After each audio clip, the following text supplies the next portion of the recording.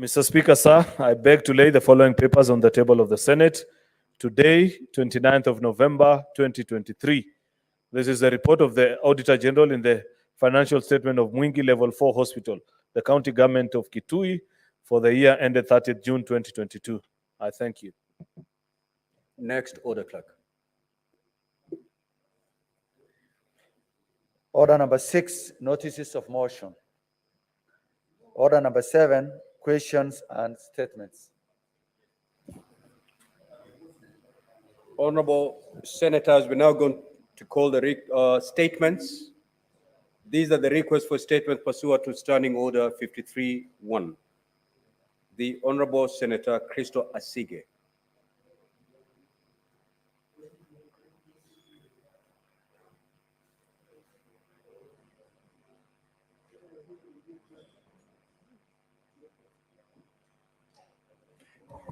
Oh, okay. Thank you, Chair. Thank you, Speaker.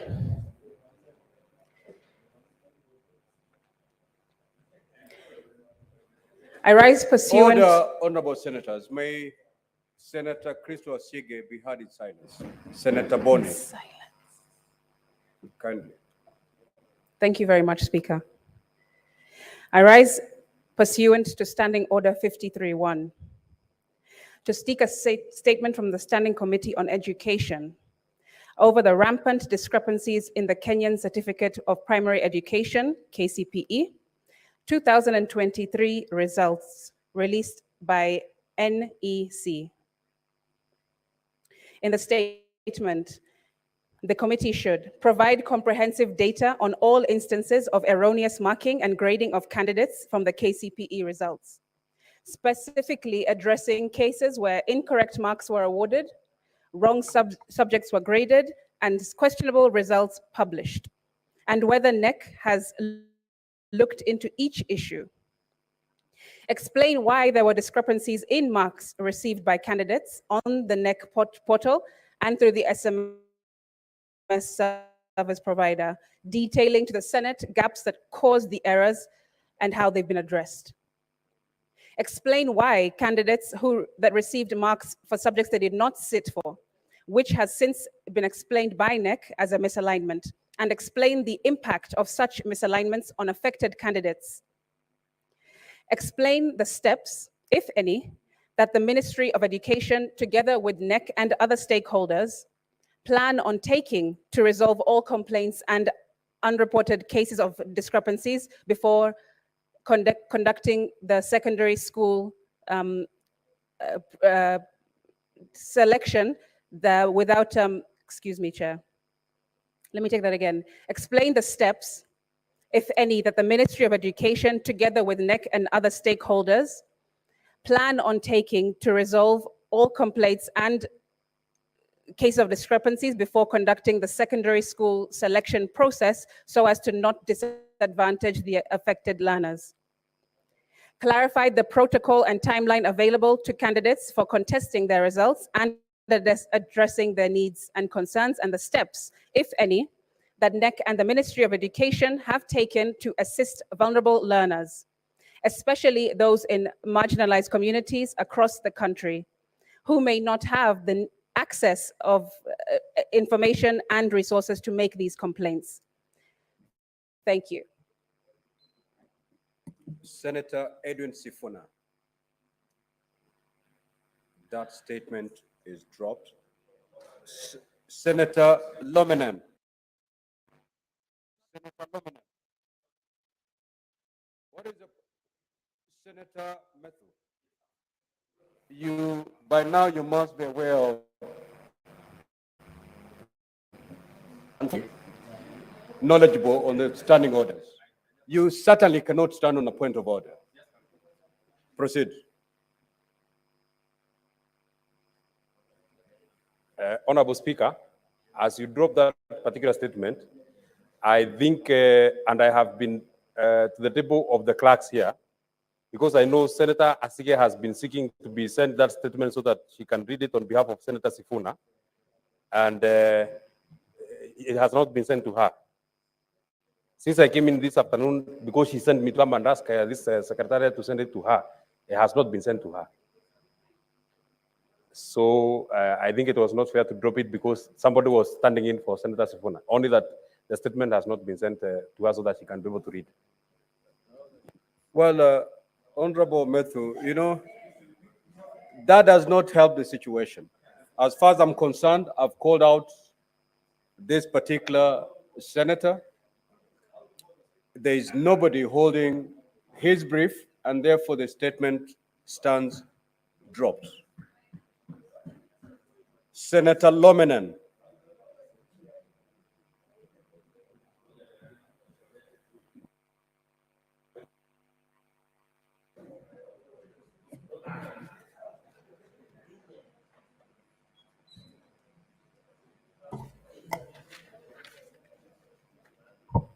Honorable Speaker, I rise pursuant to Standing Order 53-1 to seek a statement from the Standing Committee on National Security.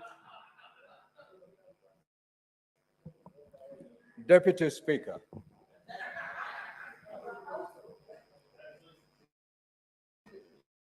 I wouldn't want to rule you out about it. Be a good example.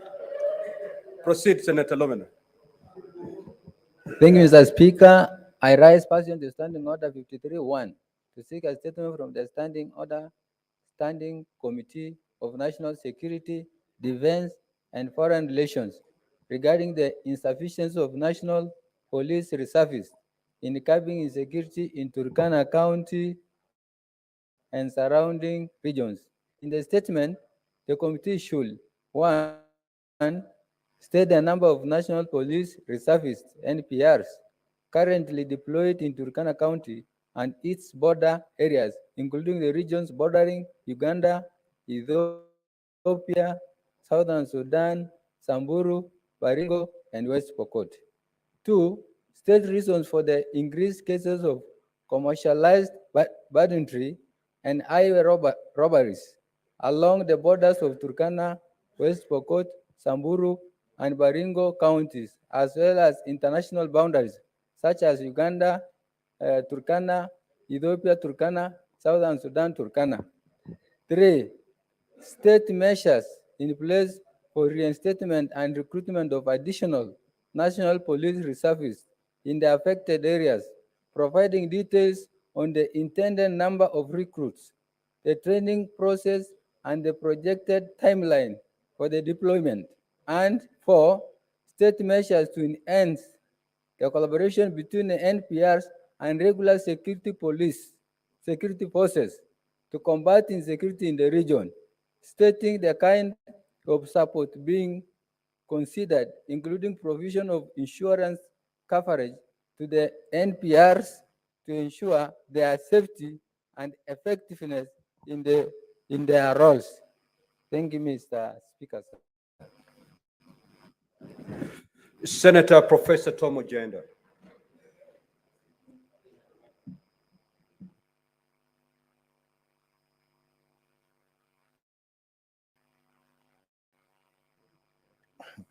Thank you, Mr. Speaker. I rise under Order 53-1 of the Standing Orders of Senate to seek a statement from the Standing Committee on Roads, Transport, and Housing on the state of operational capacity of Kisumu International Airport.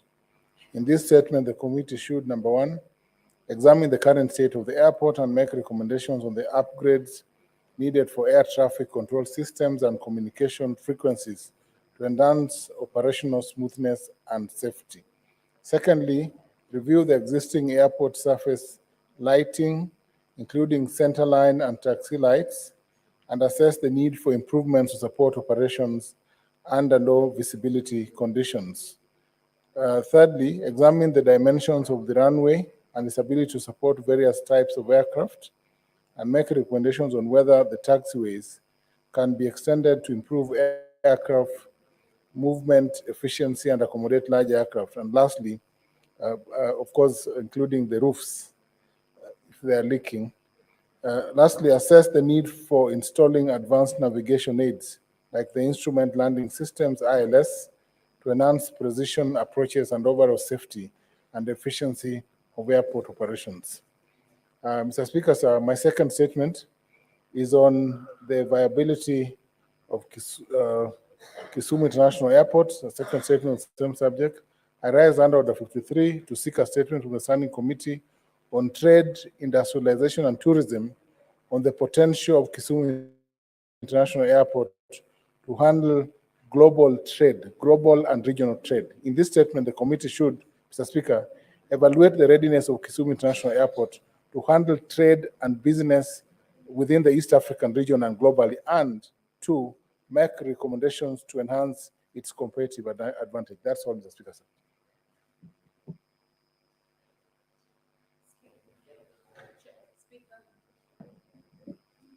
Senator Boni. Thank you, Mr. Speaker. Mr. Speaker, sir, I rise pursuant to Standing Order number 53-1 to seek a statement from the Standing Committee on the National Security, Defense and Foreign Affairs regarding the killing of 4 men at Ngano Farm, which is owned by the Kenya Defense Forces in Tarbo constituency, Uasin Gishu County. In the statement, the committee should, 1, explain the circumstances that led to the killings of Messrs. Kenneth Kipkemei, Shadrach Kipkemei, Daniel Kiprotich, and Cornelius Kipkoech, following an incident at Ngano Farm, which is owned by the KDF in Kiplimo Ward in Tarbo constituency, Uasin Gishu County on the 25th of November, 2023. 2, clarify whether there were any casualties from the incident and state any steps taken by the government to restore peace and tranquility in this area. 3, highlight any financial or psychological support extended by the government to the families of the deceased and to those who sustained injuries. And finally, Mr. Speaker, but not least, explain the reasons for the dispute between the owners of Kiplombe Farms and the Kenya Defense Forces, stating any long-term initiatives to address and resolve the underlying issues. I thank you. Senator Lominen, you had one more statement to request. Kindly proceed. Thank you, Mr. Speaker. Sir, I rise to Just before you make your request for statement, Sergeant Tam, kindly assist Senator Asige to approach the chair. I rise pursuant to Standing Order 53-1 to seek a statement from the Standing Committee of National Security, Defense and Foreign Relations on security enhancement along Kenya-Uganda border in Turkana County. In this statement, the committee should, 1, state action taken by the government to deal with the increasing tension and security risks along the in Turkana County, outlining measures put in place, if any, to ensure the prompt deployment of Kenya Defense Force in the 2, outline any diplomatic initiatives pursued to address the violations of the Memorandum of Understanding MOU of 2018, aiming to secure and release of detained Kenya citizens in Ugandan prisons, and promote peaceful coexistence among border communities. And 3, clarify whether there are strategies implemented to enhance border security and prevent further mistreatment of or killings of individuals in Turkana County. Thank you, Mr. Speaker. Senator Crystal Asige. Thank you, Speaker. This is a statement by Senator Sifuna that I'll be reading on his behalf. I rise pursuant to Standing Order 53-1 to seek a statement from the Standing Committee on Finance and Budget on restrictions imposed on taxpayers by the Kenya Revenue Authority, KRA.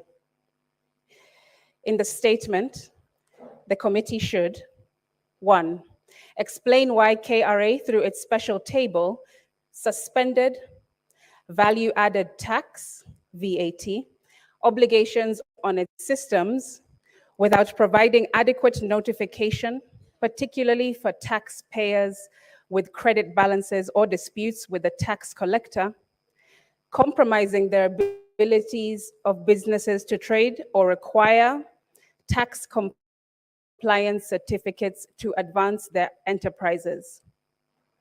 2, state reasons for the suspension of VAT obligations for over 1,000 taxpayers in the 4 Nairobi tax stations by the Commissioner of Domestic Taxes through the chief managers, exposing them to substantial financial penalties and subsequently jeopardizing their businesses. 3, outline strategies, if any, implemented by the KRA to mitigate the punitive nature of unblocking suspended VAT obligations for taxpayers, confirming that penalties will be waived for the specified restricted period. And finally, number 4, elucidate on plans by the KRA to streamline VAT impotent output filing systems to prevent one taxpayer input from facing challenges during queries originating from another taxpayer output. That was from Senator Sifuna, Nairobi County MP. Thank you.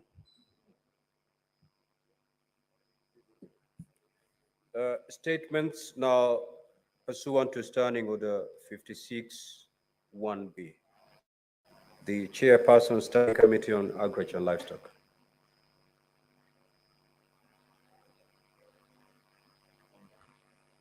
Or any member of that committee. That is deferred.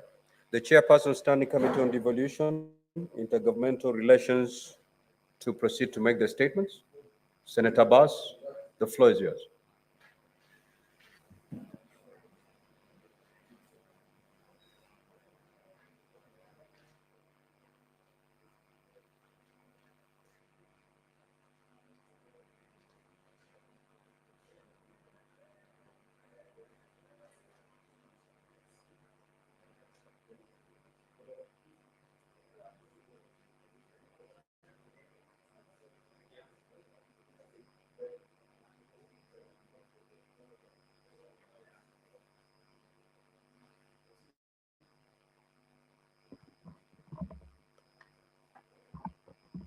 Honorable Speaker, raise pursuant to Standing Order 56(1)B to make a statement on the activities of the Standing Committee on Devolution and Intergovernmental Relations for the period commencing July to December 2023.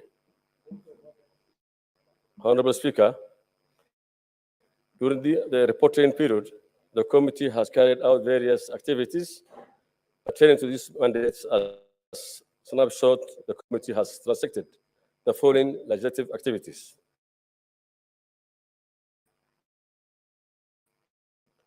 The committee considered 3, 2 have been concluded and 1 is pending before the committee as follows. 1, petition concerning the refurbishment of an expansion of the Kajiado municipality, market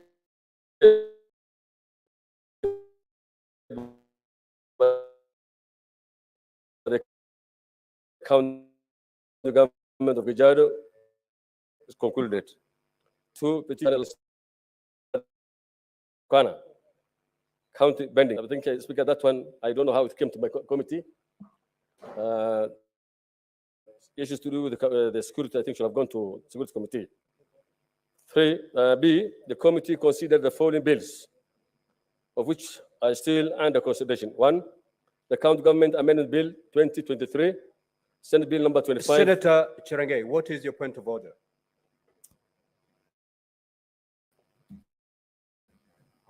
Speaker, I needed your indulgence under standing order number 1. I know you have moved to standing order 56. Mr. Speaker, realizing there was a statement on the issue of KCP, which is a serious national matter, the killings of some young men in my neighboring county, I needed your guidance and indulgence that at what point can you allow us, even if it is a few minutes, to just a few clarifications on those statements. Thank you, Chair. I stand guided. Very well. Honorable Senator, we have statements, whether under 52, 53, or 56. All these are statements. So once we are done with all the requests being made, once the chairpersons have put their statements forward, I will allow 30 minutes for intervention from honorable senators. Senator Bass, proceed, please. Honorable What is the Speaker, point of order, Senator Kenyua?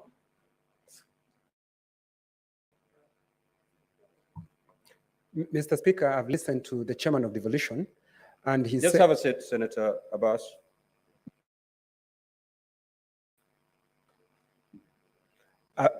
Mr. Speaker, thank you. I've listened to the chairman of, and there is a statement, and he's saying he doesn't know how that statement, Mr. Speaker, landed in his. Senator Kenyua, allow the chairperson to present his statement. Thereafter, I will give ample time for intervention. Then bring out your concerns, please. Okay, thank you, sir. Proceed, Senator Abbas.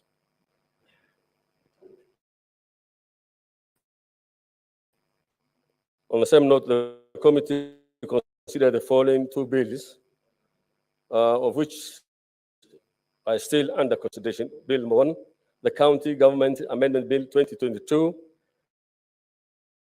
Senate Bill number 25 of 2023. The County Assembly Service Amendment Bill 2023, Bill number 34 of 2023. C, the committee considered and concluded the following two legislative proposals.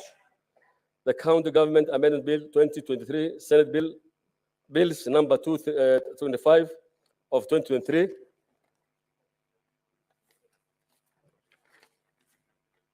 The County Assembly Service Amendment Bill 2023, Senate Bill number 34 of 2023.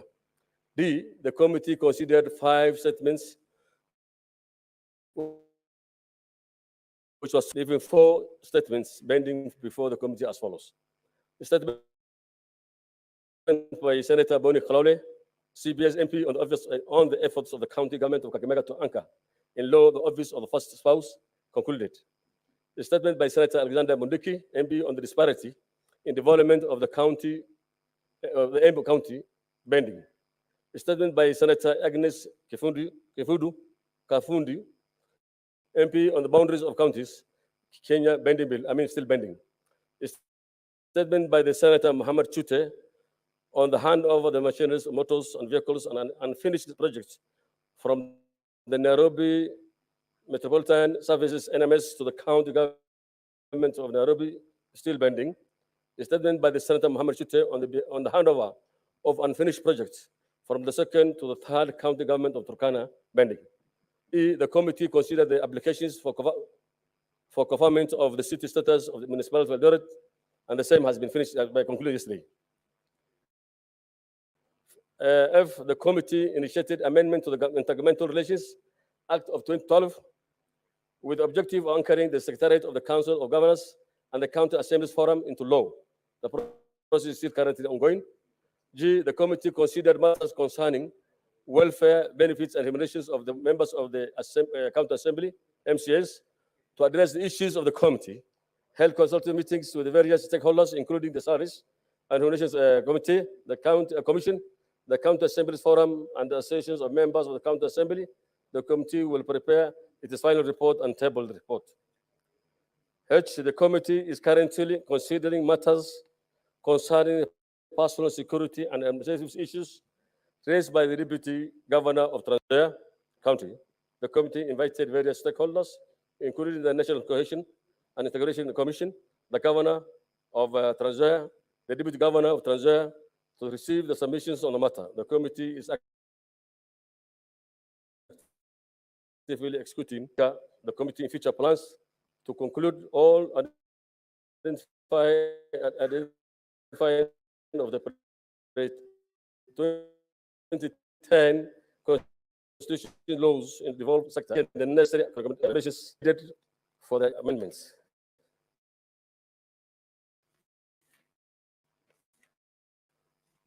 B, to look into the performance of the counties to citing the utilization of the resources meant for devolution. C, conducting a post-legislative legislative scrutiny of the Urban Areas and Cities Act of 2011 with the objective of proposing amendments to the framework of the management and governance of the cities and urban areas.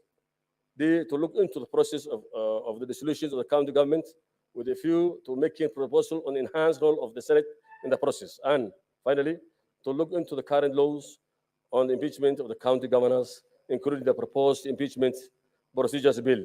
Finally, Mr. Honorable Speaker, lastly, I wish to appreciate your office and the office of the Speaker of the clerk for the facilitation and support. Thank you very much.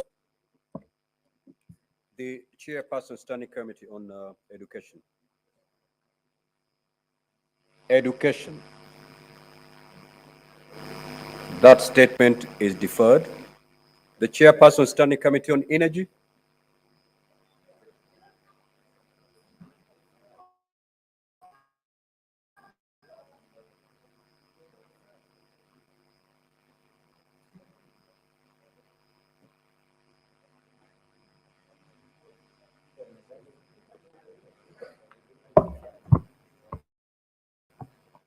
Honorable Speaker, I want to present the statement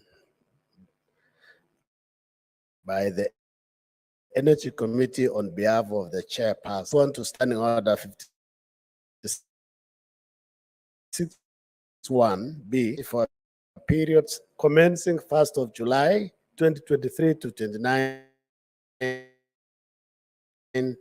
November 2023. Honorable Speaker, during the period under review, the committee held a talk and conducted an inquiry into the high cost of electricity in the country. The committee also considered 2 legislative proposals and 1 bill and 1 petition.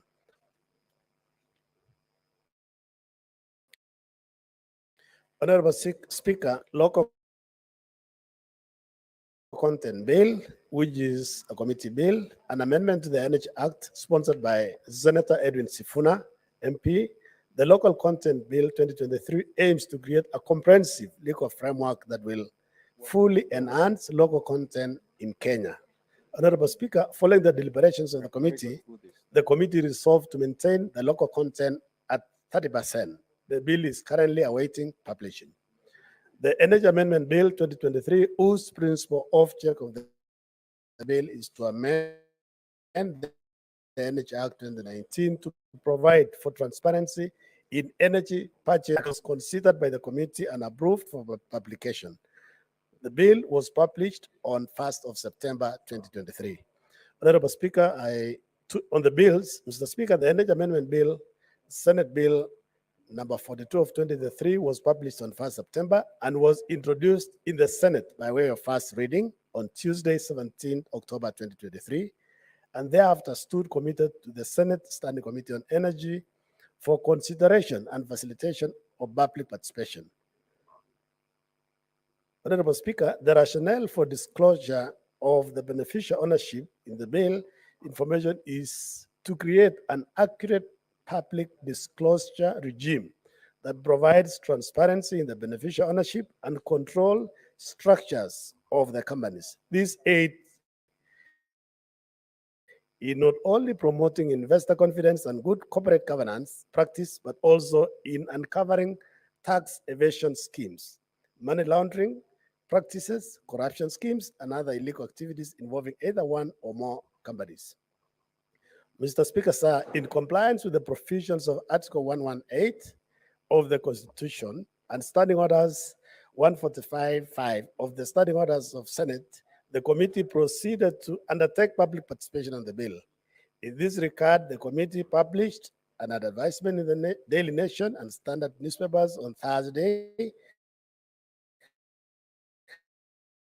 19 October 2023, inviting members of the public to submit written memorandum to the committee on the bill by 3rd November 23. The committee considered the memorandum received and adopted the report yesterday, 28 November 2023. The report basically is in the process of being approved for tabling. Honorable Speaker, on statements. Mr. Speaker, sir, regarding statements pursuant to Standing Order 53 of the Senate Standing Orders, 5 statements were sought from the committee. The committee considered and concluded 2 of these statements.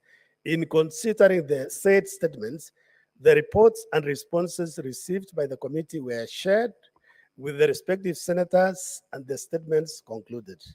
The statements that were not concluded include the following. 1A, statement sought by Senator James Lomenen, MB, on the electricity transmission infrastructure in major towns within Turkana County. B, statement sought by Senator Mohammed Jude, MP, regarding the status of electricity connection in Marsabit County. Mr. Speaker, the pending statements are as follows. Statements sought by Senator Alexander Mundiki, MP, seizure by government of an oil consignment. The committee has written to the Cabinet Secretary, Minister of Energy and Petroleum, for response, and we are awaiting response, Honorable Speaker. Statement sought by Senator Fatuma Dhulo, CPS MB, on stalled rural electrification projects in Ishola County. The committee has also written to the Cabinet Secretary for Energy and Petroleum, and we are awaiting response, Honorable Speaker. C, statement sought by Senator Edwin Sifuna on plans by the government to hand over the management of National Oil Corporation to a private investor. The committee, Honorable Speaker, has also written, and we await response. Recently, we saw National Oil is one of the entities that will be privatized. Honorable Speaker, from the previous report, the following statements are still pending. On 17th of October, the committee wrote to the Minister of Energy for statements. Statements sought by Senator Wambua regarding last mile connectivity in public schools in Tui County. Statements sought by Senators applicable from 2022 to 26. Statements sought by Senator regarding the national power outage. Statements sought by Senator Joe in Muranga County. All these 4 statements, Honorable Speaker, we are waiting for responses from CS. It's good morning that we said.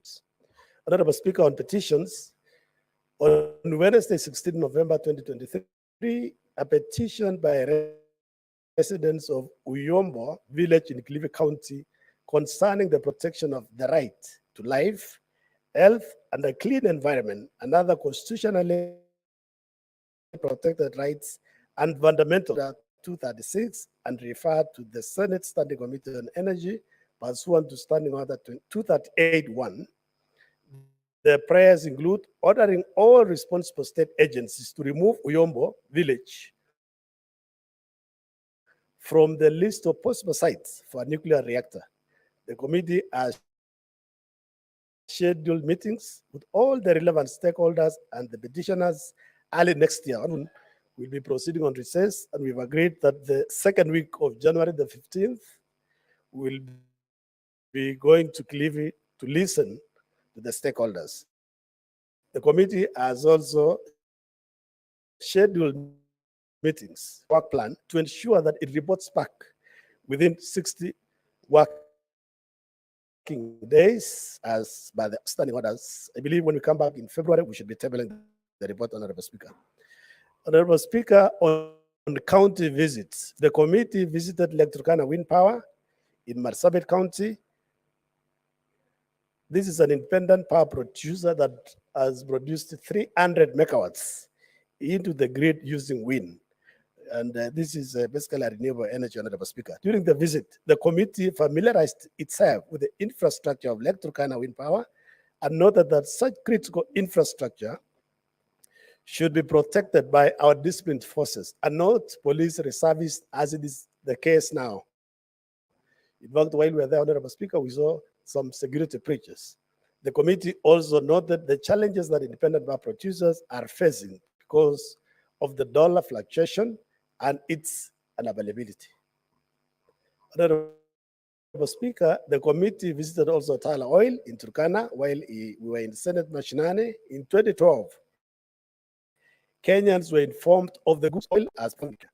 However, Honorable Speaker, to date, Kenya has not learned from the oil that following exploration, I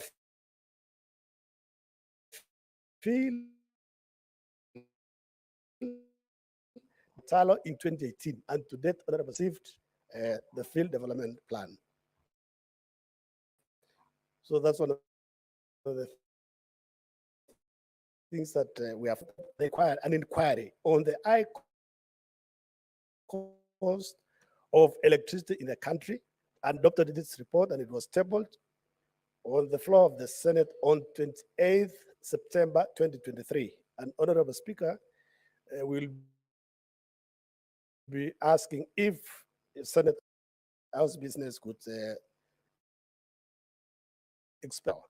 Honorable Speaker, the committee made several recommendations, including that within 14 days after adoption of the report by the Senate, the Ministry of Energy should disclose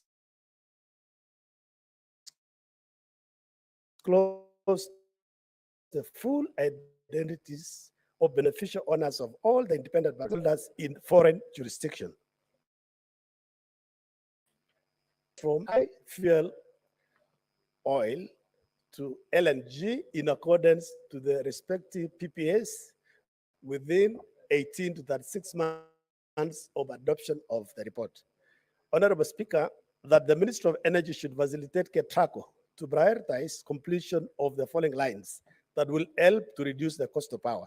The 132 kVA Narok-Bomet line within 12 months of adoption of the report, completion of the proposed 400/224 kVA Mariakani substation within 3 months of adoption of the report to allow for Suswa to Mariakani through Isinya to be energized and therefore allow more geothermal power to flow to Mombasa. And then 3, Honorable Speaker, completion of the Tarkwel or Tum Kitale line within 3 months of adoption of the report, which will stabilize power in Western region. That the Minister of Energy, in consultation with all thermal power plants, should institute mechanism for purchase of HFO, heavy fuel oil, in bulk to reduce the cost of fuel, Honorable Speaker, and eventually reduce the cost of power. That the Minister of Energy through KBLC and independent power producers negotiate the current power purchase agreements with a win-win solution for both parties within 12 months of adoption of the report. That KPLC should purchase power based on merit, order giving preference to cheaper power. You know, currently, Honorable Speaker, we came to understand that they can actually take on expensive power instead of taking a cheaper power. Honorable Speaker, the above recommendations are some of the many recommendations made, and we pray that we discuss the report. Honorable Speaker, additionally, following the inquiry, Senator Edwin Sifuna, member of the committee, sponsored an amendment to the energy bill, which I had said earlier, Honorable Speaker. Honorable Speaker, the committee engagements are as follows. The committee also has been looking into the procurement process of prepaid meters by Kenya Power. It will shock the House that as we speak, there are over 450,000 Kenyans who are waiting for connection of prepaid meters in the homes and offices, and Kenya Power don't have meters. Mr. Speaker, if we were to make an assumption that these are basically, we are saying Kenya Power is losing close to around 450 million every month by not installing these meters, and there are people who are having illegal power. Mr. Speaker, aware that the government plans to build 250,000 affordable houses every year for the next 5 years. KPLC therefore has to come up with a clear framework of procuring meters that will satisfy the demand in the country. Otherwise, we'll have houses without power. Honorable Speaker, we engage in some of the companies that have won tenders to supply meters to KPLC. It was very evident that majority of them are up to 70 or 100% owned by foreigners. Honorable Speaker, as a committee, we are saying we need to encourage local manufacturers so that we don't ship all the money that comes from Kenyans. Honorable Speaker, the committee has also been looking into the cost of fuel in the country. On Monday, 30th October 2023, the committee met with the companies that have been nominated to participate in the government-to-government oil agreement. These companies are CAF Energy, Orex Energies, and Kalana Energies. CAF Energy was nominated to work with diesel and jet fuel, and Emirates National Oil Company Limited, ENOC, to bring in super petrol. Honorable Speaker, Kalana Energies and Orex were nominated to work with Saudi Arabia Oil Group, Aramco, to bring in diesel and super petrol. Honorable Speaker, these three companies basically were nominated. The companies from the oil companies and not by government of Kenya, Honorable Speaker. Honorable Speaker, from the meeting, it was determined that the country needed $500 million every month to import 900,000 metric tons of fuel for the country and its neighbors. 60% of the total imports are consumed locally and 40% by our neighbors. Honorable Speaker, the three importing energy companies have up to 180 days to pay the import in dollars. The agreement with the initial designated bank, which is KCB, is that from day 91 to 180, the bank will obtain dollars to pay for the consignment already received. Honorable Speaker, it has also been said that the G2G oil deal, and the committee is looking into this matter, and it will inform the House on its findings, because, Honorable Speaker, there has been many issues in the papers, but from what the committee has done, basically, we've not seen any issue, Honorable Speaker. In conclusion, Honorable Speaker, as I conclude, the committee intends to carry out the following key activities during the next quarter. Follow up on the implementation of the recommendation made from the inquiry on the high cost of electricity. Follow up on the approval of field development plan for Tala Oil by the Minister of Energy and Petroleum. Follow up with the Minister of Energy and Petroleum on the protection of critical energy infrastructure, especially electrical and wind power. Conduct a campaign in the country on ways Kenyans can individually save on energy costs. Meet with the Minister of Energy and Petroleum regarding procurement of energy equipments like transformers and meters, which are critical components in electricity connectivity. Continue to engage the Ministry of Energy and Petroleum regarding the government-to-government agreement on petroleum products, with the aim of ensuring that the cost of fuel comes down, Honorable Speaker, and we are happy. The President reported last week that from December, the cost of fuel will be coming down. Honorable Speaker, meet with the Minister of Petroleum regarding the status of Kenya Power and Lighting Company with reference to its financial status and the losses that it is making. KPLC has projected a loss of 5.5 billion Kenya shillings in this current financial year. Honorable Speaker, I submit and table. The Chairperson, Standing Committee on Finance and Budget.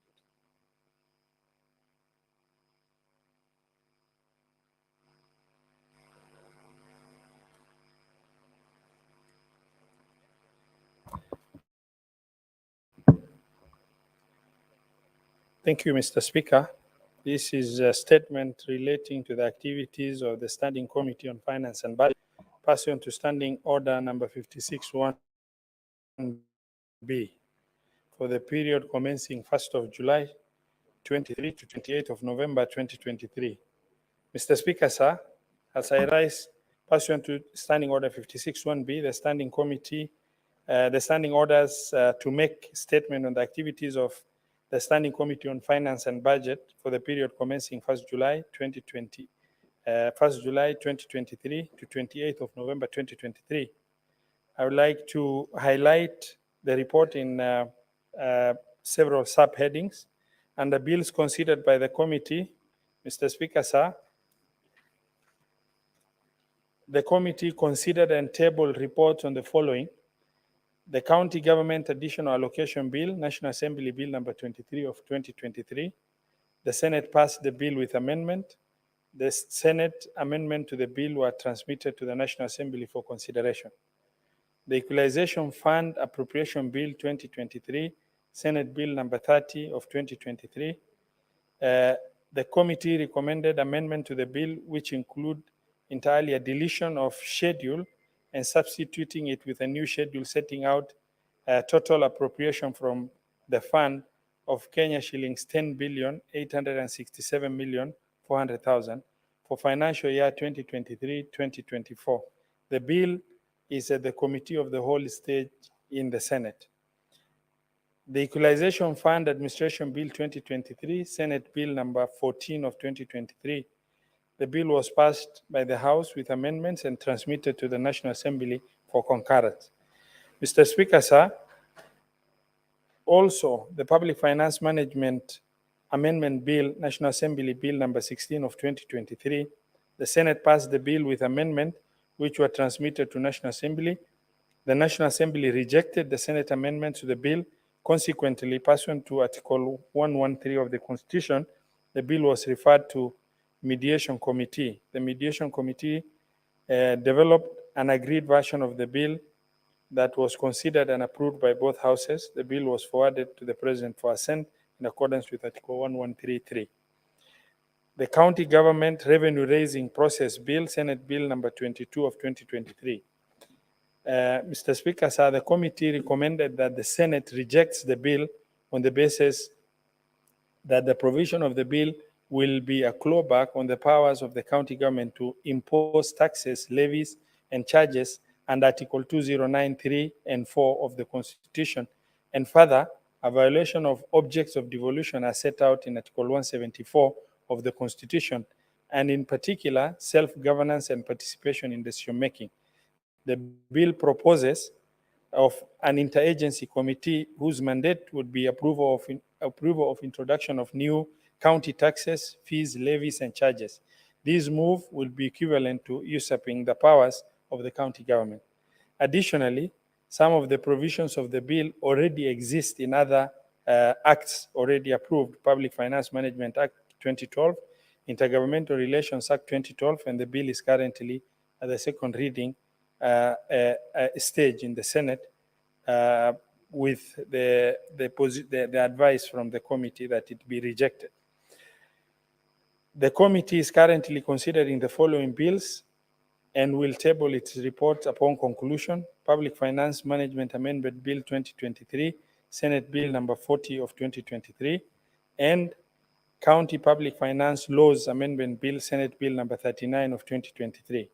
Mr. Speaker, sir, the committee also considered and tabled a report on the county government equitable share cash disbursement schedule for the financial year 2023-2024. Mr. Speaker, sir, while considering the bills, the committee held consultative meeting with all the critical stakeholders as required by law. Under statements before the committee, Mr. Speaker, sir, the committee has considered and concluded the following four statements: utilization of equalization fund in the county government of Taita Taveta by Senator John Mwaruma, MP. The committee considered the analysis of responses from CRA, National Treasury, and provided a brief to Senator Jones Mwaruma indicating that pursuant to Article 2164, there was a criteria in place for identification of marginalized areas at location level, which determined beneficiary counties under the fund. In this respect, the allocation from the fund corresponded to certain marginalized areas within Taita Taveta County. A reduction of salaries and allowances for members of the county assemblies. This is a statement by Senator Samson Cherargei. Analysis of SRC Gazette notices indicated that the monthly gross salary for MCAs remained the same in the Gazette notice number 8795 of July 2022 as it was in the Gazette notice 6818 of July 2017 at Kenya shillings 144,375. The only difference was segregation of the basic salary and allowances. The gross salary remained the same. Additionally, the SRC Gazette Notice number 10350 of August 2023 adjusted the monthly gross salary for MCS upwards by Kenya shillings 10,106 from Kenya shillings 144,375 to 154,481. Another statement by Senator Samson Cherargei MP, which was on review of salaries, benefits, allowances, and for judges and magistrates. Mr. Speaker, sir, the committee processed the responses received from SRC and presented a brief report to Senator Samson Cherargei MP. SRC indicated that the number of issues raised in the statement concerning elimination of non-practicing allowance and car allowances were pending determination before the High Court. Mr. Speaker, sir, we've also processed another statement by Senator John Mwaruma, the status of release of funds for the construction of Taita Taveta County Headquarters. The committee received and considered the analysis of the responses from National Treasury. The committee noted that Taita Taveta is not a beneficiary of the conditional allocation on supplement for construction of county headquarters. That Isiolo, Lamu, Nyandarua, Tana River, Tharaka Nithi counties were the only counties that were in dire need of assistance and earmarked for benefiting from the allocation. The committee recommended that the counties such as Taita Taveta may consider adjusting their own budgets and providing resources for construction of their county headquarters. And another statement is by Senator Hamida Kibwana, a statement regarding withholding VAT obligation on petroleum products and its impact on business. Mr. Speaker, sir, the response from National Treasury provided that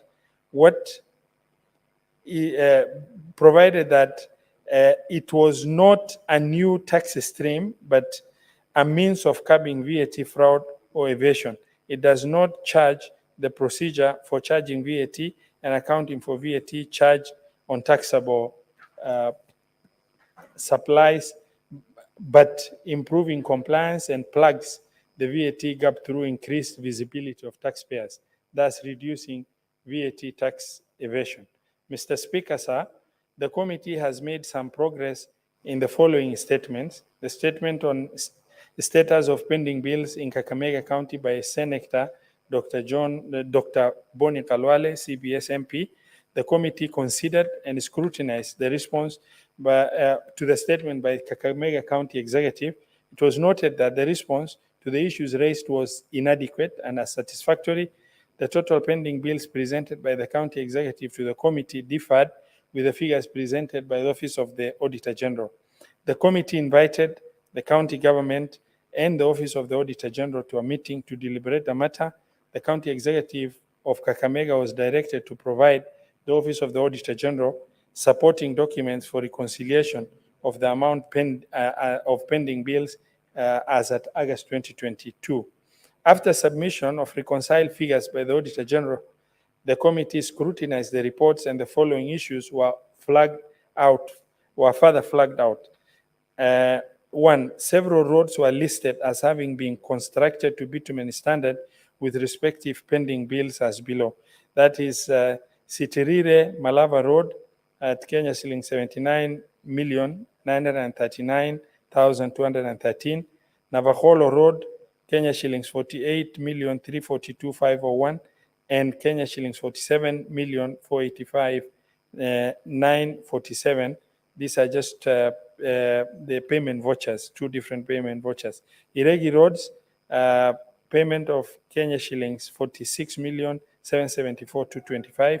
Malava Road, 35,985,463. The county made a payment of 22.2 million pending bills despite being marked ineligible in the report.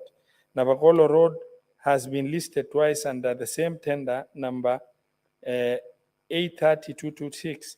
The contract was awarded or executed by similar contractor Midland Construction Company. The LSOs were drawn on different dates and amounts outstanding also deferred. The project for the provision of county valuation roll was tendered at 13,291,100, despite the contract sum being 99,719,600. Following the above, the committee undertook a fact-finding visit to Kakamega County on 20th of November 2023. In respect to inspect some of the roads listed above, the committee inspected the Ingotsi Navaholo Chebuyusi 11.5 kilometer road. Thereafter, held a meeting with the county executive to provide clarification on other issues that has been flagged out from the report of the Auditor General.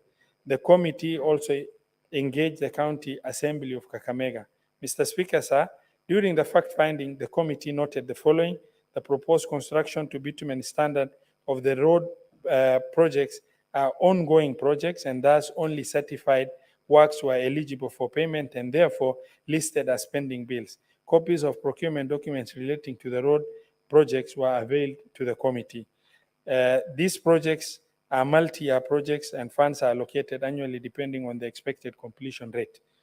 The aforementioned roads and projects are Sitirire Malava Tumbeni, 7.5 kilometers, Ingotsi Navaholo Chebuyusi, 11.54, Bushiangala Iregi Losiola, 9.2, Matungu Ongolo, 9.3.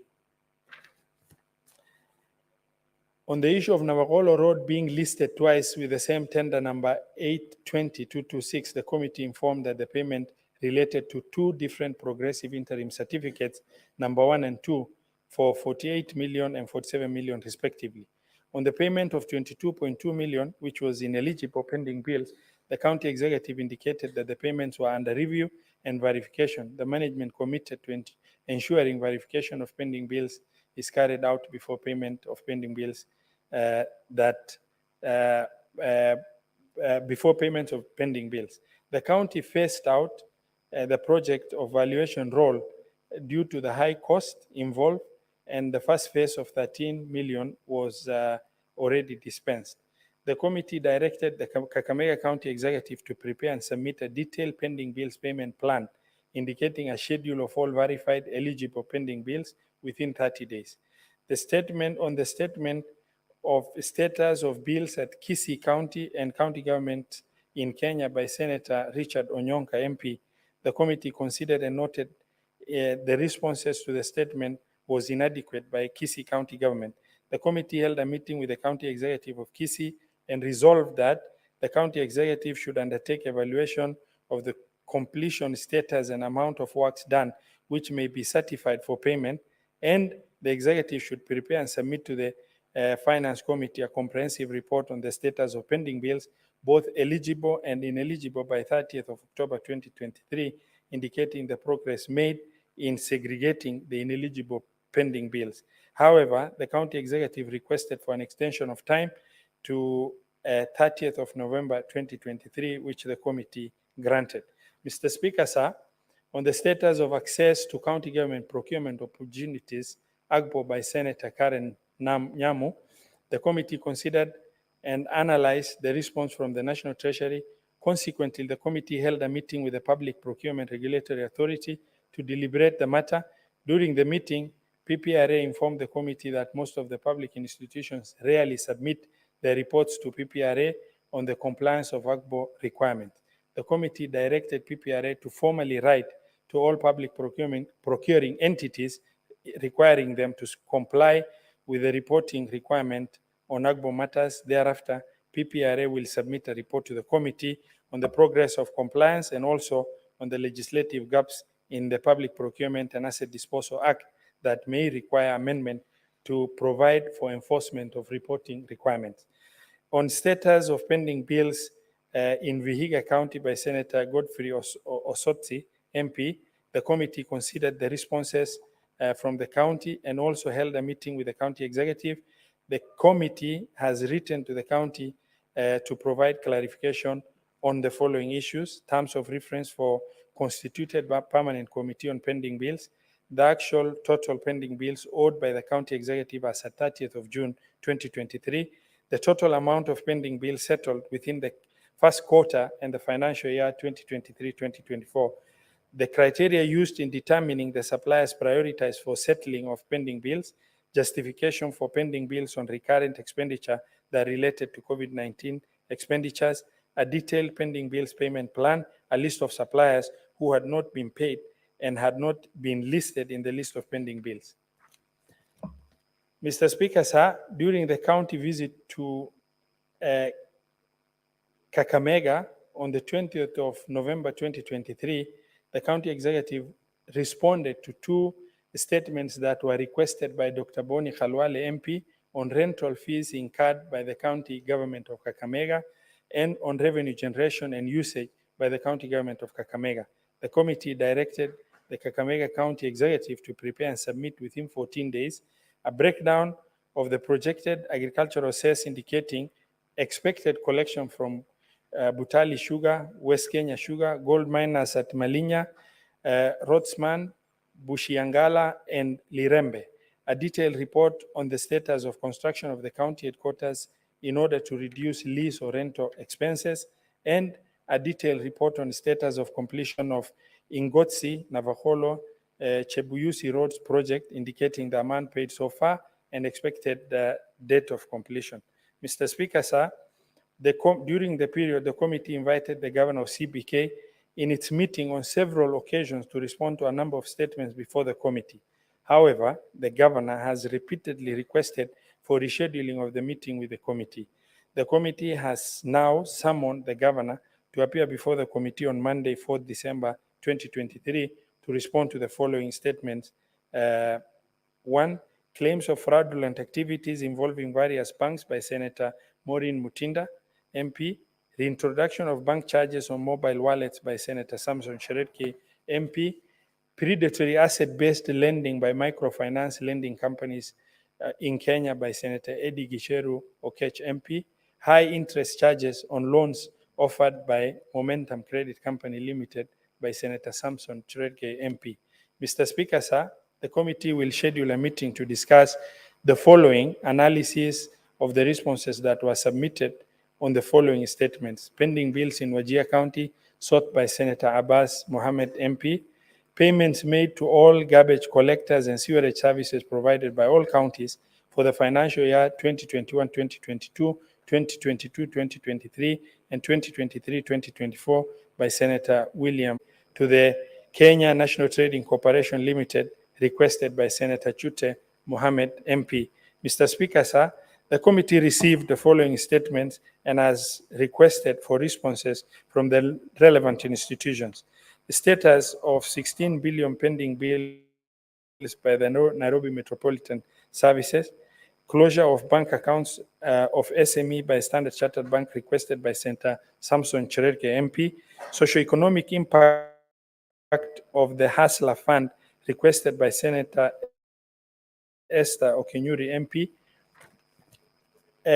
on-source revenue collection in Kisumu County requested by Senator Professor Tom Ojienda, Senior Counsel MP, debt waivers and bailouts by Omtata Okioti, MP, the status of receivership at Kenya National Assurance Company by Senator Mohamed Faki, MP, the statement concerning claims of an economic crisis in the country by Senator Richard Onyonka, MP, statement of pending bills in Taita Taveta County by Senator John Mwaruma, MP, pending bills accrued by the county government of Kisumu by Professor Tom Ojienda, MP, Senior Counsel, customs regulation and taxation for travelers returning to Kenya via Jomo Kenyatta International Airport, and tax incentives available that support climate change programs in Kenya, which was sought by Senator Hamida Kibwana MP. On petition for the committee, Mr. Speaker, the committee is currently considering a petition on regulation of credit profession by CCP, Mokaya Magembe Bernard, Council of Institute of Credit Management of Kenya, that was committed to the committee on 23rd May 2023. The committee held a meeting with the petitioner. Further, the committee resolved to invite the governor of CBK to a consultative meeting to deliberate the matter. However, upon invitation, the governor has repeatedly requested for rescheduling of the meeting. At its 93rd meeting held on Thursday, 23rd November 2023, the committee resolved to summon the governor to a meeting scheduled to be held on Monday, 4th of December 2023. The governor is expected to submit views on the proposed legislation on regulation on credit profession. On legislative proposals considered by the committee, Mr. Speaker, sir, the committee carried out pre-publication scrutiny and examined the following legislative proposal: the Central Bank Amendment Bill 2023, sponsored by Senator Eddie Okech. At its sitting held on 23rd November 2023, pursuant to Standing Order 131-1A of the Senate Standing Orders, the committee examined the proposal sought and the views of the sponsor and recommended to the Speaker that the legislative proposal be published as a bill. Subsequently, the committee submitted its comment to the Speaker pursuant to Standing Order 131-3A of Senate Standing Orders. On Cryptocurrency Asset Bill 2023, sponsored by Senator Alan Chesang MP, the committee considered a brief on the proposed law and resolved to invite the sponsor to deliberate on the matter. Additionally, the committee has requested CBK to provide comments on the proposal. The committee has summoned the governor to a meeting, as discussed earlier. Approval hearing held by the committee, Mr. Speaker, during this period, the committee jointly with the National Assembly Departmental Committee on Finance and National Planning conducted an approval hearing for nomination of Mr. Andrew Mukite Musangi to the position of Chairperson of Central Bank of Kenya Board of Directors. Both houses approved the report of the committee. On status of implementation of projects funded by conditional grant on supplement of construction of county headquarters. Mr. Speaker, sir, projects funded through conditional grant for construction of county headquarters in Isiolo, Tharaka-Nithi, Nyandarua, Tana River, and Lamu have delayed for an inordinately long time as a result of lack of proper financing framework. The projects have faced challenges such as disbursement of funds to counties and litigation with contractors. The funds are allocated through the State Department of Public Works and released to the beneficiary counties, subject to fulfillment of the conditions. The committee has held consultative engagement with the State Department of Public Works, the Council of Governors, area senators, the Intergovernmental Relations Technical Committee, in order to forge joint position to determine the best way forward on how to fast-track these stalled projects to ensure the intended purpose is accomplished. A consultative meeting with the governors of the beneficiary counties, the Intergovernmental Relations Technical Committee, State Department of Public Works, the National Treasury, senators from the region, and the committee was held on 28 November 2023. Surprisingly, Mr. Speaker, all the stakeholders appeared except the 5 governors. Only one governor, Kiaria Badilisha, governor for Nyandarua County, appeared. The meeting was therefore adjourned until a date when the 5 governors will be available. Activities of the committee in the next quarter. Mr. Speaker, the committee is scheduled to consider the following business: the Public Finance Management Amendment Bill 2023, Senate Bill number 40 of 2023, the County Public Finance Laws, statement pending before the committee, petition on regulation of credit profession, implementation of projects funded through the conditional grant, construction of county headquarters, consideration of the control of budget, county government budget implementation report. Mr. Speaker, finally, the committee appreciates all the stakeholders who are available for consultation and for valuation of the information availed to the committee. I also thank the members of the committee for dedication and commitment to ensure execution of the committee's mandate. I also acknowledge the support accorded to the committee by the Office of the Speaker, Office of the Clerk in facilitating committee to the effective implementation work plan. Mr. Speaker, sir, I thank you and I submit. Chairperson, Standing Committee on Health.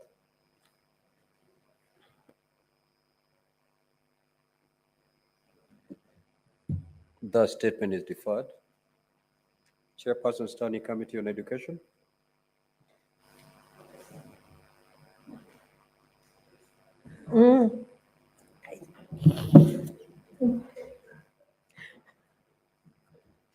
Senator thank you, Paris, Speaker. what's going on? No, Mr. Speaker, I was responding to my chair here, the chair of Transport Committee.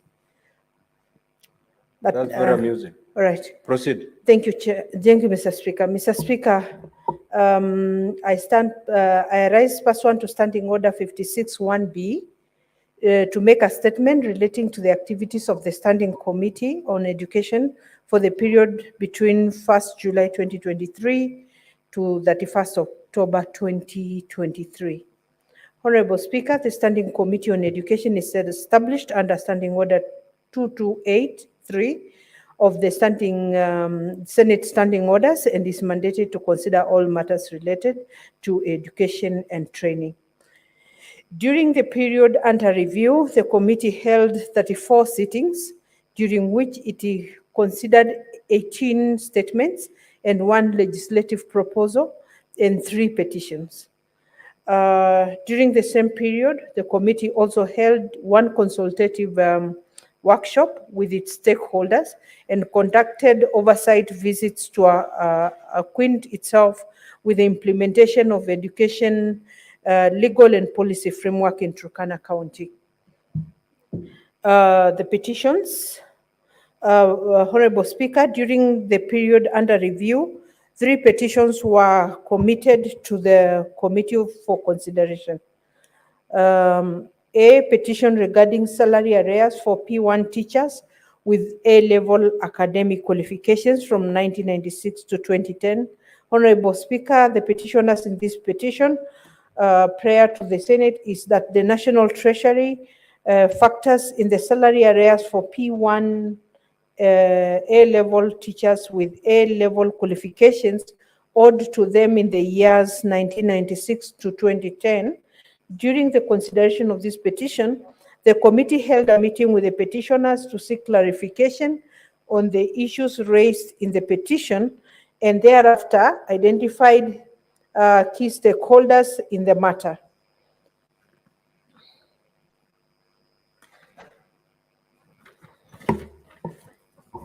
During the period under review, the committee held several meetings with the Teacher Service Commission to deliberate on the issues raised in the petition.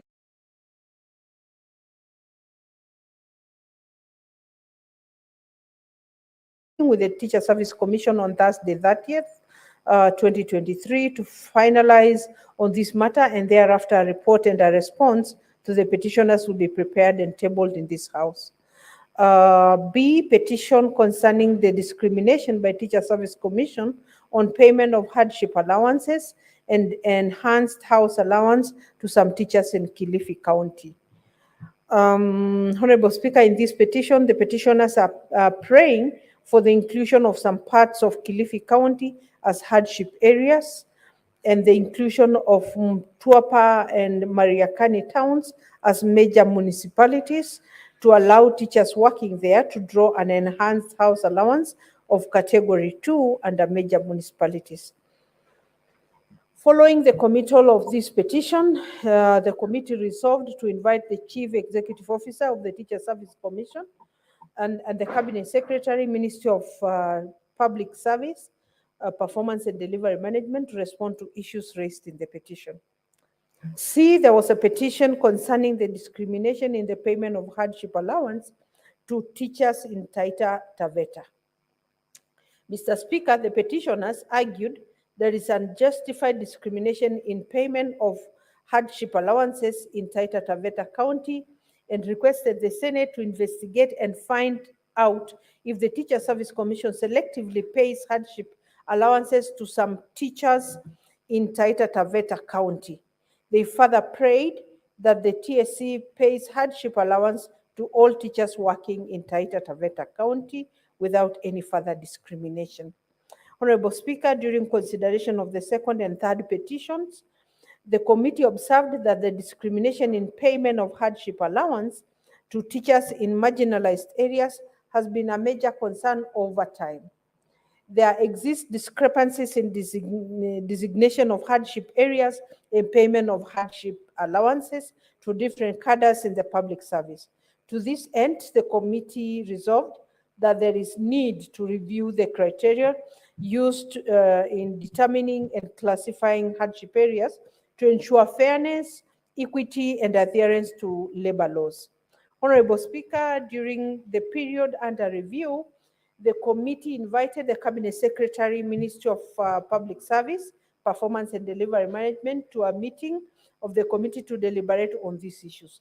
However, the Cabinet Secretary was unable to attend the meeting due to other exigencies of work. The committee further conducted an oversight visit during the Senate Mashinani in Turkana County and acquainted itself with the implementation status of education legal and policy framework in the county. During the visit, the committee observed that there are numerous challenges in the implementation of the sector policy for learners and trainees with a disability and resolved to hold a consultative forum with all the relevant stakeholders to deliberate on ways to address these challenges. The legislative proposal, Honorable Speaker, pursuant to Standing Order 131-1 of the Senate Standing Orders, the committee conducted pre-publication scrutiny on one legislative proposal, the Early Childhood Education Amendment Bill 2023, and thereafter prepared a report with a recommendation that the bill be published. Mr. Speaker, sir, in conclusion, I wish to thank your office and the office of the clerk of the Senate for the continuous support accorded to the committee in executing its mandate. Lastly, I also wish to thank the members of the committee for their dedication and contributions during committee activities. I thank you, Mr. Speaker, and I submit. Thank you. Thank you, Honorable Tobiko. Now, Honorable Chairpersons, you know, the statements you're making made pursuant to Part 12 of our standing orders. And if you look at Standing Order 51, more particularly 51-2, these statements are supposed to be made under 10 minutes. Now, I've noted today that some of the chairpersons have talked beyond the 10 minutes. I have allowed you to get away with that, but going forward, just know that these statements must be made under 10 minutes. So as you're preparing these statements, please be guided accordingly. Next order, clerk.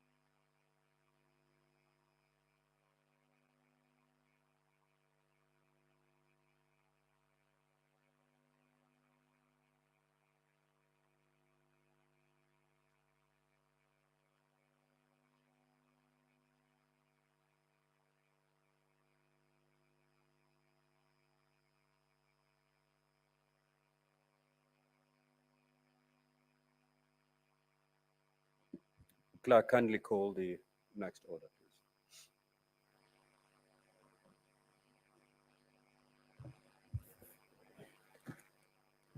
Order number 8, Committee of the Whole. The Equalization Fund Appropriation Bill, Senate Bills number 30 of 2023.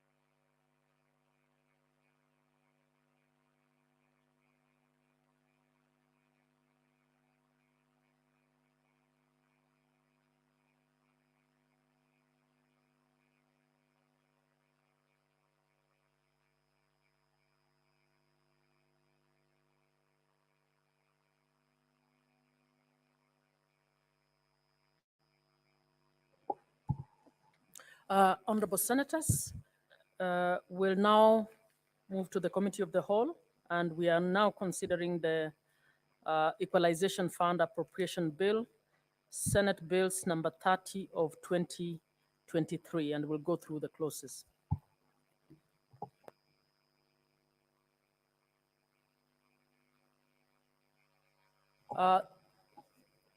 I'd like to request the Sergeant at Arms to kindly lower the mace.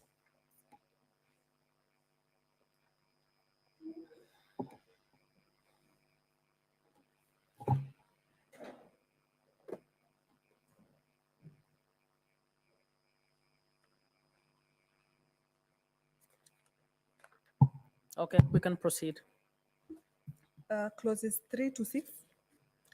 I propose the question that clauses 3 to 6 be part of the bill. I put the question that clauses 3 to 6 be part of the bill, division at the end. New clause 7. Chair Finance?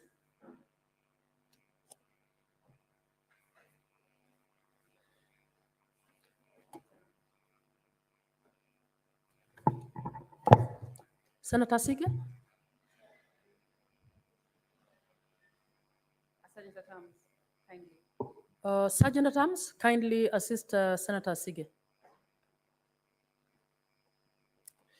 Yes, proceed, Madam Chair, I propose that clause 7 be amended as provided in the bill.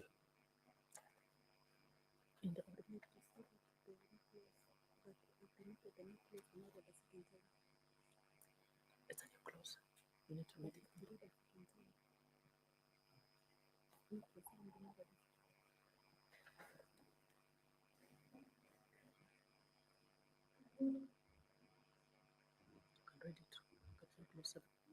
Clause 7. Madam Chair, I propose that clause 7 be also read a second time. I propose the question that that new clause 7 be now read a second time. I put the question that new clause 7 be now read a second time, division at the end. The schedule. I propose the question that the schedule be part of the bill. Chairperson?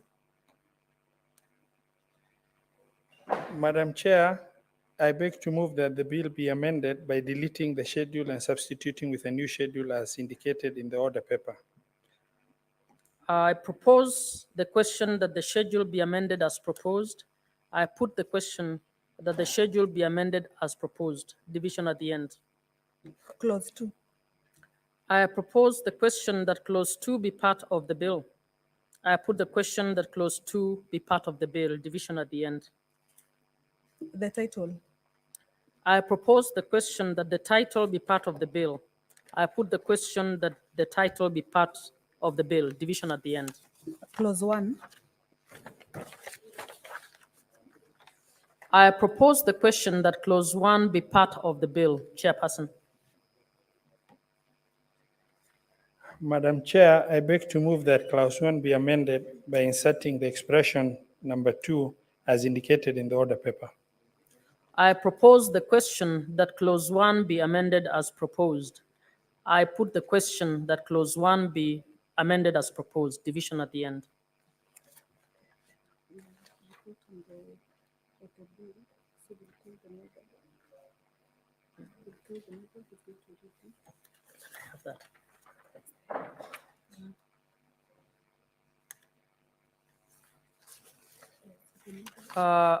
We will now move to reporting on the progress of the bill, and I call upon the mover.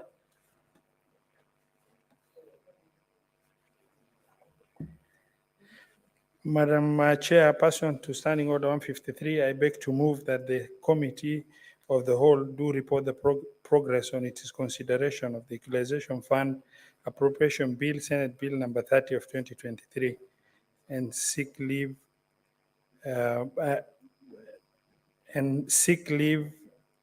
to sit again tomorrow. I will put the question that the Committee of the Whole do report progress on its consideration of the Equalization Fund Appropriation Bill, Senate Bills number 30 of 2023, and seek leave to sit again tomorrow. As many as are of that opinion say aye. As many as are of a contrary opinion say nay. The ayes have it.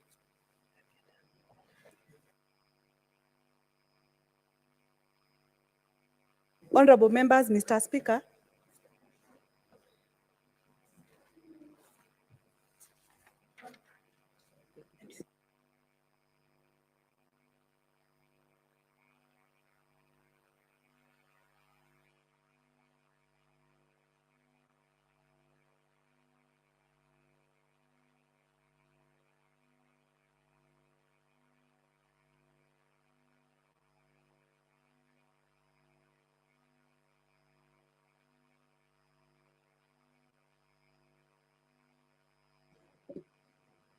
Now let us do reporting, Madam Chairperson.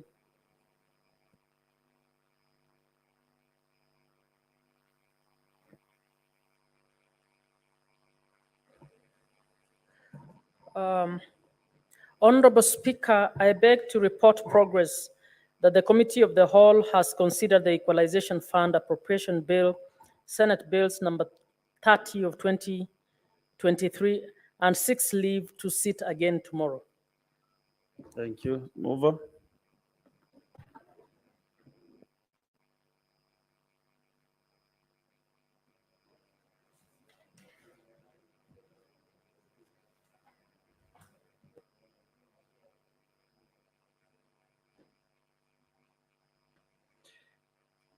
Mr. Speaker, sir, I beg to move that the House do agree with the committee on the said report.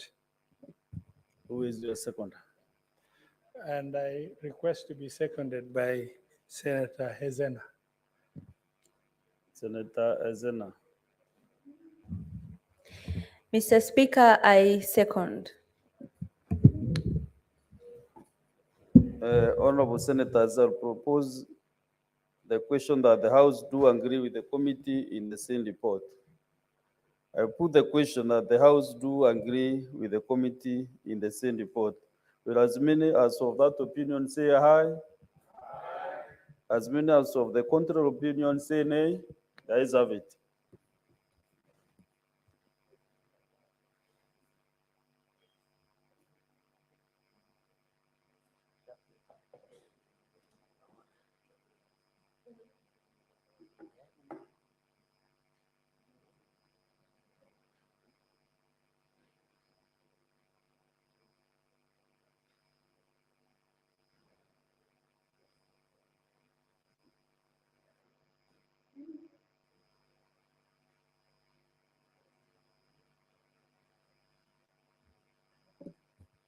So, Honorable Senators, I want to reorganize our business this afternoon.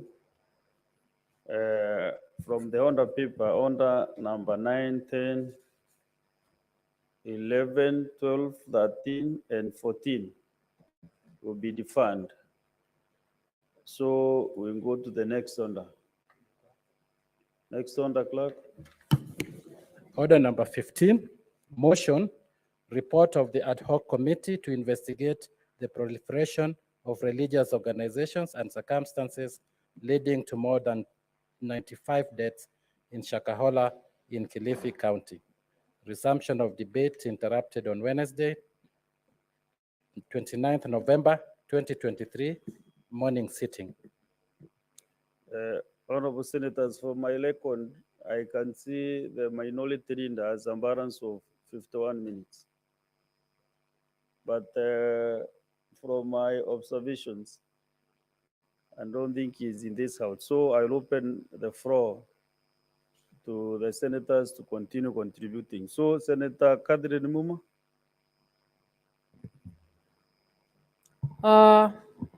Honorable Speaker, thank you for giving me an opportunity to contribute to this report.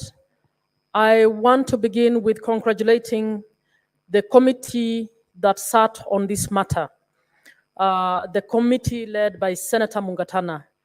Honorable Speaker, this will go in history as one of the matters that are going to profoundly impact on happenings in Kenya in relation to matters religion. Mr. Speaker, the committee has reported, and I listened throughout when Senator Mungatana presented the report.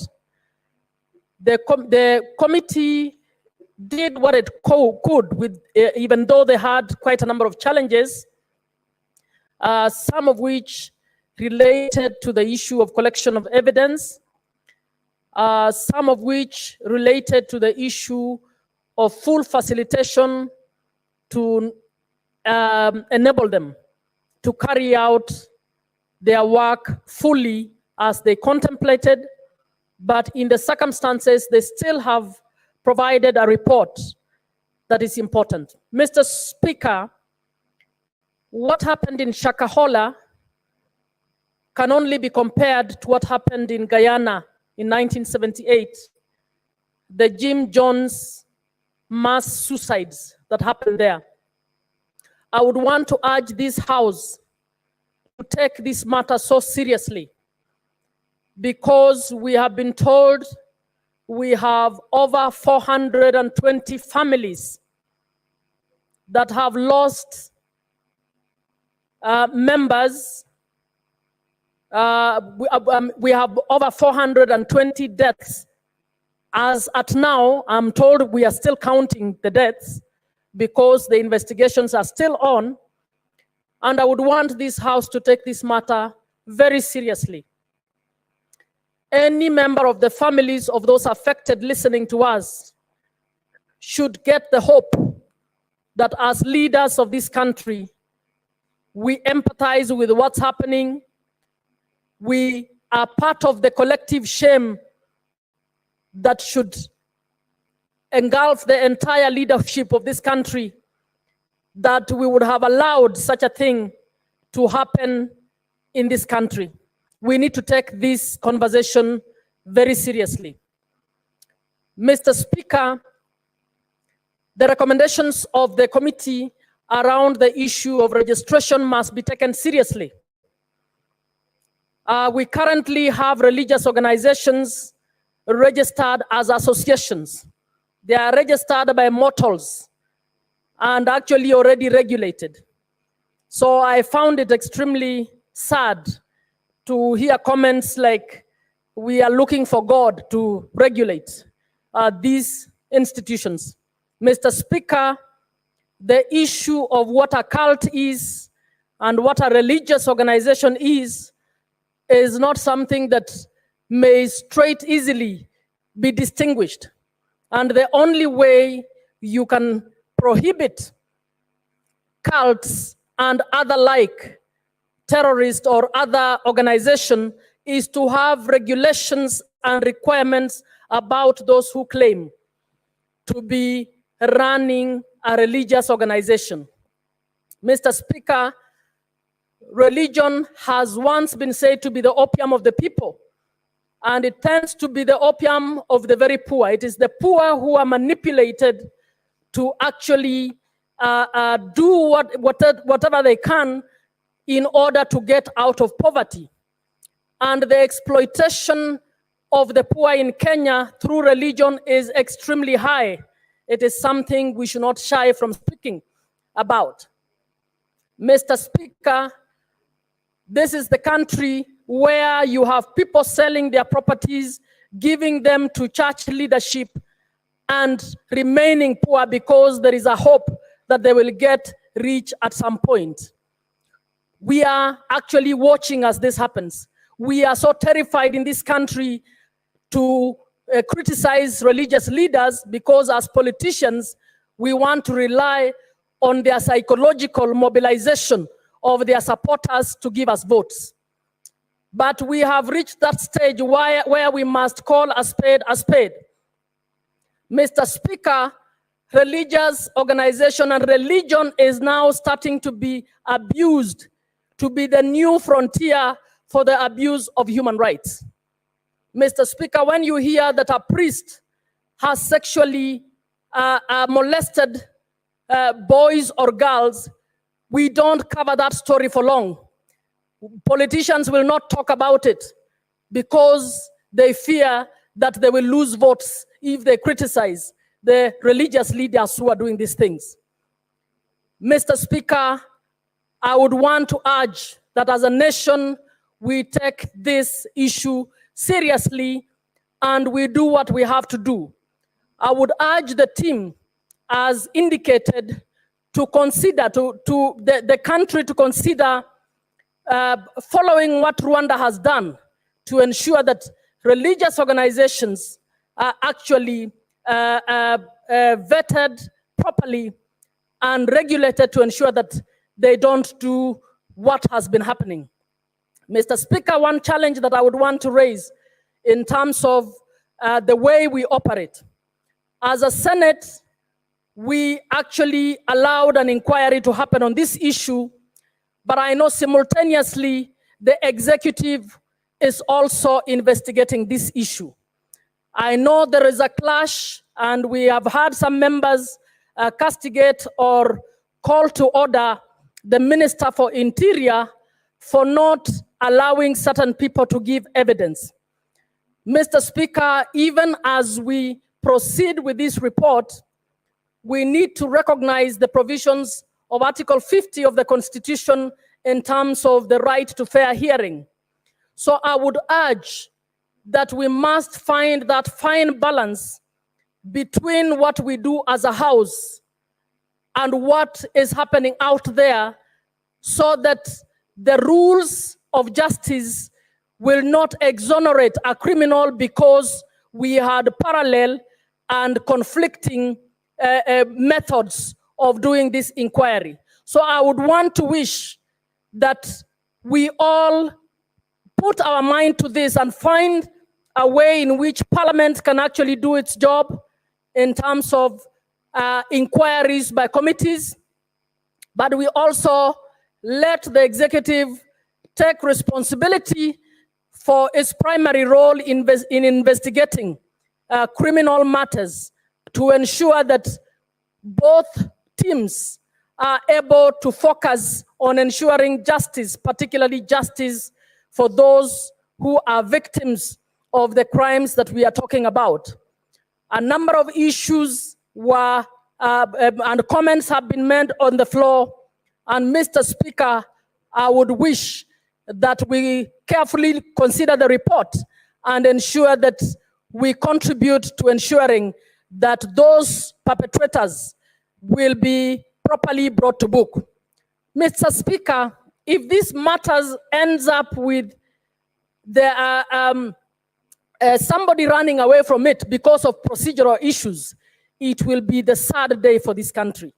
So I want to urge all our members to put their heads together and to give the confidence to the country that as leaders, we have all been saddened by the Shakahola happenings, and as leaders, we will do what it takes to ensure that all who are responsible for what has happened are brought to book. But beyond that, that the many others who are being exploited, the many others who are being murdered in different ways in the name of religion, that many others who are abusing religion, because I am a Christian, Mr. Speaker, and my reading of the Bible cannot justify what has happened in Shakahola. I'm very confident that the right thinking leaders of churches will condemn this issue, and the right thinking leaders of religion will want the country to come up with a regime of a regulation that will ensure that such a thing is not repeated again. Mr. Speaker, with high levels of poverty, we need to be careful and we need to be the conscience of this nation. I therefore wish to commend Senator Mungatana and your team. In the circumstances, you have delivered what you could deliver, and I want to ask that the House supports this effort and any further efforts, because, Mr. Speaker, in any case, they finished because there was a timeline to finish. There was still other business that they were not able to carry out because it was still pending. As a House, we need to be seen by every citizen to support our own initiative to try and inquire into this issue, and all the support to give confidence to the families that were affected, that as a House, we take this seriously, and as a House, we will not be among those that will try to undermine any efforts to curb future happenings of this nature. I thank you, Mr. Speaker. Thank you, Senator Muma. The next online is Senator Chalagay Samson Kiprotich.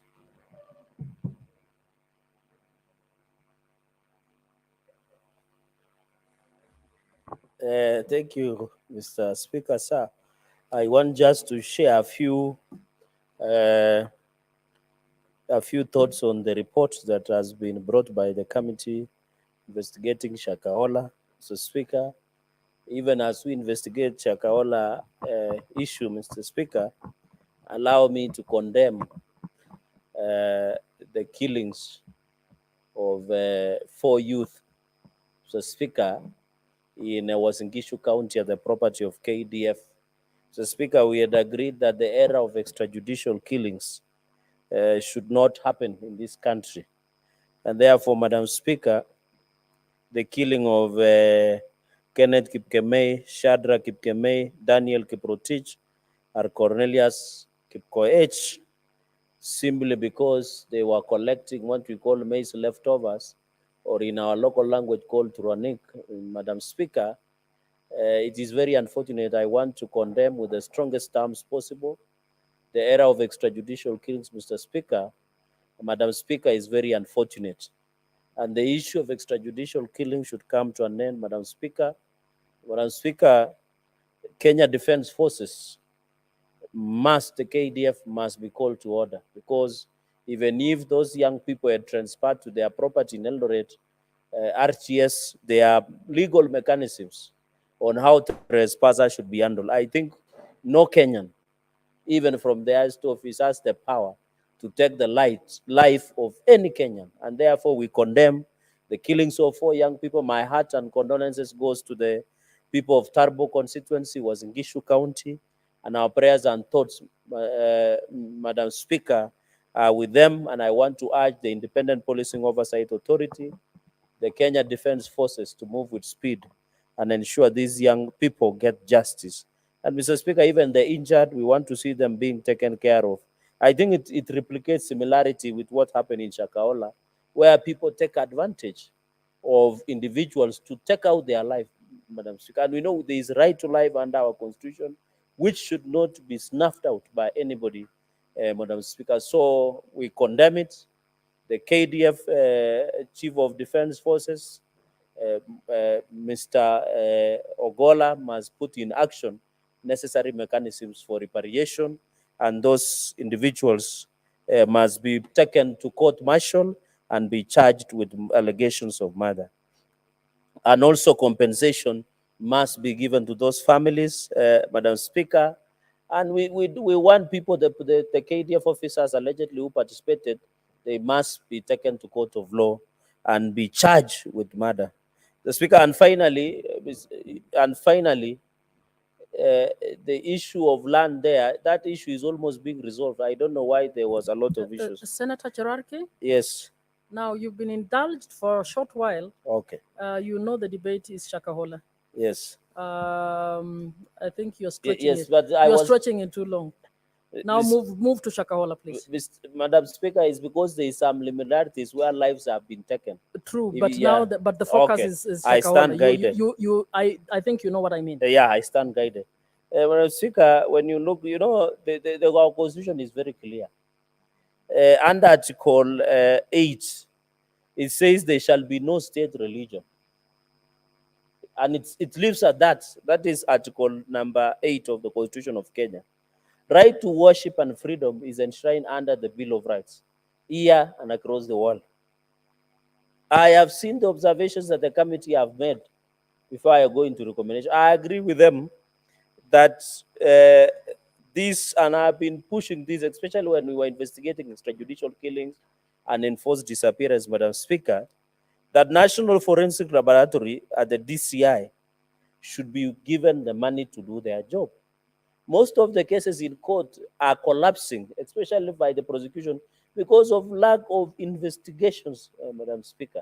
Because we don't have a properly functional in the upgrading of biology forensic laboratory and also chemistry forensic lab that we need to upgrade. If we have to fight crime in this country, we must invest in investigations. Most of the criminal cases that are being withdrawn by DPP, that the DPP, whether it is white collar crime, whether it is the normal criminal elements, Madam Speaker, is because we don't have a proper and functional laboratories that investigate the issue of DNA, crime scenes, and what have you, Madam Speaker. And therefore, we must be ensure that we give enough resources at the DCI, especially for these forensic laboratories, so that we are, Madam Speaker, you sometimes see, even in first world like America and other countries, somebody commits an offense maybe 20 years ago, but because of modern technology, those people are being arrested and prosecuted because that's the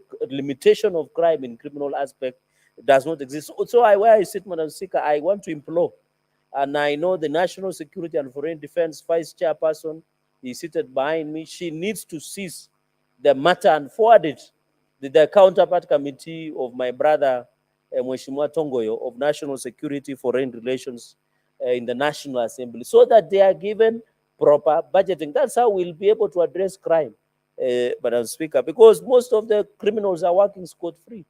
Because the scene was interfered with, we don't have proper medical, Madam Speaker. Even though the issue of proper processing, the issue of clearance certificates, Madam Speaker, as you are aware, government is looking for money anywhere and everywhere at the moment because of the unfortunate and downtown economic times that we have. I agree that we need also to make sure, that's the way we are doing with the government printer. Let us give enough resources to DCI to have modern equipment to generate police clearance certificates. And you can see it can generate good money. If we are processing, Madam Speaker, 4,500 and the capacity is 20,000 per day, yet we are processing 4,500 per day clearance of the police. If we give it maximum, the same money will go back to sustaining the DCI and even assisting government with the revenue. So I agree on those aspects. Only three issues I wanted to agree with the committee on the observation. I remember in the last session, we did raise the issue about National Coroner's Act. We have passed, we summoned the Attorney General of the Attorney General of the Republic of Kenya, and then the Attorney General Kihara, and then they could not, why they have not operationed the National Coroner's Act. That is why the bodies cannot be processed from Shakahola and be released to families. Simply, the Coroner's Act has not given proper way of processing and ensuring that the rightful, because there are many, when you go to KNH, City Mojari, there are many unclaimed bodies. Because if they had operationalized the law, it would assist by clearing some of those backlog, so that we give the coroners an office, Speaker, Madam Speaker, and of these deaths, and be able to not be unclaimed bodies. You know, it's an African to say a body is unclaimed. You know, it is not good, according to us, Madam Speaker. And therefore, essentially, what we are saying is that I don't know. I tend to imagine that the JLAC committee, where you sit as a member, has been given power to follow up on this implementation matrix. And I hope you'll invite the Attorney General. I don't want to say someone, it's a strong one, to invite the Attorney General. Tell us why the National Corona Service Act, which we passed here in 2017, is not operational.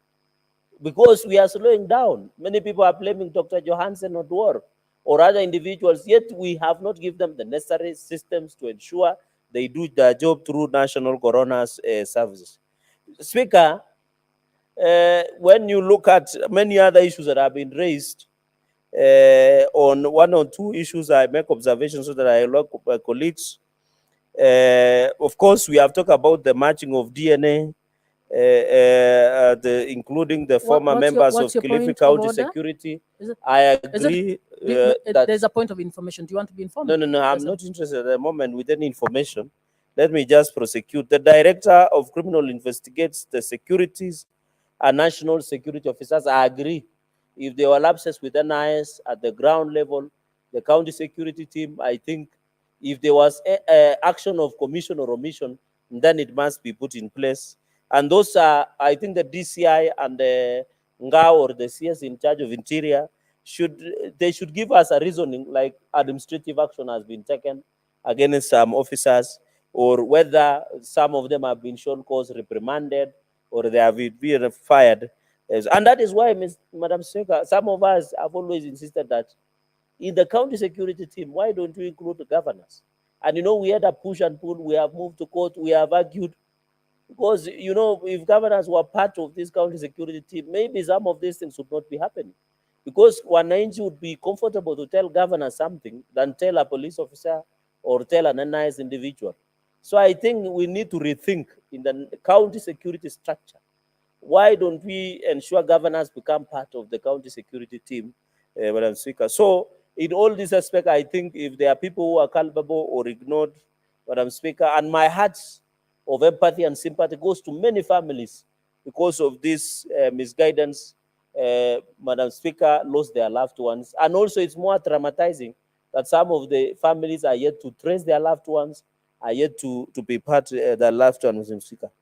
I know, Madam Speaker, I think there is a song by Sasha Male that I shall preach the gospel of Jah across all the nations and kingdoms. We agree they should preach that gospel, but you know, there should be some decency. They must be within the law. And I think what we are just saying, Madam Speaker, is that people should do what their constitution gives them to do. But you should know where your rights ends, another person's rights begins. And that is the essence. So if you have the right to worship, you should worship within the law that has been provided, the right to life, and many others, Madam Speaker. Madam Speaker, the fifth point that I want to make is I agree with the committee on the recommendation of reintegration of survivors. I found it odd, Madam Speaker, and weird that some of the survivors that were being moved from the forest, especially from Shakahola, or was it where, the police were arresting them. How do you arrest people who have been brainwashed? How do you arrest people, Madam Speaker, that they have distorted? Madam Speaker, I agree with the committee that they must be reintegrated to the society, and they must be support systems, even through counseling, postmortem, and other issues which I have seen the committee have highlighted here. Mine is just to re-emphasize and amplify that let them be reintegrated. It doesn't make sense, Madam Speaker, to reintegrate the survivors, to reintegrate the survivors, rather than arresting them. These are people that have been brainwashed. And that is why, Madam Speaker, in the last session, we were pushing to have mental health bill, because issues of mental illness in this country is becoming a reality. You never know, other people, because of stress, post-traumatic, because of accident, because of giving birth, because of many other stresses that can lead to mental disorder and it becoming a disease. Mr. Speaker, I think there is a country that they have appointed a minister of happiness and goodness. So I don't know, with the stress that is in the country, you never know, we might end up needing a minister of happiness and goodness so that they can make sure people are loving and enjoying themselves. Lakini si kupika sherehe. Madam Speaker, another point that I wanted to make is we agree we need to fight extremism, but we must integrate the religious leaders, be it the Muslims, be it the clergy, be it others, Madam Speaker. Let them be part of this so that we prevent extreme ideology. And I think the bottom line we are trying to make is self-regulation. But we agree that the issue of monitoring, observatory, or to use to avoid extreme ideologies. And we know the effects of extreme ideology, especially where it has reached cases of terrorism that are terror-related in the world. Madam Speaker, you have seen a number because of extreme ideologies. We want to call, even as Ngao, even at the Ministry of Interior, Ministry of Foreign Defense, and other, even the government, I want to urge them, let them work closely with the religious leaders and the organizations that are there, do self-regulation, because what I hate to see is where we want to regulate religious organization. It will mean before a sheikh preaches, a government officer must go and look at the remarks of the sheikh.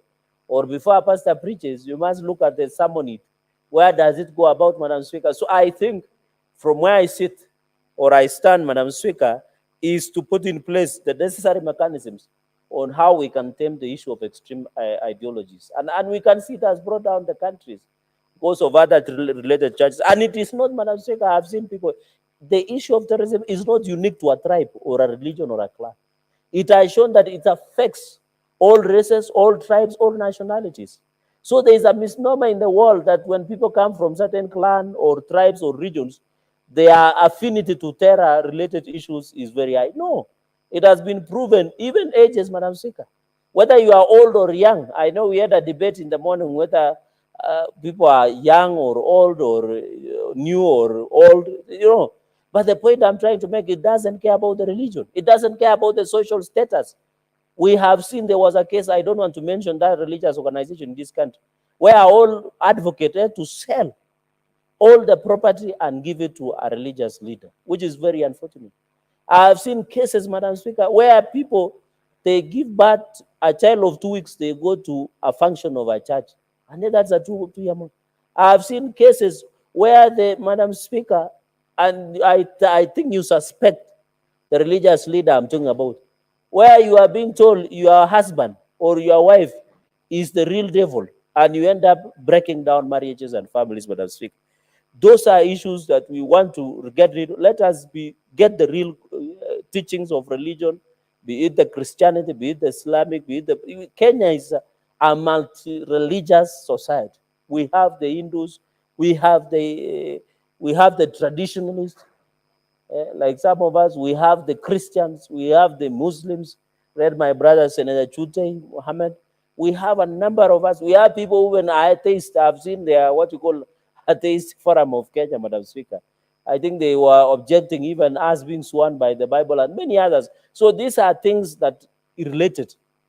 And I want to quote you, Madam Speaker, what you said in Karl Marx principle, that religion is the opium of masses. Is it true? We saw a religious leader saying, if you bring 500 to my church, I will not take it. If you bring coins, I will not take it. So the point is, are we allowed the religion to go rogue? But my own opinion, where I disagree with this committee, I don't want to go what we had ruled about in the morning, where I disagree totally in this committee, and it will water down the entire report, is the committee propose religious organizations to provide legislation for regulation of religious organizations. We want to live, that is why I've quoted chapter 6. Chapter 6? Chapter 8, sorry, Madam Speaker, Article 8 of 2010 constitution. There is no state religion. Government has no business to serve or regulate, Madam Speaker, religion organization in this country. On this one, I totally disagree. Let the church and religious organizations self-regulate themselves, number one. Number two, let the penal codes, criminal laws are there. If I am a lawyer, Madam Speaker, and you know, you and me are admitted to the role of advocate by LSK. If today we violate that LSK or REM, and Senator Mungatan also is a senior lawyer in this country, when you offend the law, they don't say you charge because you are a lawyer. You are taken through the criminal procedure.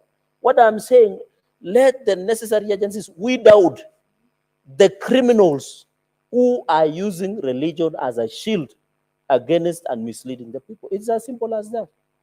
If we started regulating the church, we are violating Article 9 and Article 8 that there is no state religion. We are infringing on the right to freedom of worship and others, Madam Speaker. If we were to do that, it will mean every individual will go, it will ensure, Madam Speaker, that we need to reserve regulation. So on this one, on this recommendation, this on the proposed religious organization bill 2023, Madam Speaker, this is setting us against religious organizations, which some of us would not be interested to be part of it. Let us strengthen the criminal justice system. If you are a pastor and you commit an offense, fail full force of the law. We don't need to come and regulate people to force them to believe in their faith. Faith is your personal relationship with your God, Madam Speaker. Madam Speaker, so I think I would want to end at that, Madam Speaker, and say with that reasoning of regulating religious, I will oppose this report, and I thank you, Madam Speaker. Senator Chute.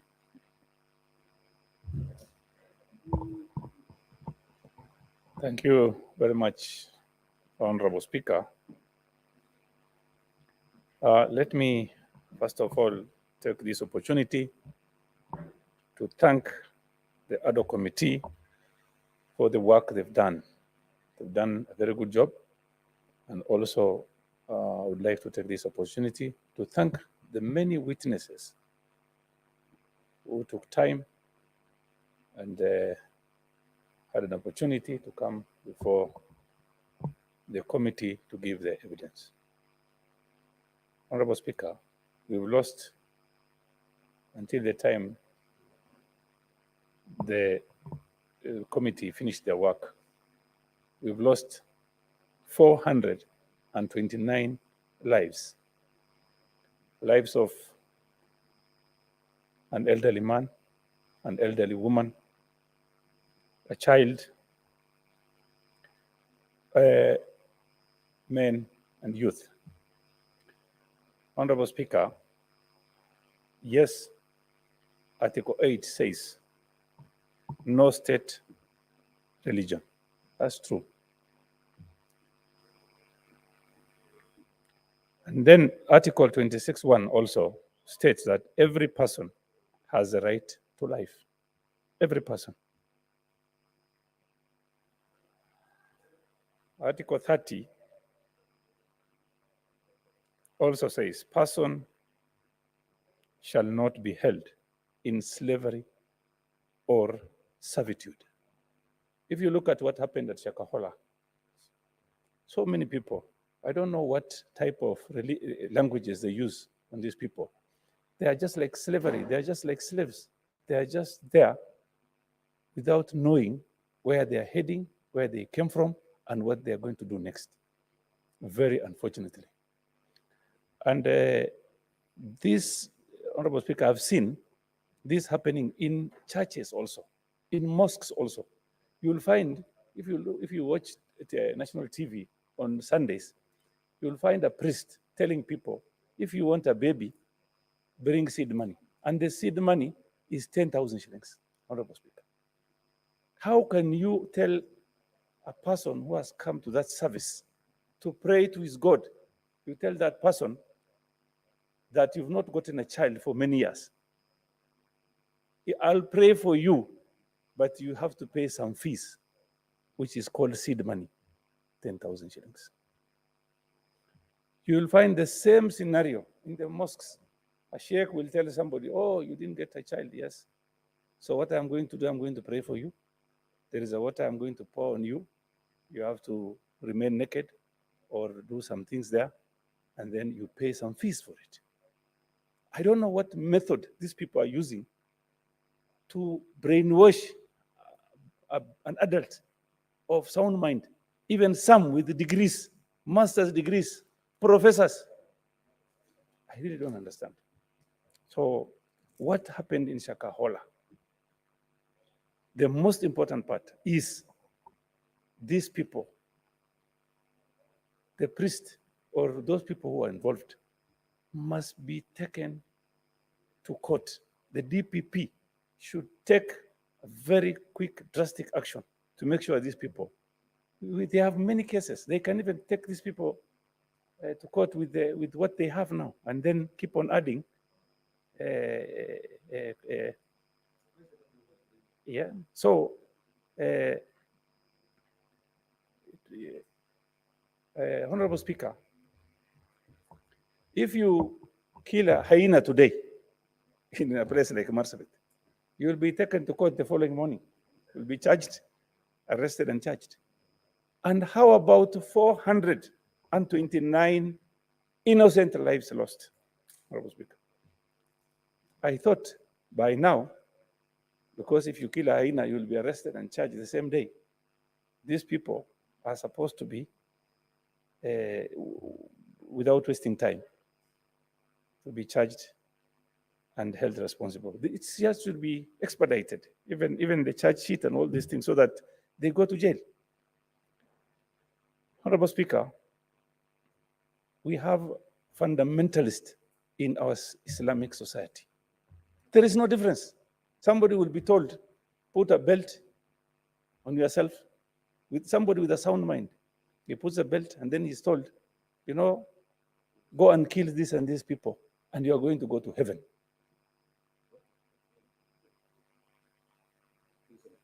Which heaven is this? Me, I don't know. Because you kill people, thousands of people, to go to heaven. This is all being brought in by people who use that religion in a crooked way.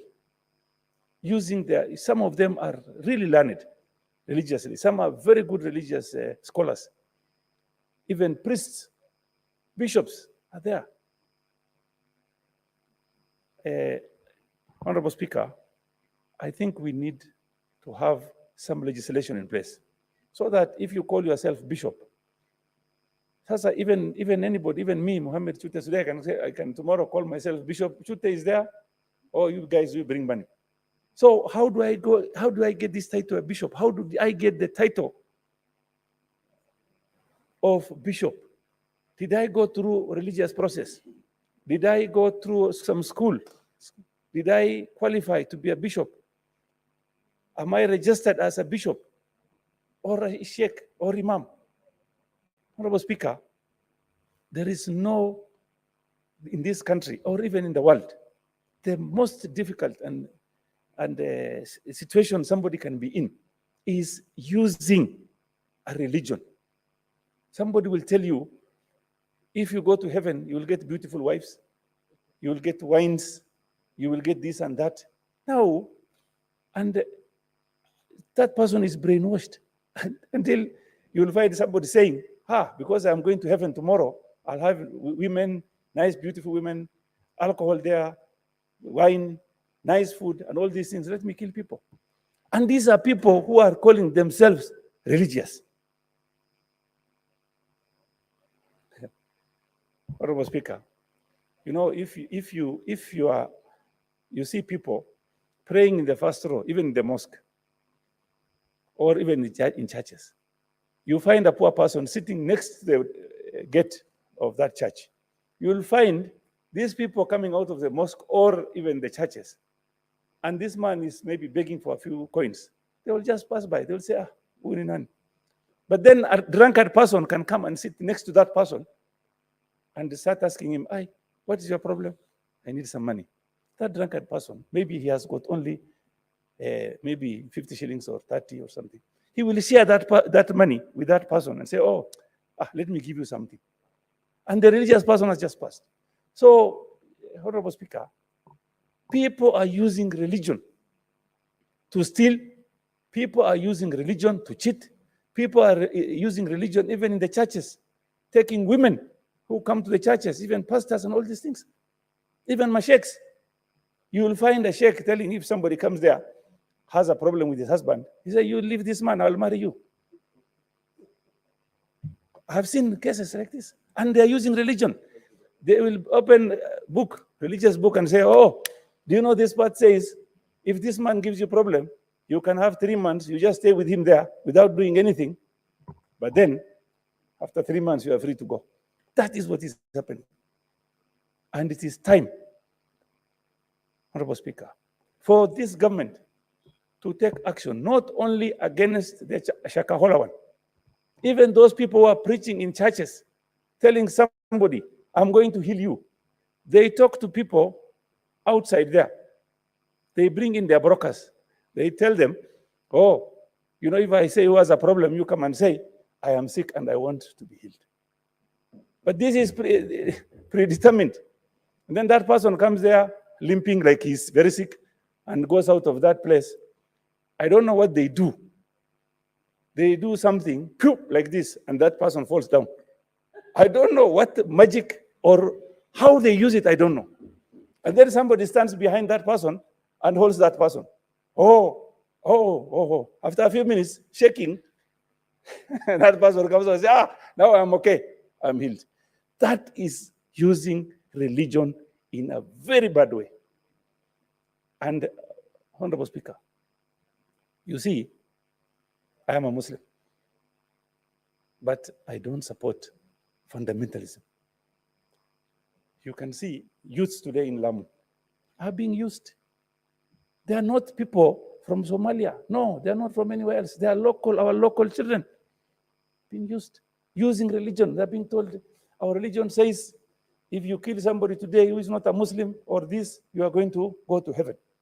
If you do this and this, and the people using these children, young boys and girls, are people who are calling themselves sheikhs and imams, calling themselves bishops, pastors. Honorable Speaker, you've seen what has happened in Britain. There is Catholics against Protestants. Catholics, they go to the churches, after churches, they parade on the streets that this is they are Catholics, this is their color, this is their band, fighting the rest. Then Protestants also, they have their own. These are the people, if you look at where they come from, where they are born, they are people who are learned. They are British. So these people were colonized almost everybody in this country. And then they go back and then they start using religion to kill each other. Honorable Speaker, Cherargei said earlier, there is no lab in this country. He's very wrong. There is a modern lab in DCI, recently launched. Maybe he's not aware. He needs to talk to DCI, the person in charge. I think hopefully he will be told. Finally, Honorable Speaker, the recommendations the committee has given, the most important one, and that should be adhered to, is the repeat of this kind of death. Forget about 429. Even one person dying because of religion, somebody using religion, somebody using brainwashing somebody that is going to go to heaven. Don't eat, don't drink, leave your husband, leave your wife, go and stay with us. This must stop. This kind of things must not repeat in this modern Kenya today, Madam Speaker. Madam Speaker, I want to thank also again the Senate for taking that opportunity to even have a committee that can investigate,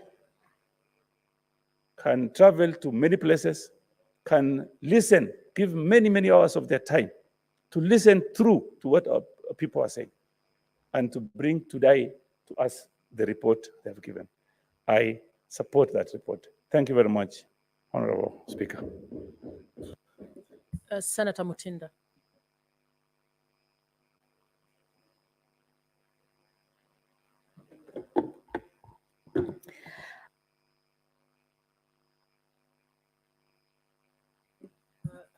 Senator Mutinda, I understand you seconded this motion, did you? I think we give chances to other people. Senator Asige, please.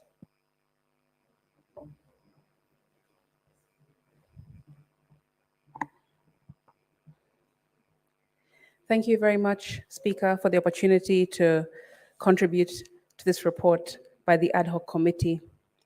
I too wish to thank, through the leadership of Senator Mungatana, for a very, very good and detailed report. It really did go deep into issues that pertain to this matter, this heinous tragedy, Madam Speaker, and also the care and thoughtfulness that went into writing of this report.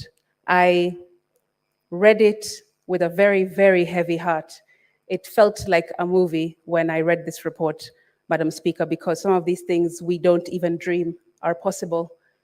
However, I believe that the committee did a very good job in handling the report, in writing it, and investigating it. And I'm sure there were many things that did not make it to the report and other areas they wished they would have had more time to unpack it. However, a job has been done and it has been done well. So I thank the committee. Before delving into the debates surrounding the report, it's also crucial to acknowledge the human impact and distress experienced by those affected. I join hands with the chair in giving my condolences to the families and loved ones of all those still missing or who have departed due to this heinous tragedy. My empathy, thoughts, and prayers go out to all those affected, and I am in unequivocal solidarity with them. Their voices and experiences deserve the utmost understanding and consideration. It's unfortunate that the country lacks a mental health framework of handling mass atrocities, as noted in paragraph 503 of the report. We as a country are in urgent need for qualified counselors to be deployed at the grassroots level on a continual basis, and not wait for emergency cases such as this to happen. The report also notes that there are inadequate rescue centers for adults and children. I want to voice my agreement with its recommendation for county governments to establish rescue centers and operational counseling centers to provide mental health and support to victims of such tragedies. These services, through the recently passed Social Health Insurance Fund, should be available to all affected parties now and in future to ensure effective and progressive healing and reintegration into society. Because, Madam Speaker, I really do believe that we haven't seen the worst of the mental health issues that will arise from this year's Shakahola incident. It will interest the House that the WHO has declared loneliness to be a health threat. And through to this report, loneliness can leave many people vulnerable to vultures like Mackenzie by taking advantage of people by recruiting them and mass leading them into tragedies like the present one. Karl Marx famously said that religion is the opium of the people because it can be used by powerful people to oppress the weak and also make them feel good about being oppressed. Indeed, religion is a powerful tool that, left unfettered, can be used to cause great havoc in society as a whole, to families and to individuals. This unfortunate case has shown us that entire lineages have been wiped out. individuals have been isolated to the point of death, and societies have been devastated by the shocking turn of events. The potent power of religion, Madam Speaker, can be seen throughout history when we remember cult leaders such as Charles Manson. It's unfortunate that we still haven't fully understood how these dangerous leaders take advantage of people looking for belonging and purpose, using their vulnerabilities for sinister motives. What's even sadder is that this was happening right under our noses for years, maybe even decades, and nobody noticed. Nobody noticed. And now 429 people are gone, vanished. And there might be more, Madam Speaker. As a country, we need to learn from this and change our focus, because religious extremism affects everyone.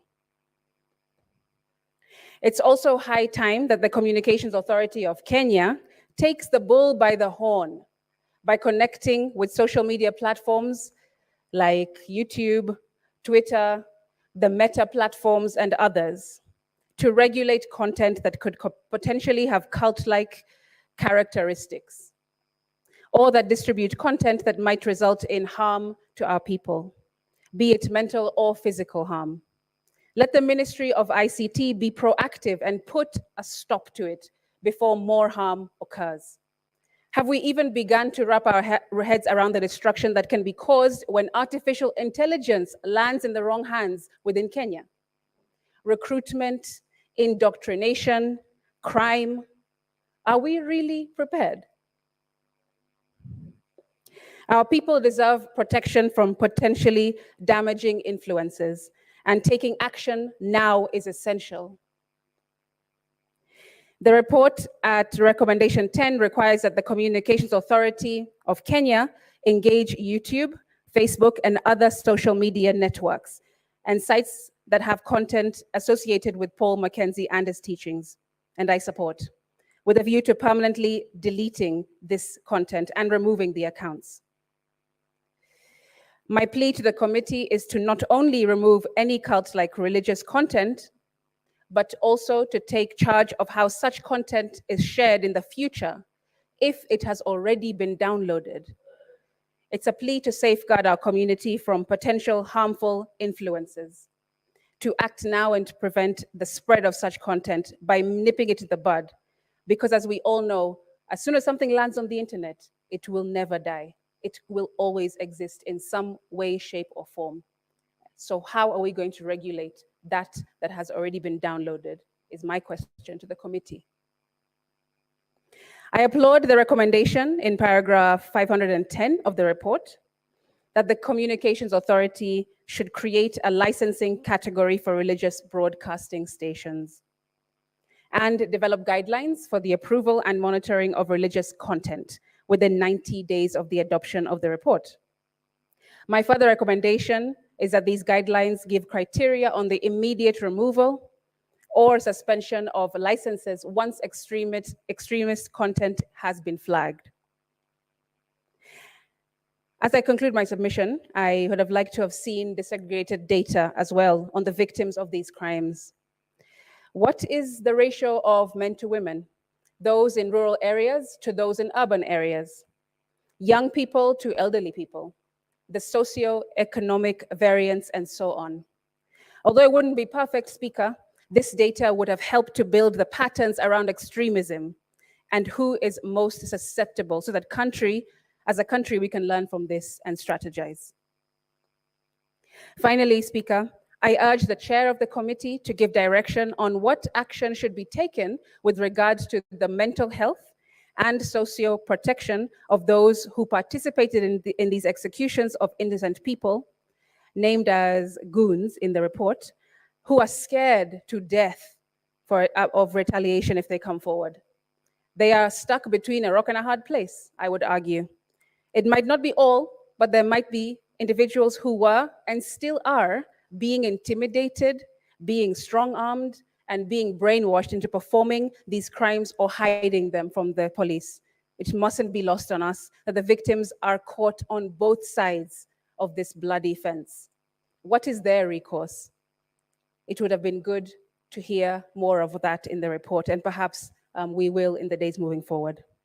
Madam Speaker, I just want to say again that it's unfathomable what has happened to Kenyans and Kenyan families, and how easy it is to mix poverty with religion, with loneliness, and taking advantage of people's vulnerabilities, and turning all of that into a crime so unthinkable that it has made Kenya's history books. I thank you. Senator Miraj.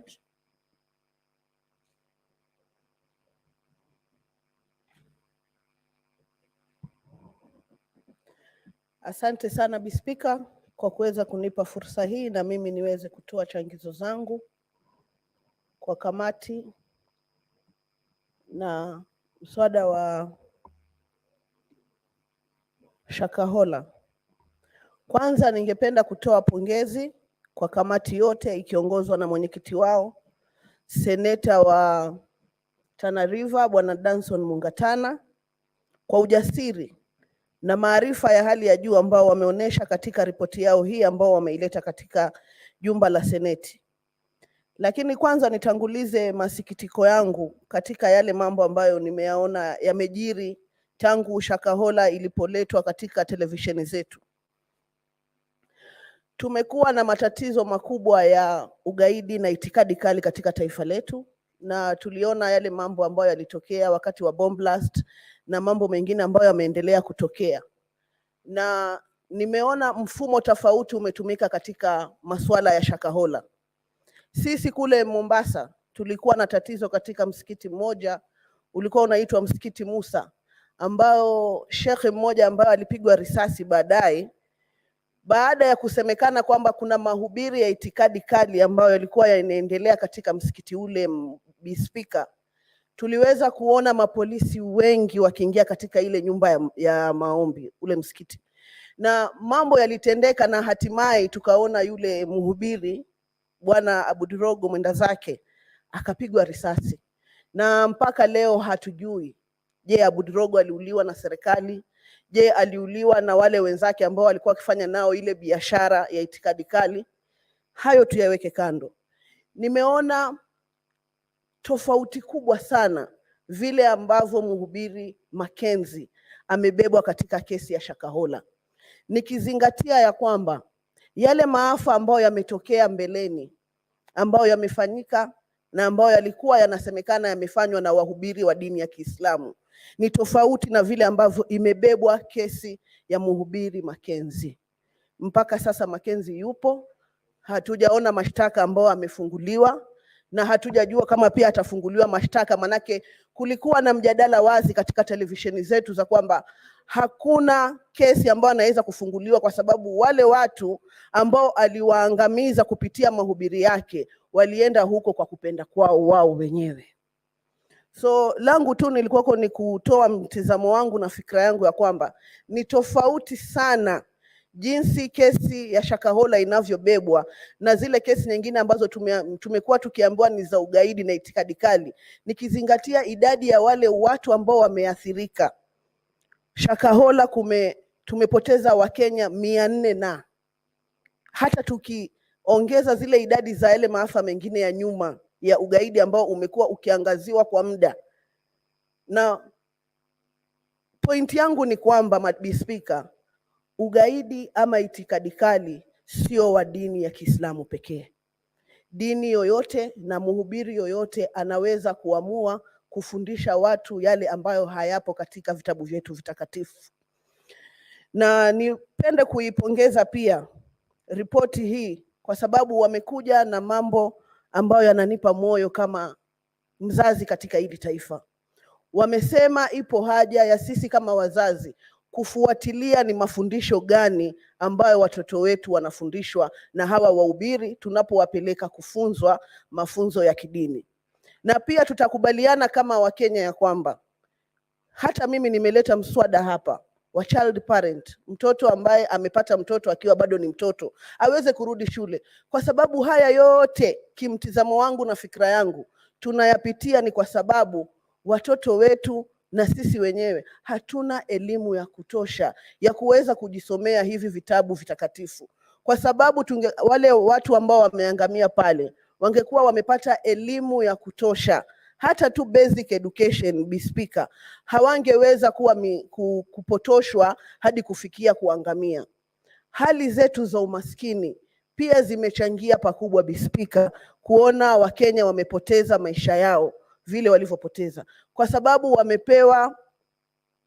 wamepewa fikra ya kwamba watakapokuwa pale watakwenda kukutana na Yesu mapema. So hiyo inaleta ile uvivu wa kwamba afadhali niende nikutane na Yesu na mimi niende peponi. Lakini ingekuwa ni mtu anapata mlo wake mara 3 kwa siku, ako na elimu ya kutosha kuweza kujisomea kitabu kile kitakatifu, basi hawa Wakenya wenzangu hawangeangamia kule. Pia Bi Speaker, ningependa kusema kwamba wale tunaowapa mamlaka ya kufundisha ama kuwa wahubiri katika madhabahu yetu wawe ni watu ambao wamepitia mfumo fulani na kupewa kibali cha kuweza kupeana mahubiri hayo. Jumla ya kuwa tuko na uhuru wa kujihusisha na dini tunayoipenda na tunayoitaka, lakini tumeona madhara makubwa sana kwa kuweza kuachilia hii sekta ya dini yetu iwekwe wazi. Tumeona watu hata pia wengine wamefungua biashara kwa kuweza kuwauzia watu kitu kama maji kwa kima cha pesa, na wamejitajirisha na kujibinafsisha wao wenyewe na kuweka madhara kwa Wakenya wengine. So mimi langu ni kusema napongeza, na pia ningependa kusema ya kwamba sheria ni msumeno, Bi Speaker. Lile ambalo linafanywa kwa dini nyingine basi lifanyike kwa dini nyingine, kwa sababu kosa ni kosa na hakuna justification ya kosa. Ikiwa kuna mtu ameangamiza Wakenya, hatua ichukuliwe kama ilivyochukuliwa hatua kwa wale wengine waliotangulia katika makosa hayo hayo. Asante Bi Speaker. Senator Abbas Mohammed. Thank you, Honorable Speaker. Honorable Speaker, first and foremost, I want to support the report, actually, and I want to commend and congratulate the committee led by Senator Mugotana of Tana River. I think that was a wonderful report, and it was very daring.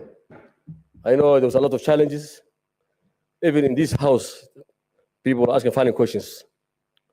And I'm sure outside must have got a lot of challenges. And I want to tell you, I think you have done this country proud to be able to expose the truth of the matter. Honorable Speaker, Shakahola issue is actually an enigma. You know, something that you cannot be able to even comprehend it, how it happened. If it were not for a cattle header, more people have died. Somebody who was just grazing somewhere found funny things happening in a place. A camel header. But the most unfortunate thing is this country has a very well-developed systems of structures in the provincial administration. It has elders, Kumi. It has, you know, the structure from the sub-location up to the national level. Therefore, there was no way that 400 people can die without any notice, without anybody to see it. It can happen. There is no way an issue can take place in a place where there is a chief. The chiefs are the first-hand people who get the first-hand information. The sub-chief is the person who is in sub-location. The elders, Kumi guys, the what do you call the Kaya groups? I mean, honestly, it is actually shocking. That how comes that all these human beings, all these leaders were blindfolded on this issue. It cannot happen. It must be something bigger than religion or anything else. Madam Speaker, actually, religion has no problem. The Christian has no problem. Islam has no problem. The problem is actually the way it is being used. The book of the Bible is there. It's very clear. It's well understood. And it talks of humanity. The Quran is there. It's very clear. It talks of humanity. And killing one person is actually an abomination. And that blood will haunt everybody. But when you kill 400 people, And then it was, the most inhumane way of killing people. Starvation. And then I was hearing from outside the reports that people, if they don't die, they're then being buried and killed. This is a very unfortunate situation, Madam Speaker. Madam Speaker, one thing is, we have, to date, even the way it is taken, it seems this thing has happened normal, where the 400 people died. Nobody's talking about it up to now, properly. No action has been taken so far. This has been seen as it is something normal. We are not seeing, I'm not seeing anybody apprehended. We are not seeing people talking about it. The leadership is not talking about the whole thing. It's only the first few days. We ran around, and dug the graves, removed corpse, and there was the end of everything. This is a massacre. And somebody must take responsibility for it, Madam Speaker. Madam Speaker, extremism is actually with us. It's all over. It's there in the Muslim community. It is there in the Christian community. It's there in the others. It's everywhere. It has now become a source of doing taking a heinous action, where people have been murdered, where people have been mutilated, where people have been indoctrinated, where people have been given drugs. So under the influence of drugs, and people have been hypnotized, they have been told, as my colleague said, that you will go and see God. I don't see how somebody will see God when you kill somebody. There's no way. You cannot be placed by God because you're a murderer. So, Madam Speaker, I think it's high time that one of the things I've seen is actually poverty. Poverty is playing a big role in this country. People are poor. So I don't know why these guys are also getting the money. So I think this government must also interrogate where these people are getting the money from. Because I'm being told, we are seeing where people who are employed in a good employment left their jobs. You see how, a whole house, maybe a household with 10, 8 people, 5, all of them are perished. So it must be something that we need to, I think we need to study this situation. We must go, so people must go and learn what happened. Not only this report, there must be a bigger issues. And it must be involving senior people. It must have used, people are using a lot of money, because that is the only thing that can silence any criminal act. When you use money, it's not even religion. When you use a lot of money is when you can silence the inhuman acts that somebody commits. Madam Speaker, I think we need to go back to the same place. We need to study properly. We need to fight all this kind of extremism. And I think, the other day I was hearing that let's register, organizations that deal with the, maybe churches or the religious guys. But people are shouting, no, saying, no, this is against, no. It is not against anybody. It's not any religion. If these kind of acts can take place, these people must be registered and must know what actually are the things that are taking place in those institutions, in those churches, in those mosques. That we must at least be able to control this kind of, heinous action. There are people are dying, where kids have been buried, kids are leaving schools. So I think I'm even not impressed up to now that I am not seeing one single action. The report has given very good recommendations, but I don't know where it will see the light of the day. It will make go even to shelters. So this Senate House, this House must take a further action. That these people must be brought to court. Those people now who are now in the remand, every day people are saying, oh, they should be released. How can you release somebody who has killed 400 people? Huh?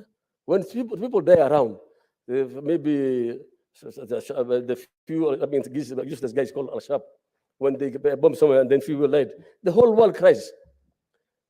The whole world take interest in it. But I'm wondering, where 400 people have been killed, nobody is taking interest in it. So, Honorable Speaker, I think I will recommend, as they recommended, there should be a registration of all institutions. On all religious issues, all institutions that claim that they do anything to do with religion on these things, they should be vetted. Because you might come under the umbrella of auspice of religion, But of course, they are devil worshippers, most of them, because nobody else can do kind of this business. One thing is the committee should recommend a further action.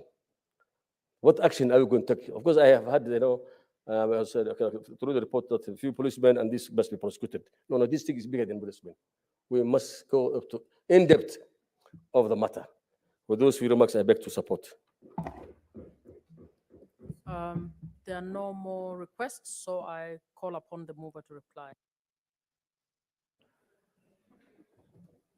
Madam Speaker, I want to take this opportunity to thank all the senators who have made their contributions and given their thought to this report. Madam Speaker, I want to start by acknowledging Tabitha Mutinda, Senator, who seconded this motion. I want to thank Honorable Senator Boni Khalwale, Senator Mohamed Faki, Senator Aaron Cheriot, Senator Enoch Wambua. Madam Speaker, I want to thank Senator Gloria Ruoba, Senator Mazayo Stewart, Senator Catherine Muma, who is on the chair, Senator Cherargei, Senator Mohamed Chute, Senator Asige, Senator Miraj Abdallah, Senator Abbas. Madam Speaker, I thank all of them for their profound thoughts, Madam Speaker. And I will undertake to ensure that the bill that we have attached will see the day of the light of day. We shall bring it to this house. This debate is not going to end here, Madam Speaker. But I thank them, all of these senators.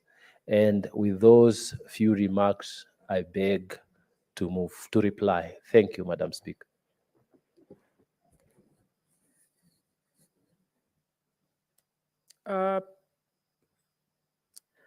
Pursuant to Standing Order 84-1, I wish to make a determination that the matter does not affect counties and put the question. Honorable Senators, I put the question that the Senate adopts the report of the ad hoc committee to investigate the proliferation. Honorable Senators, I put the question that the Senate adopts the report of the ad hoc committee to investigate the proliferation of religious organizations and circumstances leading to more than 95 deaths in Shakahola, Kilifi County, laid on the table of the Senate on Thursday, 19 October 2023. Will as many as are of that opinion say aye? Will as many as are of a contrary opinion say nay? The ayes have it. Next order.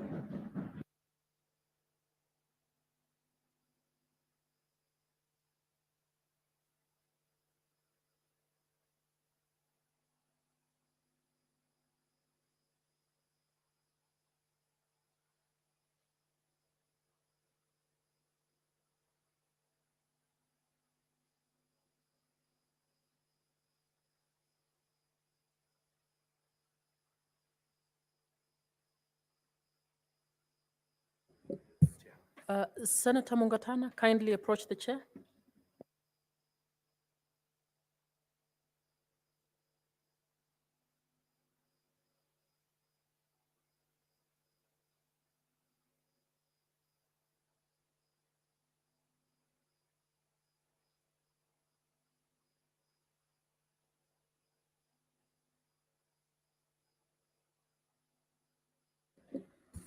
Honorable members.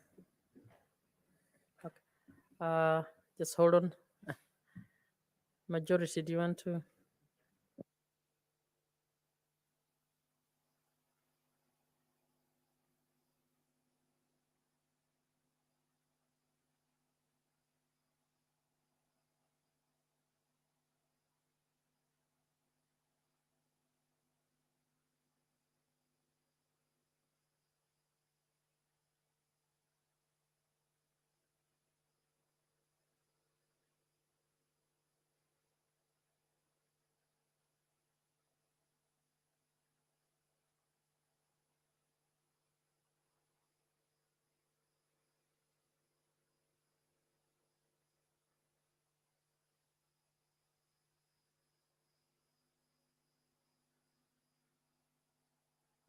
Honorable Senators, we will reorganize the order for the afternoon, and we will move straight to order number 18 and then order number 22. Order number 18, motion. Report of the second ordinary session of the 6th Pan-African Parliament, PAP, held in Midrand, South Africa from 15th May to 2nd June 2023.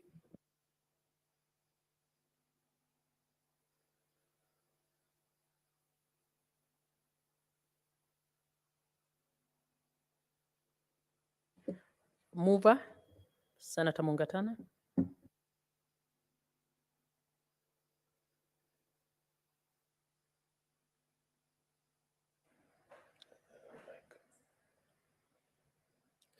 Madam Speaker, I beg to move that the report of the second ordinary session of the 6th Pan-African Parliament held in Midrand, South Africa from 15th May to 2nd June 2023, I beg to move that the Senate adopts the report of the second ordinary session of the 6th Pan-African Parliament held in Midrand, South Africa from 15th May to 2nd June 2023, laid on the table of the Senate on Tuesday, 1st August 2023. Madam Speaker, the Pan-African Parliament was set up with a grand vision of making sure Africa speaks with one voice. Madam Speaker, when the founders of Pan-Africanism, Kwame Nkrumah, the likes of the great African leaders of the days that were gone, like Julius Nyerere, Madam Speaker, when they came up with a vision that Africa needs to speak with one voice, they set up the group of heads of states who are only speaking on the arm of the executive. Madam Speaker, it became apparent that the executive alone cannot be the voice of the people. So, Madam Speaker, then the Pan-African Parliament was set up. The Constitutive Act was set up within the African Union setup so that there is both the executive and the parliament. And Madam Speaker, this Pan-African Parliament was supposed to be a reflection of the voice of the people.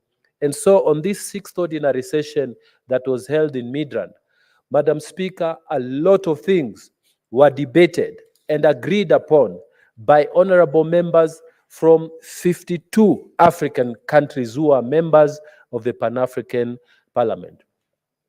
What did we agree? Madam Speaker, we discussed issues to do with agriculture and climate change. What should be the response of Africa when it comes to climate change issues? Madam Speaker, we had, in fact, none other than the head of state of Kenya who addressed that 6th ordinary session. And Madam Speaker, he addressed it to a great ovation, Madam Speaker, from all the members of parliament who came to Midrand, South Africa. Madam Speaker, he made suggestions that Africa is not going to be a beggar anymore. We have the resources. What needs to be agreed is what those big polluters must pay in terms of the carbon credit, so that Africa can put on the table that we have this and you have this, we exchange and we get value for what our resources can give. So, Madam Speaker, I want to take this opportunity to actually thank His Excellency the President. When we went to see him to seek his time to come and address us at the opening of that 6th ordinary session, Madam Speaker, it was with a lot of difficulty because of the schedule that he had. But Madam Speaker, he agreed to set aside time. And Madam Speaker, that was the beginning of setting aside William Ruto as one of the speakers for Africa. Madam Speaker, everybody in that room, Madam Speaker, we are all standing up and saying, for the first time, we have a president who is speaking for Africa. And we acknowledge what he did for us, and we are grateful for the work that he did when he came to Midrand, South Africa. Madam Speaker, we did deal with issues to deal with harmful practices against our women and our children. Madam Speaker, we said that things like FGM, and we passed these motions and resolutions, things like FGM should be things of the past. We spoke against albinism, against the trafficking of albinism. We spoke against trafficking of children, Madam Speaker. And Madam Speaker, great resolutions were passed during this sixth session. Madam Speaker, I'm urging every member who will stand to speak on to this report, Madam Speaker, to support, because great things were happening.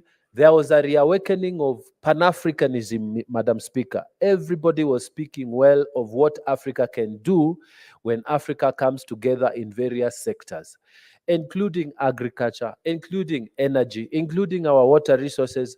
Madam Speaker, the Congo River, which is passing a large section of Africa, is capable of producing most of energy requirements in Africa, but it has not been exploited properly. We were saying we needed to come together so that we can exploit these resources and bring a renaissance for Africa. Madam Speaker, we spoke about the need to have a new platform for trading. Kenya shillings, Uganda shillings, Tanzanian shillings, you go to South African rand and all other trading currencies in Africa. We spent so much money, Madam Speaker, and we debated and agreed that there was a need for us to actually create an African platform. And Kenya was given this lead to try and create a platform where we do not have to take our money. We want to just buy things from Uganda. Then we have to go and purchase dollars, give them money to purchase the dollars so that we can use those dollars to buy the commodities from Uganda or to buy commodities from South Africa. So we are promoting currencies that are outside Africa, Madam Speaker, to the detriment of our own people. There was one bank manager, Madam Speaker, in fact, a bank owner, who told us in committee that he owns a bank just across. He has a bank that has a branch across from Tanzania to the Burundi there. And Madam Speaker, he says it's a walking distance, but because this is another country, if he wants to transfer 3 million, equivalent of $3 million, it has to go all the way to New York. He has to pay some money. They keep the money for 3 days. Then they transfer it to the other. It's his own bank, Madam Speaker, but he cannot just transfer money to his bank because it is another border. And we said that Africa really needs to do something. We are spending billions of dollars paying these people, making them more rich, Madam Speaker, because we don't have a proper trading platform. So, Madam Speaker, amongst many things that we discussed and we appreciated and made resolutions on were things to do with how we shall carry out trade. Madam Speaker, the intra-Africa trade is so little. Between Kenya, from up there in Morocco all the way to South Africa, Madam Speaker, the amount of trade combined is so little as compared to the trade we do with other countries. You can imagine, Madam Speaker, Angola, they are easier, the way the trade is structured, it's easier for them to import things all the way from their former colonial masters than to actually just get it from next door South Africa. Madam Speaker, a lot was discussed. Committees were set up to look at these things. And for this reason, Madam Speaker, I want to commend this report to senators here to adapt it. And Kenya has earned its space as one of the countries that is in front in terms of what we can do for this continent to move forward. Madam Speaker, I want to give credit to my colleagues. Although I heard the Pan-African team that sits there, Madam Speaker, which was elected by both the National Assembly and the Senate. I want to commend the work Professor Kamar has done in her committee, Madam Speaker. She has made herself to be looked upon and relied upon as a person of knowledge, a person who is to be relied upon. Madam Speaker, Majimbo Kalasinga, Esther Passaris, Mheshimiwa Mokami, Madam Speaker, Kenyans in the plenary, we were there and I was leading the onslaught, Madam Speaker. Everybody got to know that although we went late because our elections were a little late than the others, we went and we occupied our space and people respect our nation. We flew our flag high and it was doubled when the president came to address the session. So, Madam Speaker, I want to commend this report. I want to encourage the support that we have been given by the Senate. The only thing I wanted to mention here, Madam Speaker, is that Senate needs to organize itself because we were supposed to go for, I think, about a week for committee sittings. Honorable Professor Kamar and myself did not go, but the other members of the National Assembly, the three of them, were able to go. How this happened, we can't understand. Maybe we'll need some explanation because we are told Senate does not have money. How can Senate not have money to represent us and the other people have money to represent and we are talking about the same parliament? This is not something that we should encourage. We ask that we should manage our affairs in such a way that we don't lose our space. Madam Speaker, some of us in those committees, we have been given responsible positions, Madam Speaker, and we are relied upon. I am in the finance committee, and Madam Speaker, if the chairman is not there, they always call upon me to chair those sessions. So it was very sad that I could not go. And we even offered to pay for ourselves, but we were told that no, we will not be refunded. This shouldn't happen. We think this is bad management of these affairs because we are losing something when we don't appear, when we are not present. And I hope the administration of Senate is listening to me where they are. We need to arrange ourselves better so that we are not absent because Kenya needs to occupy itself. It can't be that small countries like Equatorial Guinea are able to go and make their presence be felt. And Kenya, the country that is regarded as a powerhouse, is not there. This is just a shame, and this shouldn't happen. Aside from that, Madam Speaker, I commend this report and I beg to move and ask the Honorable Senator Aaron Cheruiyot to second. I thank you. Senator Cheruiyot. Thank you, Madam Speaker. Madam Speaker, I beg to second this motion, which is the adoption of this report, which features proceedings of the first ordinary session of the 6th Parliament of the Pan-African Parliament. Madam Speaker, first I will note that this Parliament has an extremely good name. We all love Pan-Africanism. In fact, we tease each other. Who's more Pan-African than the other? Madam Speaker, I was thinking about this Parliament 2 weeks ago when I accompanied the President to France, when he made his address to the EU Parliament, a parliament of similar nature, though larger in size, albeit representing a much smaller population of about, I think, 450 million people. This one represents over 1 billion people with 250 membership. The European Union Parliament, I think, has 705 or something closer to. And I was drawing the parallels as I listened to their speaker engage with our president on the things that the EU Parliament can do, what issues they have a vote on, what issues they don't have a vote on. And you all know what I speak about this conversation. And I kept on reminiscing and thinking back to us back at home here with Pan-African Parliament. When this parliament was set up, Madam Speaker, and is captured even in this report, it was a dream of our founders that we have a parliament that will help us speak with one voice as a people of Africa and confront the issues that face us the challenges that that bedevil this continent, Madam Speaker, that we shall be able to come, reason together, as the Bible advises us in moments of challenge, and chart out policies that will uplift our people from raw abject poverty into nations of great progress. Unfortunately, Madam Speaker, that dream is still a deferred dream.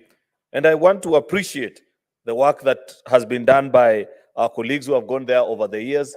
I see this urge that is even captured in the spirit of this report to try and push the plenary session of the African Union to give additional statutory and legislative powers to this particular institution, Madam Speaker, because until such a time that we agree even on one simple issue, the unfortunate thing, Madam Speaker, is that you will struggle to find a single policy item across the African continent, which is a great tragedy. If it's about transportation, what holds in one particular region doesn't hold in the other one. And all these imaginary divisions between the Francophones and, I don't know, Anglophones, between the Southern Africans and the East Africans, and so on and so forth, Madam Speaker.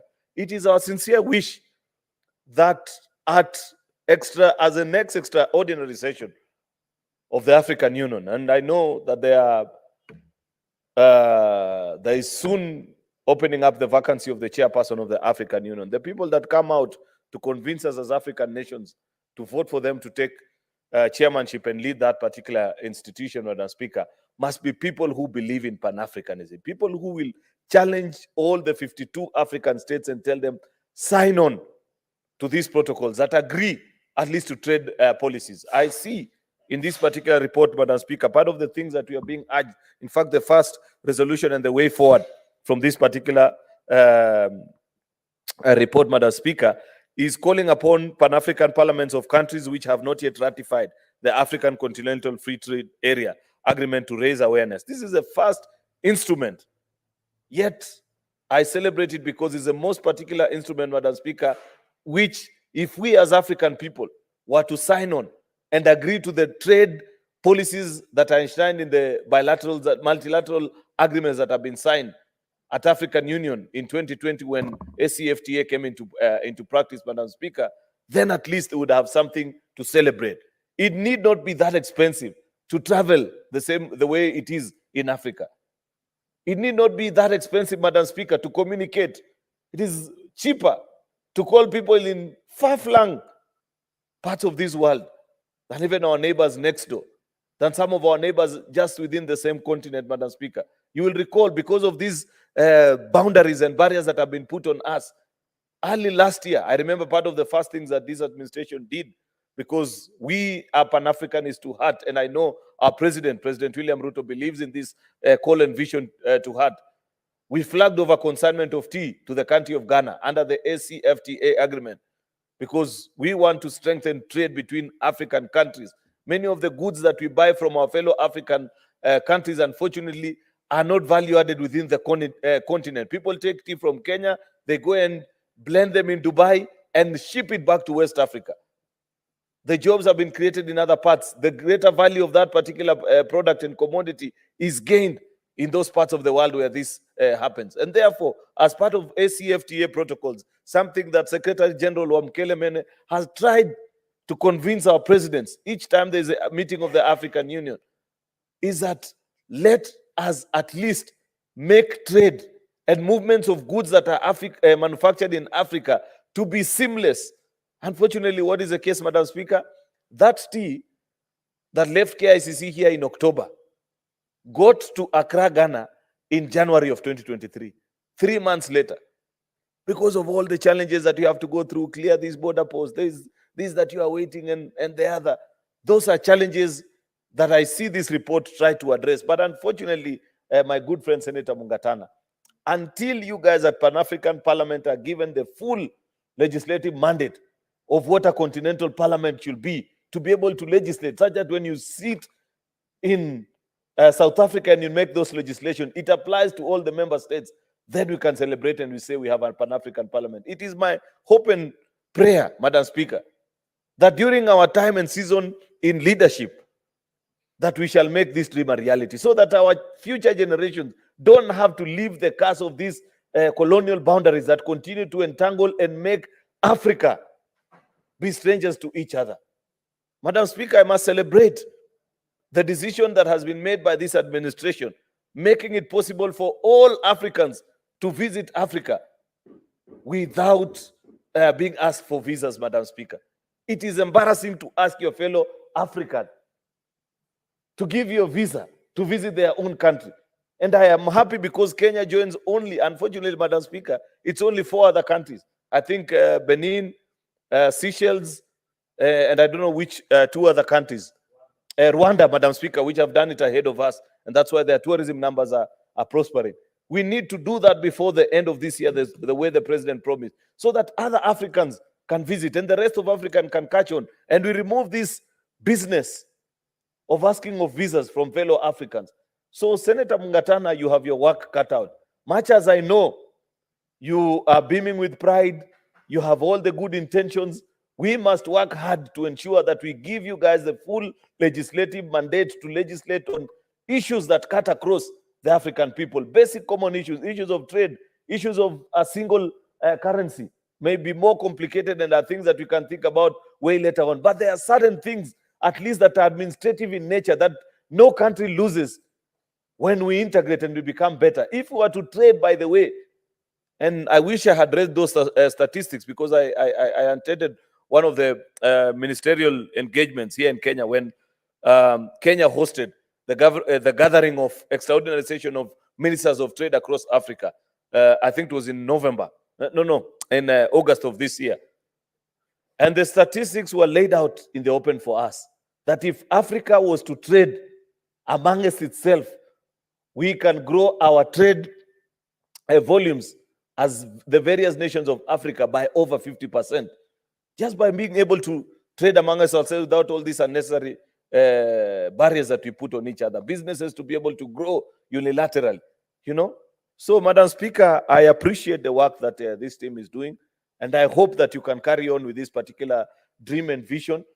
Push on, speak to our heads of states when they have their gathering in Addis for AU every other February, until they get and appreciate the need for us to strengthen the Pan-African Parliament to the dream, to be in line with the dream of our founding fathers. That is a day that Africa will celebrate and say, finally, we have been liberated. So good job, Senator Mungatana and the team that you lead from the Parliament of Kenya, and together with your colleagues in Midran, work for the people of Kenya. This is an extremely good report, Madam Speaker, that provides insight to all of us that are students and people that wish Africa to prosper. With those very many remarks, Madam Speaker, I beg to second. Thank you.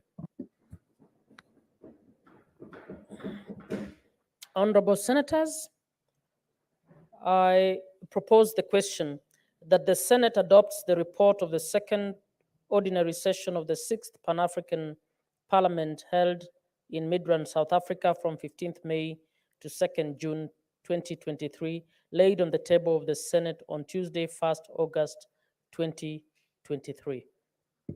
Senator Chute.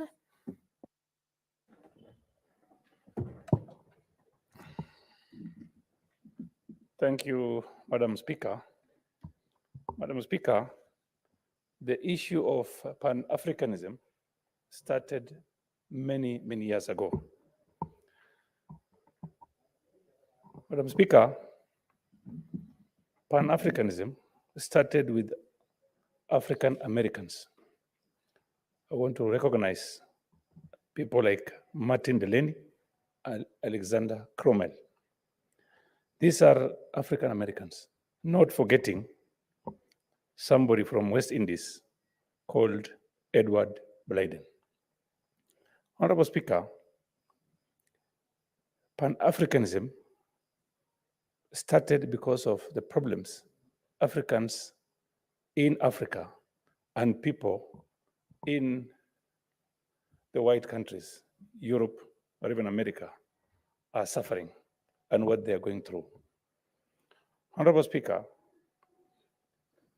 because of the help and assistance they got from their brothers in the US and in UK also, they managed to start the movements trying to secure Africa for Africans.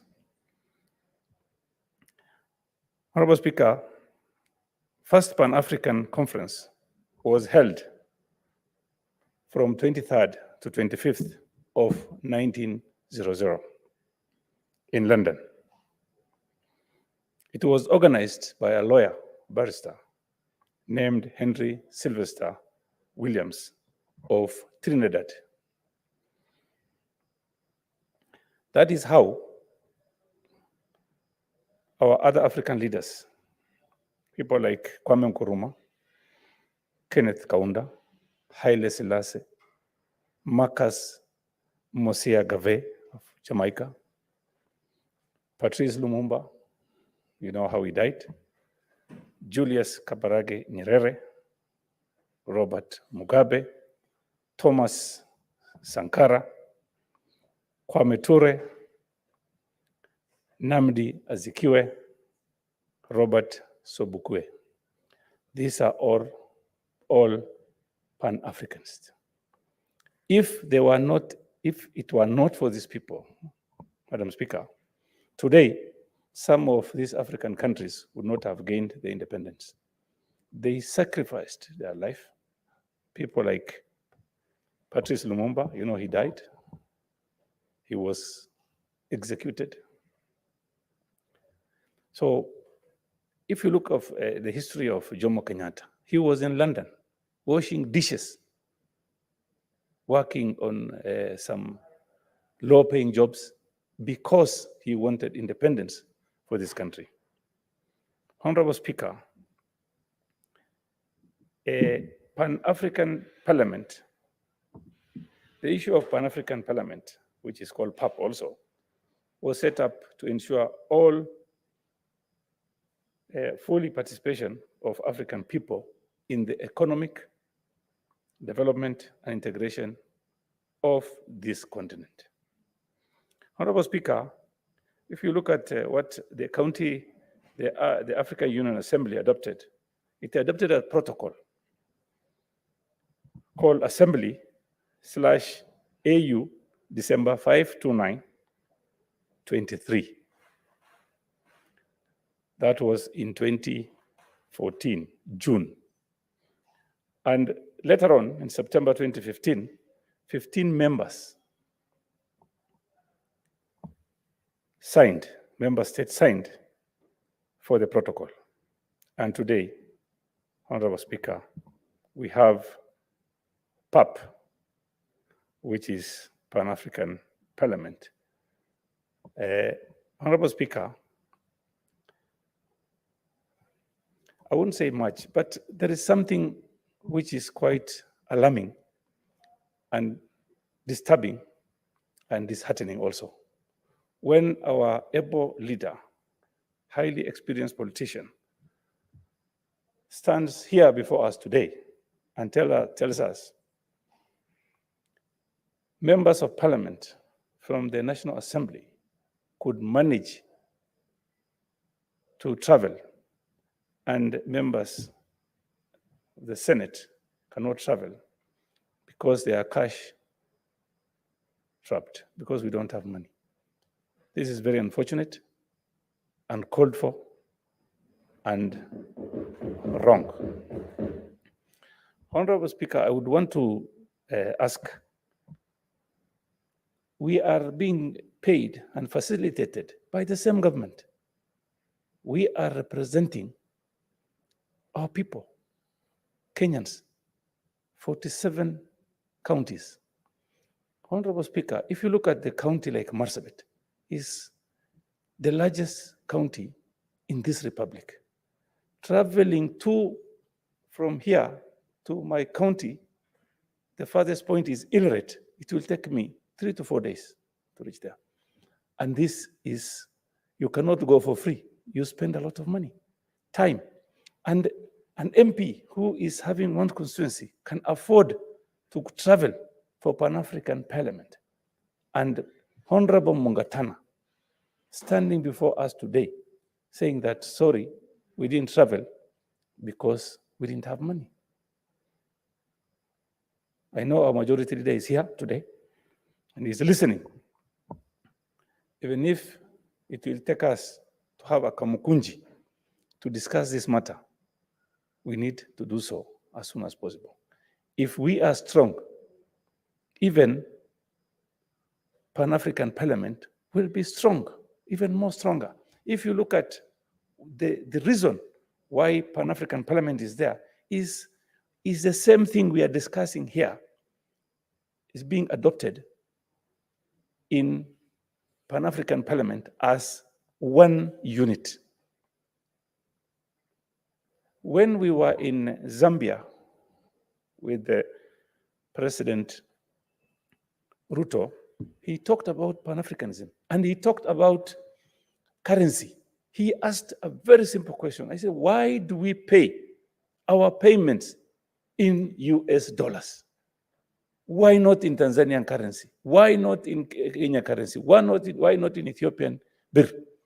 Why not in African currency called Pan-African cash, Pan-African notes, Pan-African money?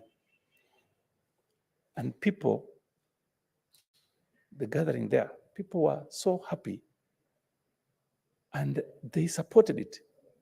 And this is what we must try and do. If you look at today, Madam Speaker, my first time I went to Dubai in 1990s. That time, $1 is 3.65 dirhams. Even today, $1 is equivalent to 3.6 dirhams, 65 dirhams. But if you look at Kenya shillings, when I went there, the dollar, the exchange, Kenya shillings exchange was $1 to 36 shillings or 38 shillings. So if you look at what the UAE government has done, they stabilized their currency. Today, if you look at the world market, UAE dirhams are there. You can do business in dirhams. Why not Pan-African currency? And I want to commend our members of parliament from Kenya.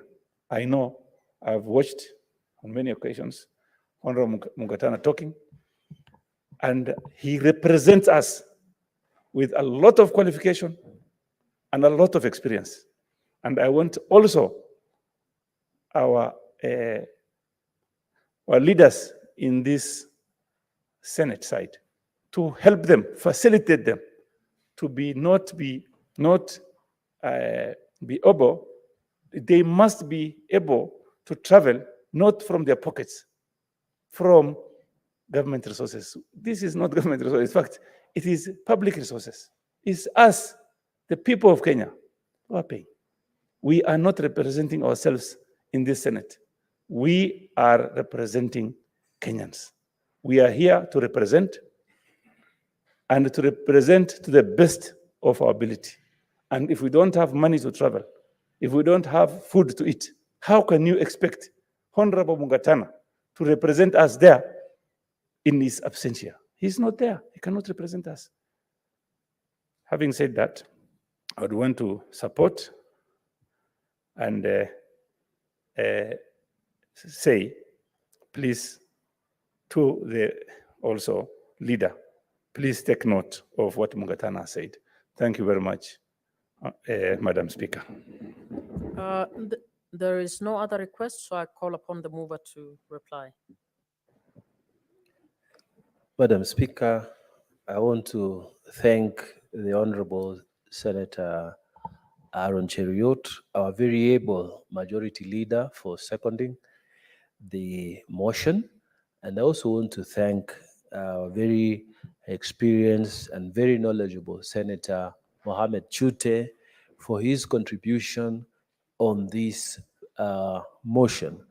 Madam Speaker, we have made our sentiments known, and we still intend to be very strong on the Pan-African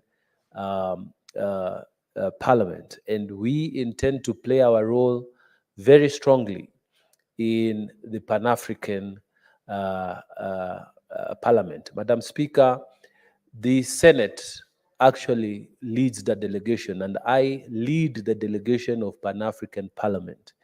And Madam Speaker, when it comes to the Commonwealth, it is the National Assembly that leads the delegation. But for Pan-African Parliament, Madam Speaker, it is the Senate that leads the delegation, and I hold that office for now. So it is not correct that we don't get the full support that is required, while on the other side, they are doing what they need to do. Otherwise, Madam Speaker, we are ready, and we are ready to continue to work. Myself and Professor Kamar, Madam Speaker, we sent very good, very respected people in that parliament, and we intend to continue playing our role, representing this country and doing it in style. Madam Speaker, I beg to reply. Thank you. Pursuant to Standing Order 84-1, I wish to make the determination that the matter does not affect counties and put the question. Honorable Senators, I put the question that the Senate adopts the report of the second ordinary session of the 6th Pan-African Parliament held in Midrand, South Africa from 15th May to 2nd June 2023, laid on the table of the Senate on Tuesday, 1st August 2023. Will as many as are of that opinion say aye? Aye. Will as many as are of a contrary opinion say nay? The ayes have it. Next order.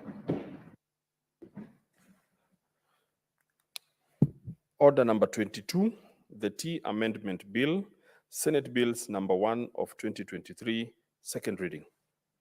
Senator Chiruyot. Thank you, Madam Speaker. Madam Speaker, I beg to move that the Tea Amendment Bill of 2023 be now read a second time.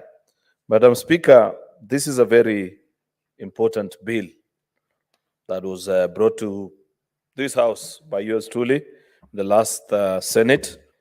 At that particular time, Madam Speaker, the thinking among us, many of our colleagues, was that this is an industry that was heavily disorganized, despite the fact that it is the goose that lays a golden egg, so to speak, the largest foreign income earner to us as a republic.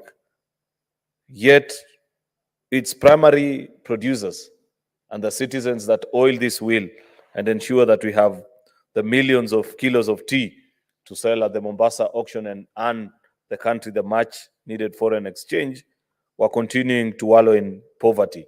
And it came at a time, Madam Speaker, where in 14 out of the 47 counties that grow tea in this country, farmers were actually uprooting the crop, having been heavily dissatisfied with the things that was happening in this particular industry. And therefore, we moved a motion in this House, Madam Speaker, supported by our colleagues. We formed an ad hoc committee. We went across this country, took views from farmers, and after we collapsed all the views into a bill, then known as the Tea Bill of 2020. We passed it here in the House. It was headed to the National Assembly, where they equally made significant changes. At that particular time, Madam Speaker, the Ministry of Agriculture seemed not interested in our endeavors as a House of Parliament. And this is a lesson for colleagues who I see many times try to pass bills and they come back and say, oh, how comes the ministry is not interested? I always tell them this story, that when we first began this exercise, the ministry appeared before the Agriculture Committee of the Senate and said that they were not interested in the legislative exercise that was going, because at that particular time, they were trying to pass certain regulations which they thought they would address. They soon ran into problems. Kenya is a heavy litigious country. We litigate almost anything and everything. In fact, somebody was joking earlier today with the many court orders that had come out of the courts this week that it won't be long before a judge in Kenya issues an order barring the sun from rising in the east and setting in the west. Never mind how that can be implemented, Madam Speaker. And therefore, when the Ministry of Agriculture ran into headwinds with the regulations that they were trying to pursue at that particular time, they appeared before our colleagues in the National Assembly when they were considering the bill and dumped many of the regulations that they were trying to pass at that particular time. And because we had an egg and chicken situation, If we killed the bill because of those regulations, and there were one or two that even I, as a mover of the bill, had fundamental issues with, then we ran the risk of losing the entire bill and all the work that we had done. So we agreed at that particular time, and the binding wisdom in the House was that let us pass the bill, then at a future time, we'll have an opportunity to amend and clean up. So the bill was passed and assented to by the president, and the Tea Board of Kenya was set up, and they were supposed to follow through all those regulations. Immediately thereafter, of course, many aggrieved stakeholders went to court, and various sections of the act were actually impunged. The Kenya Tea Development Authority, KTDA, which is a large stakeholder, they went to court because of certain sections of the law. East African Tea Trade Association, because of the levies that we had introduced on them. There is Kenya Tea Growers Association, which is an association of the multinationals that run the tea business in the country. They were not appreciative of the levies that we had proposed, and one or two other things, Madam Speaker, individual factories on one or two other things. Therefore, this particular bill, as it is right now, this is an attempt to clean up that particular law and look into those provisions which at that particular time we felt that we didn't agree with them. And while Senator Sigei, who's a mover, or actually the drafter of this bill, has attempted to do a cleanup on certain issues of, if you read section 1 of the bill, on definitions about export and import, which was something that has caused a lot of challenges. And the bill is made up of lots of delete this, read this instead of the other. It is because of that cleanup and the history that I have just given, Madam Speaker, that the bill is drafted in the nature that it is. And if you move to section 4, of course, it speaks about persons being appointed under section 7(1) A, G, and F shall serve for a term of 3 years. These are the directors that you're speaking about in many public-owned factories, which are otherwise known as KTDA factories. Madam Speaker, something that we'll attempt to do a proper cleanup, because KTDA, Madam Speaker, is a managing agent.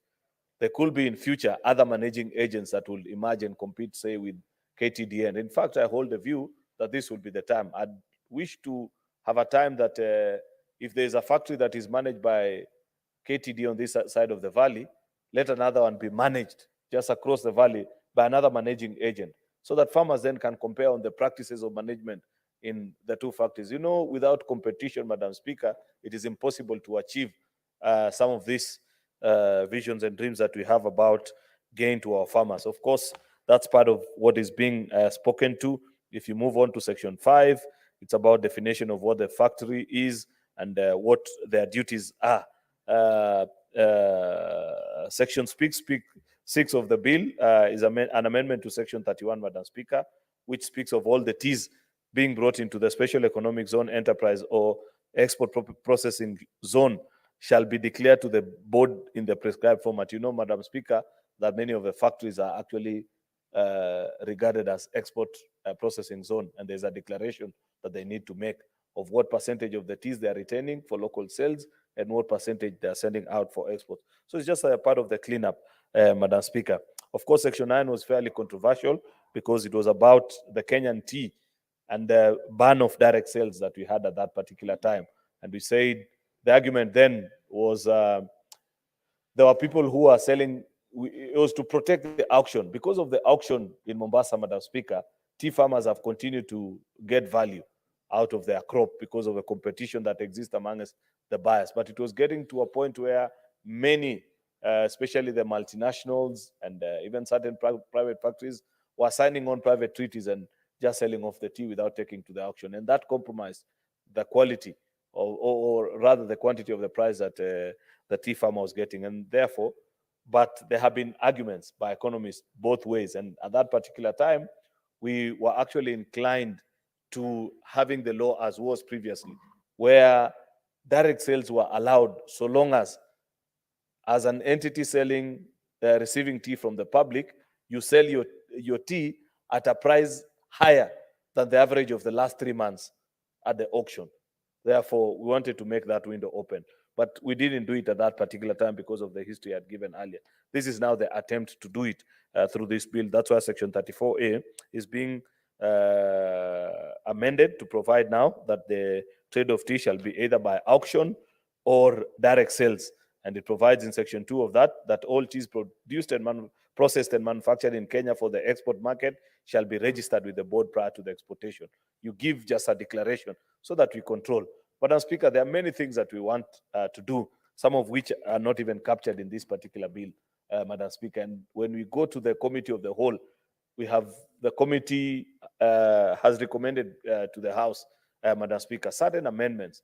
And even I myself, as a keen follower of this particular process, will be determining to the House. For example, at that particular time, Madam Speaker, we made a demand to all processors of tea that in 8 years' time, that is from 2020, all teas produced in the country, 40% must be value added. The story of tea is extremely sad, Madam Speaker. If you go to a supermarket down the street in London and picked a packet, the tea that is inside that particular packet, there is not a single thing that has been added from what it was processed at Nyansiongo, where Senator Mogeni comes from. But the value that the farmers that took to Nyansiongo that tea get, at best, is 45 to 50%. The other 50% is on the value add. And what is the value add, Madam Speaker? It's just a packet. And the brand, calling it Twinnings. And I don't know, Lipton's, Kenyan-made tea, black English breakfast tea. I was asking somebody, what is this thing they call English breakfast tea? And it's a brand that has been marketed and sold across the world. If you go anywhere, they tell you, oh, which tea do you want, Chinese or English breakfast tea? I have told the president, times without number, that before the end of this term, we must sell and be intentional about it. Kenyan black tea, until it sticks to the mind of everybody across the world. That if you go anywhere, insist and act daft until people ask themselves, what is this? And say, please give me Kenyan black tea. So part of that provision that we made in that law, Madam Speaker, is that in 8 years' time, all processors and manufacturers, they need to value add at least 40% of that tea. Madam Speaker, I will be proposing and requesting my colleagues that we bring down that period to 5 years. 8 years is such a long time. In 5 years' time from 2020, despite the fact that many of the processors went to court and that provision still remains impugned up to now, we need to do a cleanup so that we will count 5 years from 2020 when this bill became an act of parliament, Madam Speaker, up to 2025 for them to begin to value add and our farmers to begin to get value for their money. The rest, of course, there are issues that other players and industry stakeholders brought before the committee, and I believe the committee will guide us on how to conclude. Therefore, Madam Speaker, that is a brief history of this particular bill, and I want to urge our colleagues to support so that we can be able to move on and grow the industry of tea. I celebrate the work of this House, Madam Speaker, because as we speak presently, we are considering laws on mang. There's a consideration of, there's a cotton bill, there's a sugar bill, there's a coffee bill, there's now the tea bill. If we can conclude on all this and give our farmers the proper legislative framework to anchor them and set them on the road to prosperity, then Senate will have played its rightful role. And with those very many remarks, Madam Speaker, I beg to move and request Senator Karungo Thangwa, a representative of tea farmers as well, to second this bill. I thank you. Senator Thangwa.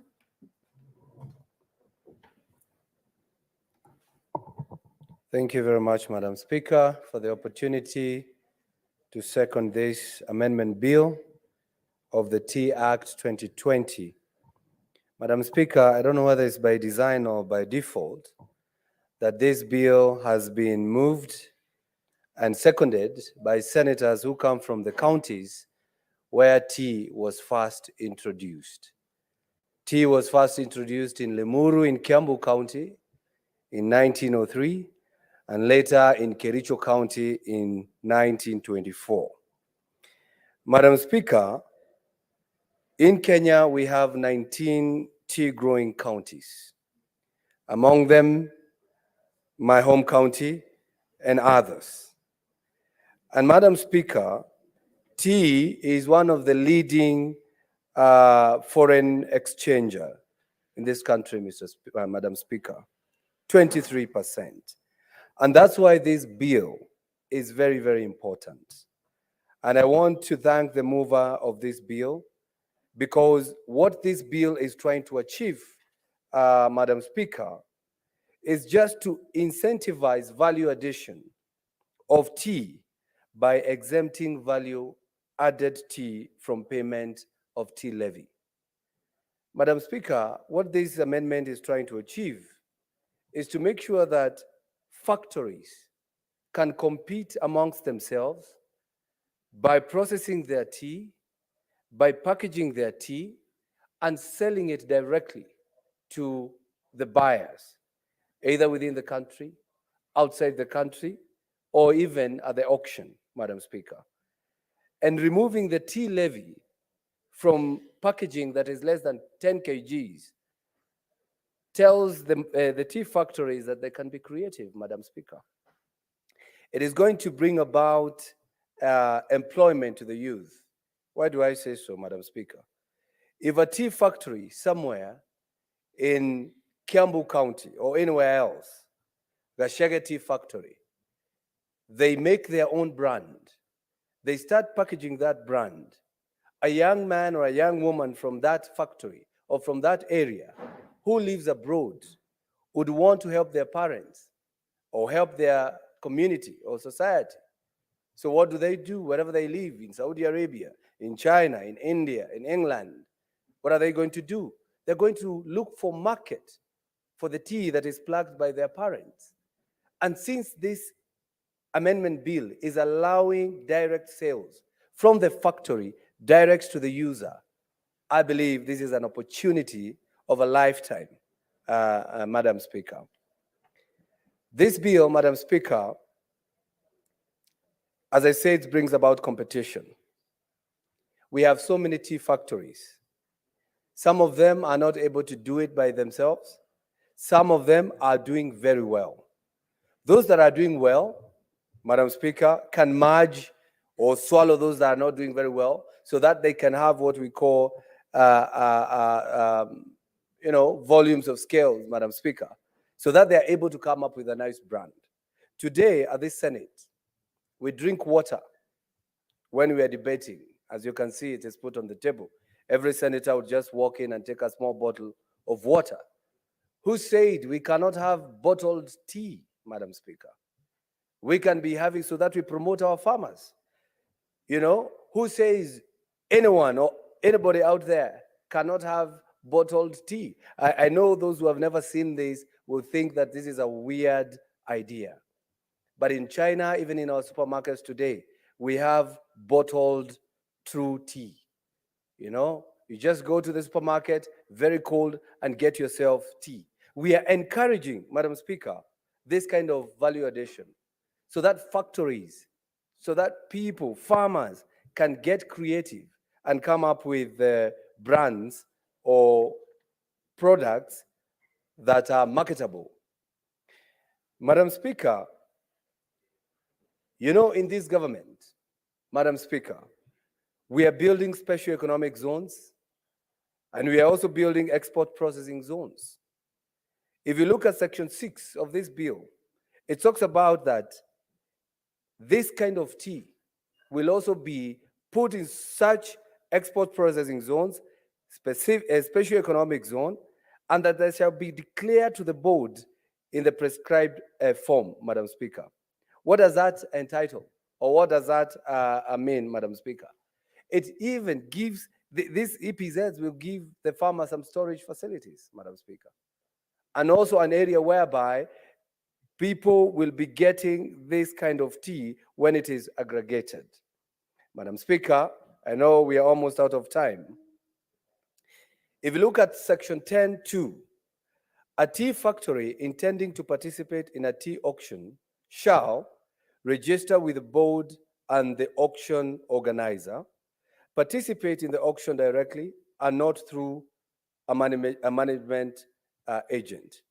This is what I had insinuated, Madam Speaker, that individual factories will be able to do this kind of work.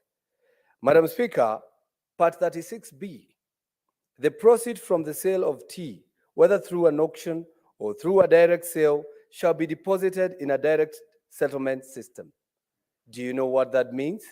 The bill says that this amount of money will be paid to the farmers 5 days after the sale of this tea.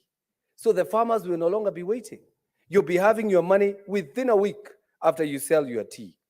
And this is the law, and it shall be followed, Madam Speaker. So since the tea was introduced in this country, our grandfathers used to have permanent houses. But after things changed, they are now dilapidated. They are going backwards instead of going forward. I believe this bill is now going to uplift them further.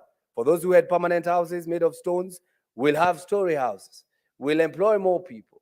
We'll have more farm. Even those people with farms that are not cultivated will be able to grow tea. Thank you, Madam Speaker. I second. Okay, he's done. Honorable Senators, it is now 6:30 p.m. Time to adjourn the Senate. The Senate therefore stands adjourned until tomorrow, Thursday, 30th November 2023 at 2:30 p.m.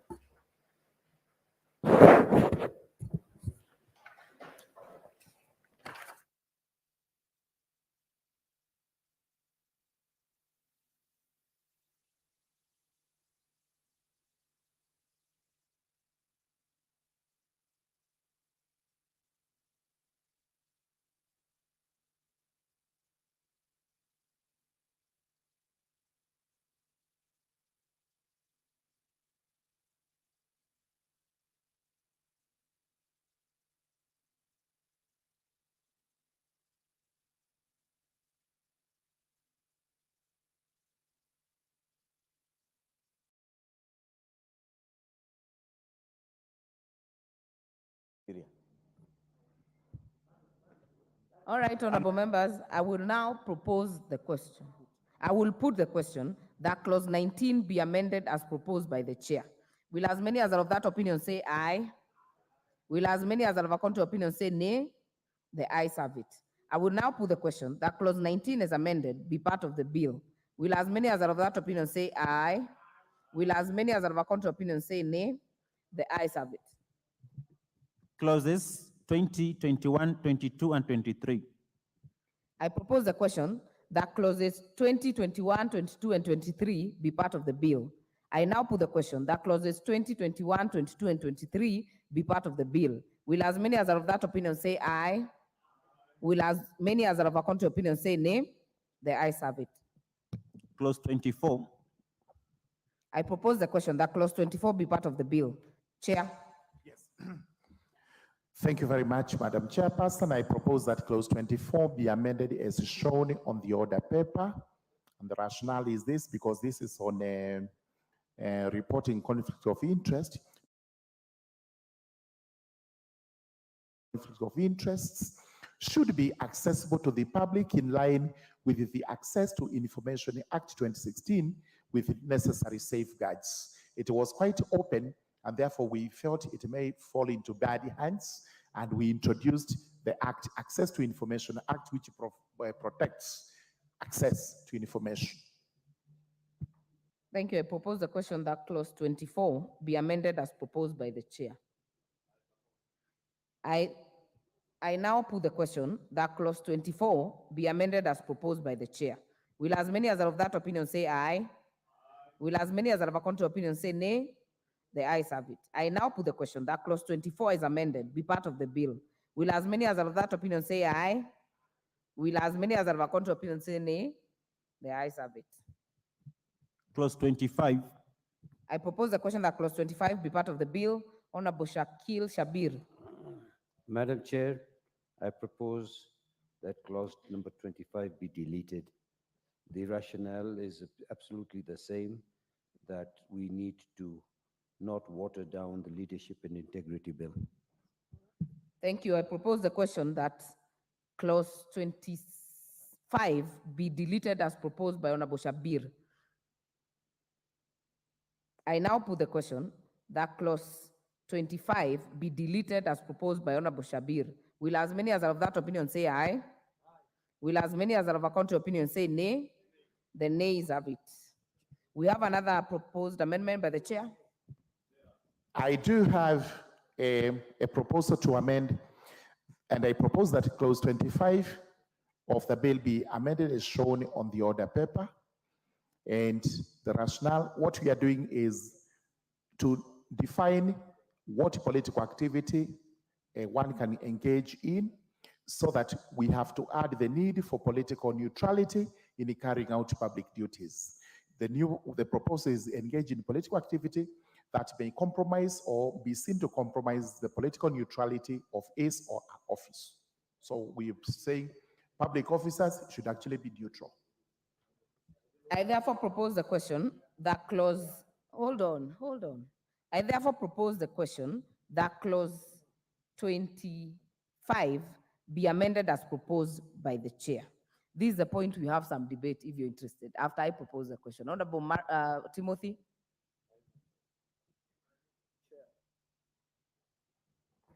Chair, in the proposed amendment of clause 25, Chair, we have opened avenues because they are saying an appointed officer other than a cabinet secretary or a member of a county executive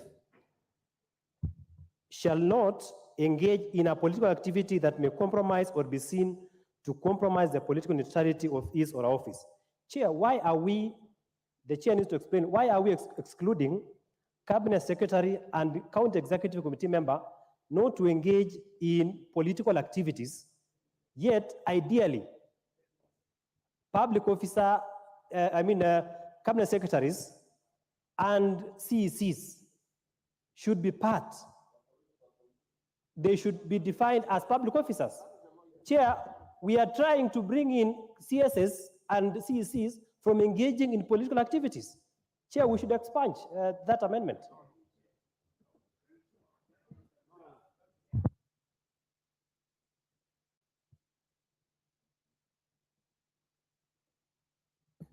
I'll give Honorable Mutuse.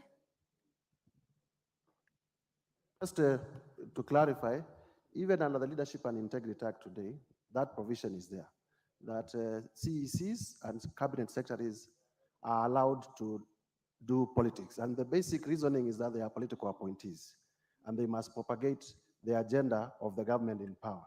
So we are carrying the same provision, but also adding an amendment to ensure that whatever political activity you do should not be able to balkanize the country. Honorable members, kindly use your cards, because especially the ones who are seated where I can't see you. I'll give Honorable Makali Mulu first. Thank you, Honorable Chair. Honorable Chair, I listened to my friends as they talk about political neutrality, where you're excluding the CECs and the ministers and all that. But the truth of the matter, Honorable Speaker, is that these people work under the ones we are excluding. So for me, I'm not sure whether the word political neutrality has any meaning in this law. Because at the end of the day, people will take instructions from their bosses and they are likely to go by the words of their bosses. I submit. Next chance to Honorable Moses Kirima. Do you wish to speak to this? If not, Honorable Njeri Maina.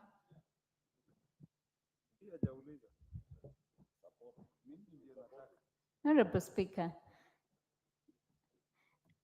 let the CSs and CECs do the work that they were appointed to do. Let them leave politicking to the politicians who are representatives of the people. Thank you, Honorable Speaker. Thank you, Honorable Lelmengit. Thank you, Chair. In my view, I will hear a few members, then I will give the chair to clarify. Honorable Joseph. Thank you, Chair. In my view, as much as the CSS are giving government policies, I want to suggest that they should not politic at all. Thank you, the Chair. I'll hear Honorable Shakil. Thank you very much. Uh, I'm surprised. Now, this was what you were complaining about in the last election, when the Minister Matiangi and others were going around campaigning. You complained about this, and I feel that it's very important that ministers and CECs concentrate on the responsibilities that they've been given by their employer, either the head of state or the governor. Now, remember, not all county governments are under the KK partnership. So you might want to find out that if CECs of an opposing coalition now start getting into politics, I plead with my colleagues that let the minister's main job and the CEC's main job is to execute the will of the employer, but not to politicize. If he wishes to politicize, he should leave the position of CEC and cabinet minister and become a politician like us. Okay. If you allow him to do that, Mr. Chair, half of the people are going to be mishandled, and you will be crying that the minister is now trying to undermine you guys. Well said. So I suggest that we do not allow this. Honorable Thank you. Kaluma. Thank you, Chair. Chair, CECs are ministers in the county government. Cabinet secretaries are ministers in the executive. They are public servants. They implement government functions and implement budgets passed by parliaments. And that budget should be implemented to serve all Kenyans, whatever your political party, whatever your political opinion. CECs and cabinet secretaries can propagate government policies, but Chair, they cannot be allowed to engage in politics. I Okay. urge members Honorable to reject members. this particular amendment. It's a dangerous amendment. Honorable members, Yeah. we are saying the same thing. Before I give the chair, I will give majority leader and I'll give the chair. But before that, honorable members, kindly note the amendment on the floor is in part C of the bill. Engage in political activity that may compromise or be seen to compromise the political neutrality of his or her office. So I'll give majority leader, then I will give the chair. Majority leader.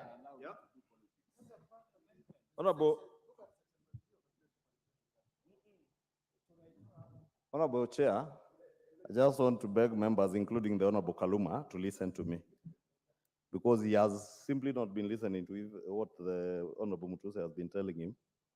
First, there was an early amendment on 25 to delete the entire 25, which was defeated. The proposal by the chair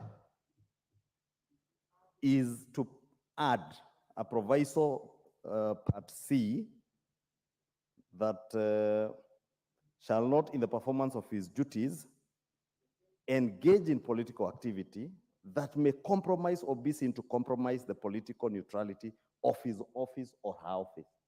Is a proviso tidying it up.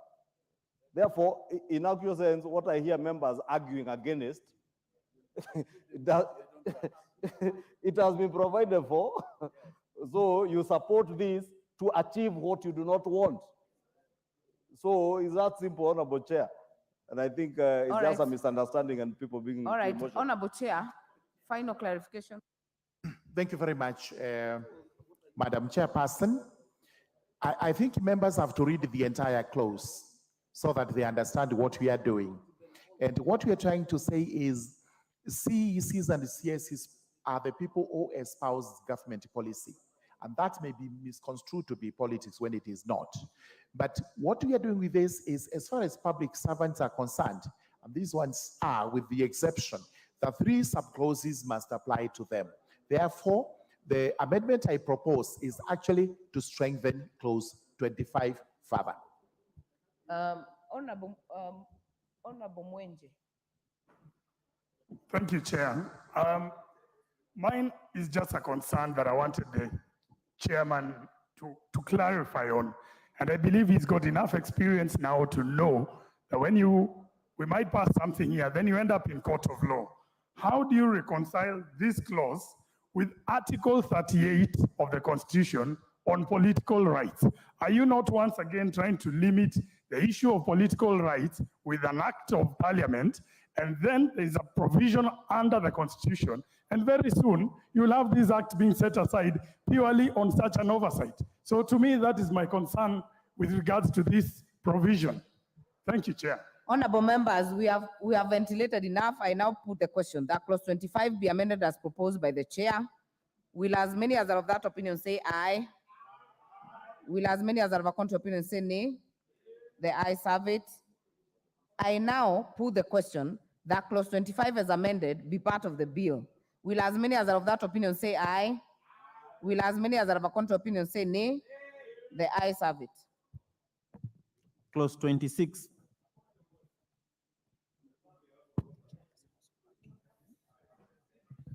I propose the question that clause 26 be part of the bill. We have Honorable Shakil. Madam Chair, I withdraw my objection. All right, if Honorable Shakil has withdrawn his proposed deletion, I will now propose the question that, I will now put the question that clause 26 be part of the bill. Will as many as are of that opinion say aye? Will as many as are of a contrary opinion say nay? The ayes have it. Clause 27. I propose the question that clause 27 be part of the bill. I now put the question that clause 27 be part of the bill. Will as many as of that opinion say aye? Will as many as are of a contrary opinion say nay? The ayes have it. Clause 28. I propose the question that clause 28 be part of the bill. Chairperson. Thank you very much. Madam Chairperson, I propose that clause 28 be amended as shown on the order paper, and we have shown exactly what is to be deleted and what is to be placed therein. The rationale is that we have to clarify the prohibition on the employment activities of a public officer which apply after they leave the public service, instead of the word preceding. Thank you. I therefore propose the question that clause 28 be amended as proposed by the chair. I now put the question that clause 28 be amended as proposed by the chair. Will as many as are of that opinion say aye? Will as many as are of a contrary opinion say nay? The ayes have it. I now put the question that clause 28 as amended be part of the bill. Will as many as are of that opinion say aye? Will as many as are of a contrary opinion say nay? The ayes have it. Clause 29. I propose the question that clause 29 be part of the bill. I now put the question that clause 29 be part of the bill. Will as many as are of that opinion say aye? Will as many as are of a contrary opinion say nay? The ayes have it. Clause 30. Propose the question that clause 30 be part of the bill. Chairperson. Thank you, Madam Chairperson. I propose that clause 30 be amended as shown on the order paper, and the rationale is as follows. We have to exempt members of parliament and members of county assemblies from the provisions of the clause on account of the freedom of speech and debate in legislative proceedings. The Standing Orders and the Provisions of Parliamentary Powers and Privileges Act 2017 and the County Assemblies Powers and Privileges Act 2017 provide adequately on the manner of declaring interests. We've also to require public officers to declarations of recusal to their reporting authority, which in turn transmits them to the ESCC. What we are saying in essence is that where you make recusals, and those recusals are in writing, you don't go to ESCC first. You go to your reporting authority, then the reporting authority will be under an obligation to transmit that to the ESCC. I therefore propose the question that clause 30 be amended as proposed by the chair. Okay, I now put the question that clause 30 be amended as proposed by the chair. Will as many as are of that opinion say aye? Will as many as are of a contrary opinion say nay? The ayes have it.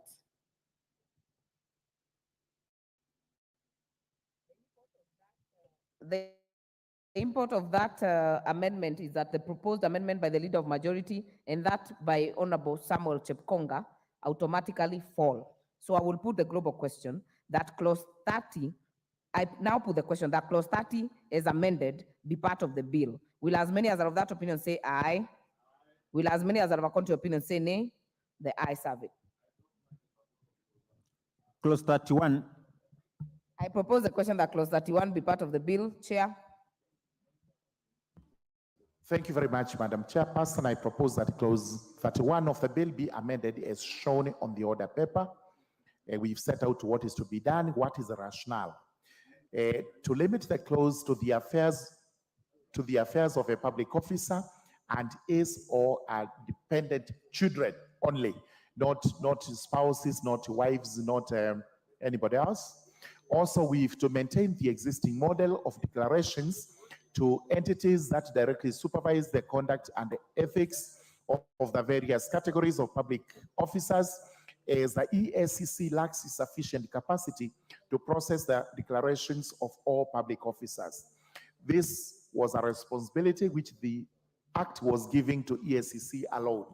Now we are actually devolving this to the reporting agencies, as we do today, so that Parliament, we can do it here, PSC and everywhere else, while other people will go to what we have done in the next proposed amendments.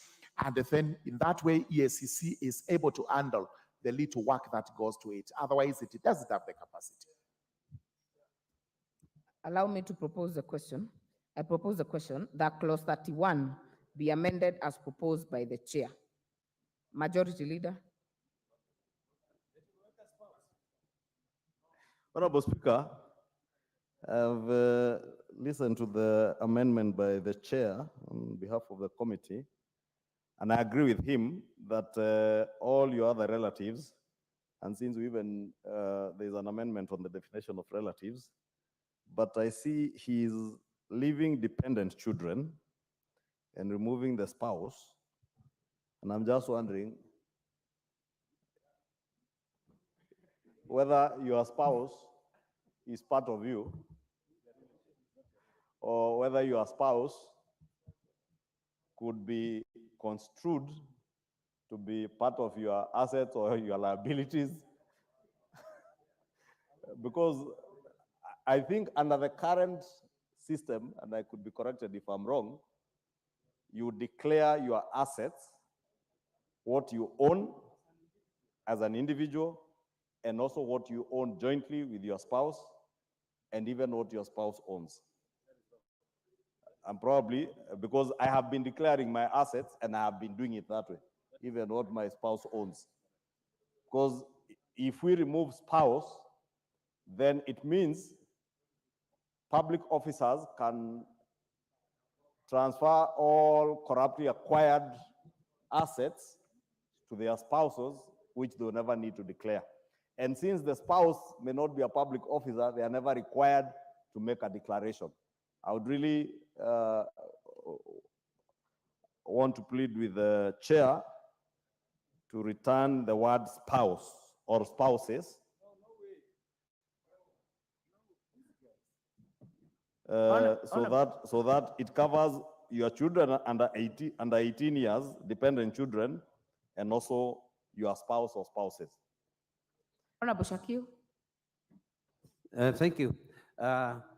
I agree with the majority leader on in the point of spouses. Some of us may have more than one spouse, but there is one other element that we seem to have forgotten. The come we stay. Under the Marriage Act, if you are staying or cohabiting in any way with the alternative sex, especially a woman, she is considered your spouse, or the man is considered your spouse. If there are the cases that public officers have not declared those who have they been living with for a number of years, who are considered spouses under the Marriage Act, I think we need to cover that particular aspect, because what happens is they might be putting these assets in the name of the come we stay partner who is not considered, who is not called a spouse under this particular act, but under the Marriage Act, they're very much given the same status as spouse. So as much as I support the majority leader, I ask that the come we stay arrangement, ladies and spouses be considered as spouse. I don't know exactly what the Marriage Act says in terms of registration. Honorable Mark Mwenje. Thank you, Chair. I think perhaps if I can assist my senior, I think the term he was looking for is cohabitee. That would be the term. But Honorable Chair, I think I would tend to agree with the leader majority because we have cases that we're investigating, currently being investigated by the EACC, DCI, where assets have been hidden, public officers who have been investigated, and these assets have been found to be registered under their spouses or relatives' names.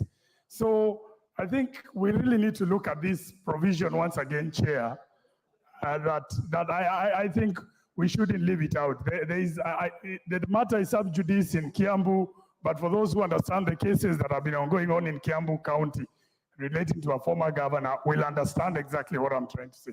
Thank you, Chair.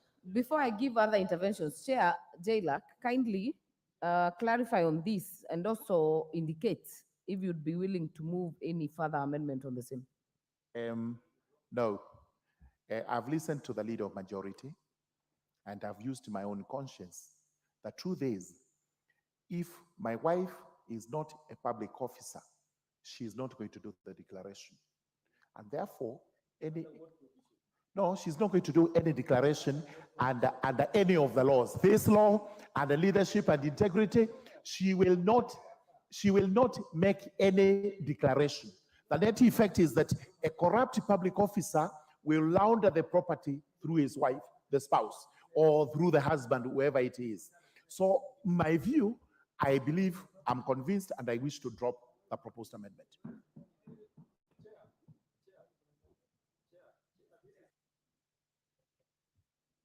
Chair, are you confirming you want to drop, you dropping A and B, both? Do you want to amend both? This is clause number 31.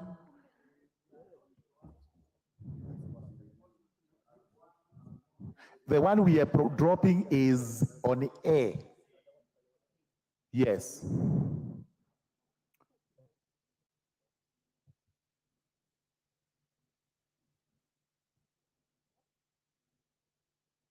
Because from the amendments on the order paper, Chair, there is A, then there is B. In subclause 4, by deleting paragraph C, are you dropping that amendment?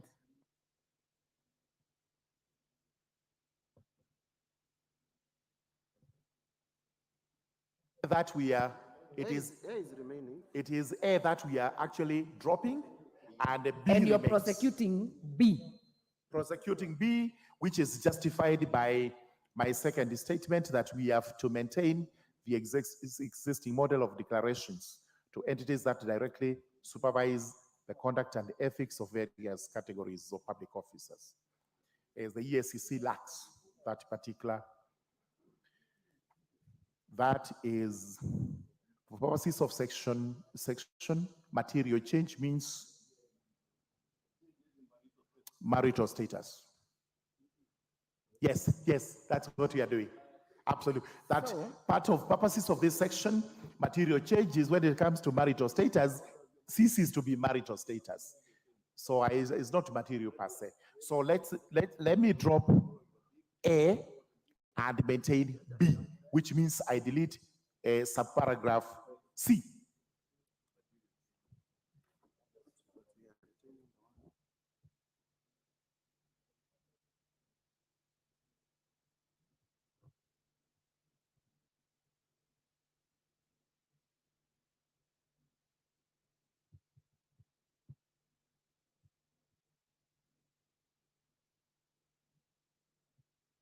Honorable Chair, hold on. Chair, I'm giving you some time to consult with your legal team also. Yeah, consult. Honorable.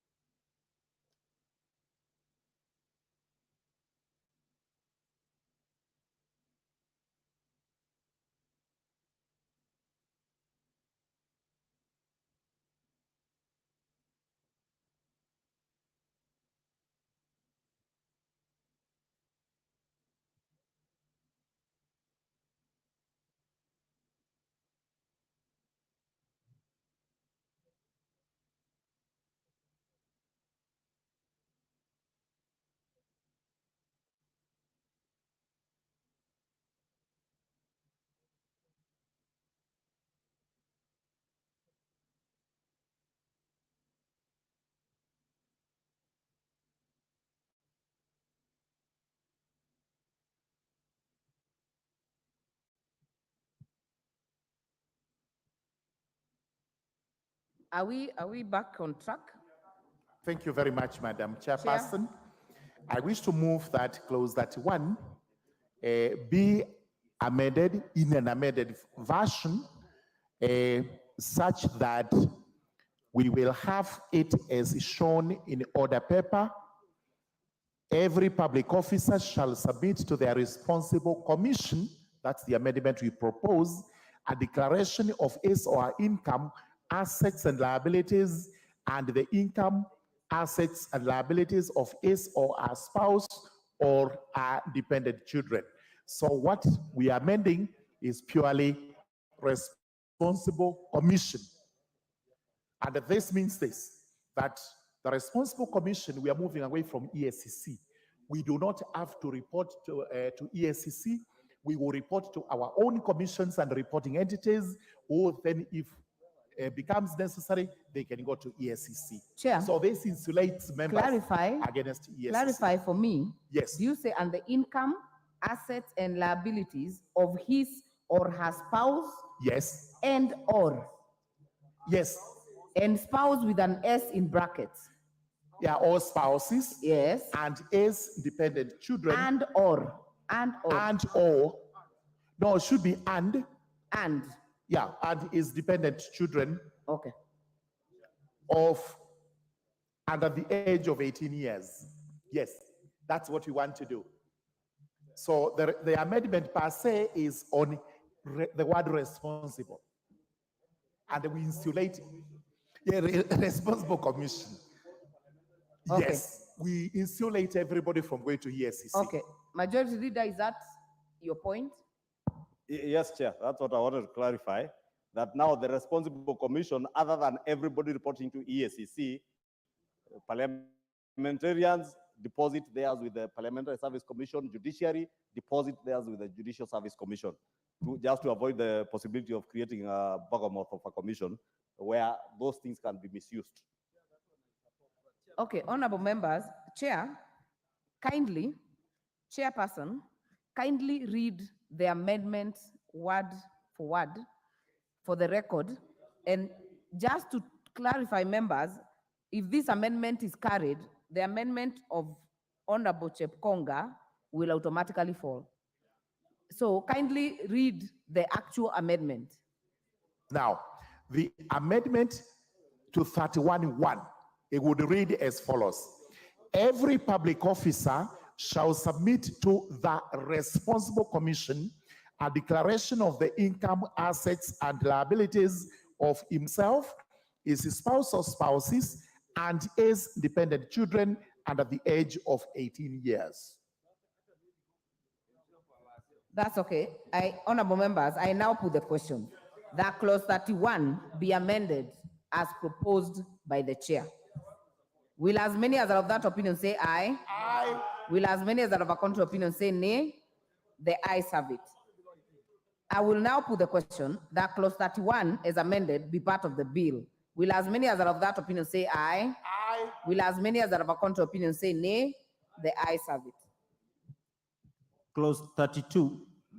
I propose the question that clause 32 be part of the bill. Honorable Chepkonga. If not in the House, it is dropped. Then we will consider it without amendments. I propose the question. I put the question that clause 32 be part of the bill. Will as many as are of that opinion say aye? Will as many as are of a contrary opinion say nay? The ayes have it. Clause 33. I propose the question that clause 33 be part of the bill. Chair. Thank you very much. Madam Chairperson, I propose that clause 33 be amended as shown on the order paper. And the rationale is this. We have to maintain the existing model of declarations to entities that directly supervise the conduct and the ethics of the various categories of public officers and require clarification to be made within 30 days. Really, that is self-explanatory with the proposed amendments. Thank you. I now propose the question that clause 33 be amended as proposed by the chair.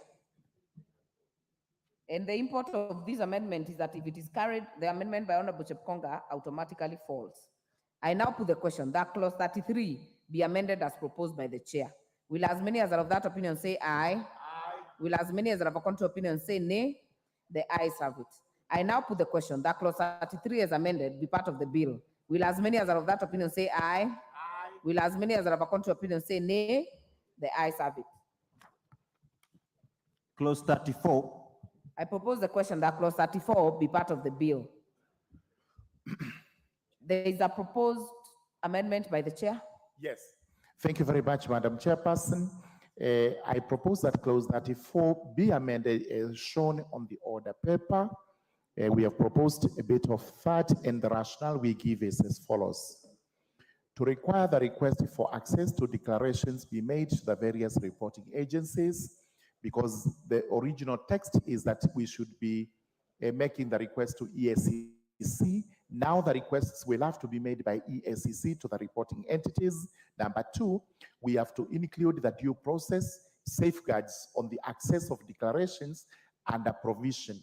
What we are trying to do is to ensure that nobody is malicious, nobody acts outside the law. Due process must actually be followed when requesting for these declarations. Thank you. I therefore propose the question that clause 34 be amended as proposed by the chair. Honorable members, again, the import of this is that the proposed amendment by Honorable Chepkonga will automatically fall. I now put the question that clause 34 be amended as proposed by the chair. Will as many as are of that opinion say aye? Will as many as are of a contrary opinion say nay? The ayes have it. I now put the question that clause 34 is amended be part of the bill. Will as many as are of that opinion say aye? Will as many as are of a contrary opinion say nay? The ayes have it. Clause 35. I propose the question that clause 35 be part of the bill. Chair. Thank you very much. I propose that clause 35 be amended as shown on the order paper. It's a small amendment so that we are able to introduce the word responsible. And then the rationale is that we have to maintain the existing model of declarations to entities that directly supervise the conduct and the ethics of the various categories of public officers. We are trying to harmonize so that we do not leave this to EACC alone. I therefore propose the question that clause 35 be amended as proposed by the chair. Again, the import of this is that Honorable Chepkonga's amendment falls if this is carried. I now put the question that clause 35 be amended as proposed by the chair. Will as many as are of that opinion say aye? Will as many as are of a contrary opinion say nay? The ayes have it. I now put the question that clause 35 is amended be part of the bill. Will as many as are of that opinion say aye? Will as many as are of a contrary opinion say nay? The ayes have it. Clause 36. I propose the question that clause 36 be part of the bill. Chair. Thank you very much. Chairperson, I propose that clause 36 be amended as shown on the order paper. And the rationale is that we have to remove the requirement of paying criminal fines to the EACC. That's what the clause is, that we have to pay some fines if you're in breach to EACC, which really cannot be the case. Thank you. I propose the question that clause 36 be amended as proposed by the chair. Again, the same import on Honorable Chepkonga's will fall if this is carried. I now put the question that clause 36 be amended as proposed by the chair. Will as many as are of that opinion say aye? Will as many as are of a contrary opinion say nay? The ayes have it. I now put the question that clause 36 is amended be part of the bill. Will as many as are of that opinion say aye? Will as many as are of a contrary opinion say nay? The ayes have it. Clause 37. I propose the question that clause 37 be part of the bill. I now put the question that clause 37 be part of the bill. Will as many as are of that opinion say aye? Will as many as are of a contrary opinion say nay? The ayes have it. Clause 38. I propose the question that clause 38 be part of the bill. Chair. Yes. Thank you very much, Madam Chairperson. Madam Chairperson, I propose that clause 38 be amended as shown on the order paper, which is a deletion. The rationale is this. The bill has already defined what constitutes a conflict of interest and provided adequate penal sanctions for any public officer who contravenes the provisions on declaration of interest, recusal, and conferring public benefits for private interests where appropriate, forcefully requiring an individual who strictly observes the preceding clauses of the bill to divest himself or herself of assets would therefore be unfair and undermine socio-economic rights. This is where you are required, you are appointed, you have these assets, some of which you have to divest because they may create a conflict. We have provided enough safeguards and there is no point of divesting. So that's why I propose an deletion. I now propose the question that clause 38 be deleted as proposed by the chair. Honorable Shakil. As much as I agree that the diversion may not be the right thing, in the United States and other such countries, a public officer who has a private interest does not necessarily have to diverge that. Like the Trump, he actually gave the authority of dealing with that particular asset to somebody else. So I think the idea would be that he may not be able to deal with it. He does not have to doesn't have to liquidate it, but can be given somebody else the authority to control it on his behalf. Honorable Mwenje. Thank you, Chair. I don't know why the Chair is deleting this. I liked this provision the way it was, because it creates another level of security. So I'd ask the Chair to reconsider his amendment and just retain it the way it is. Even if he feels he's provided for it somewhere else, it's just another layer of protection. And more importantly, it does not contradict any other provision within this bill. Honorable Mutuse.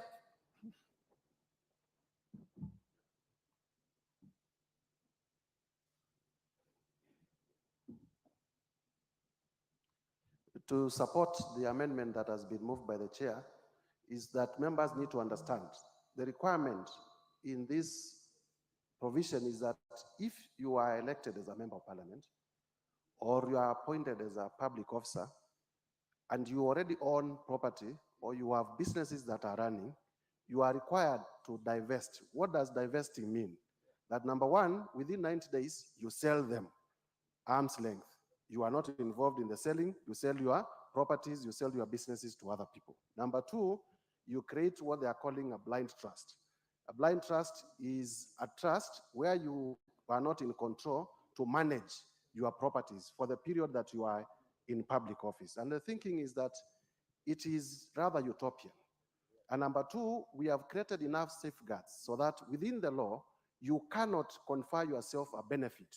And because the purpose of conflict of interest is so that you do not confer yourself a benefit, and we have already enough safeguards in the bill, we think that it may be too overreaching. It may actually be criminalizing public service, so that it appears that being a public servant, a state officer or a public officer is itself criminal, that you are not supposed to own anything.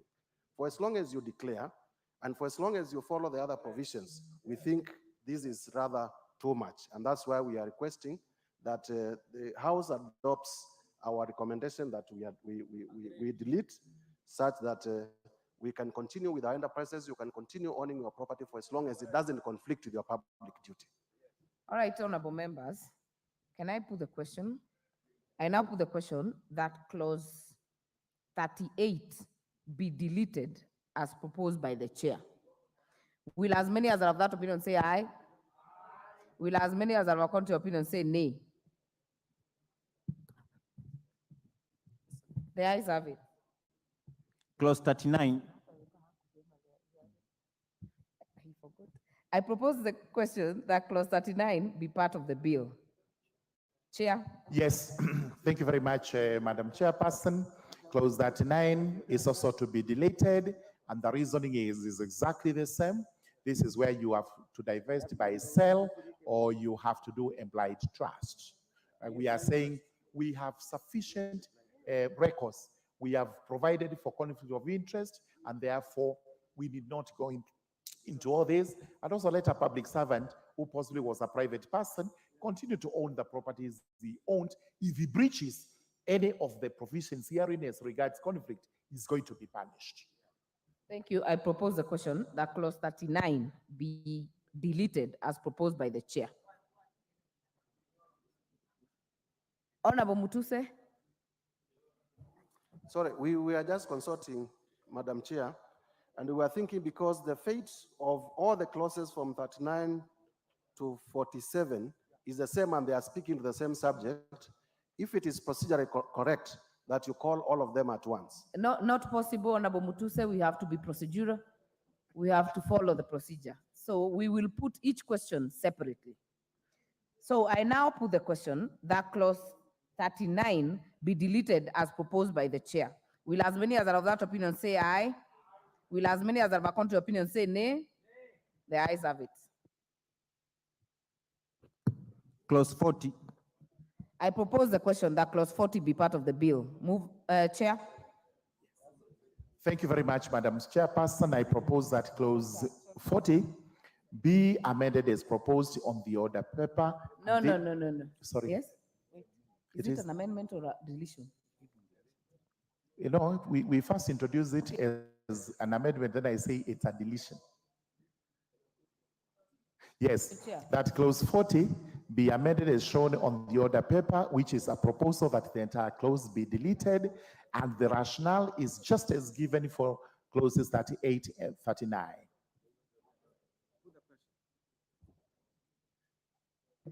I therefore propose the question that clause 40 be deleted as proposed by the chair.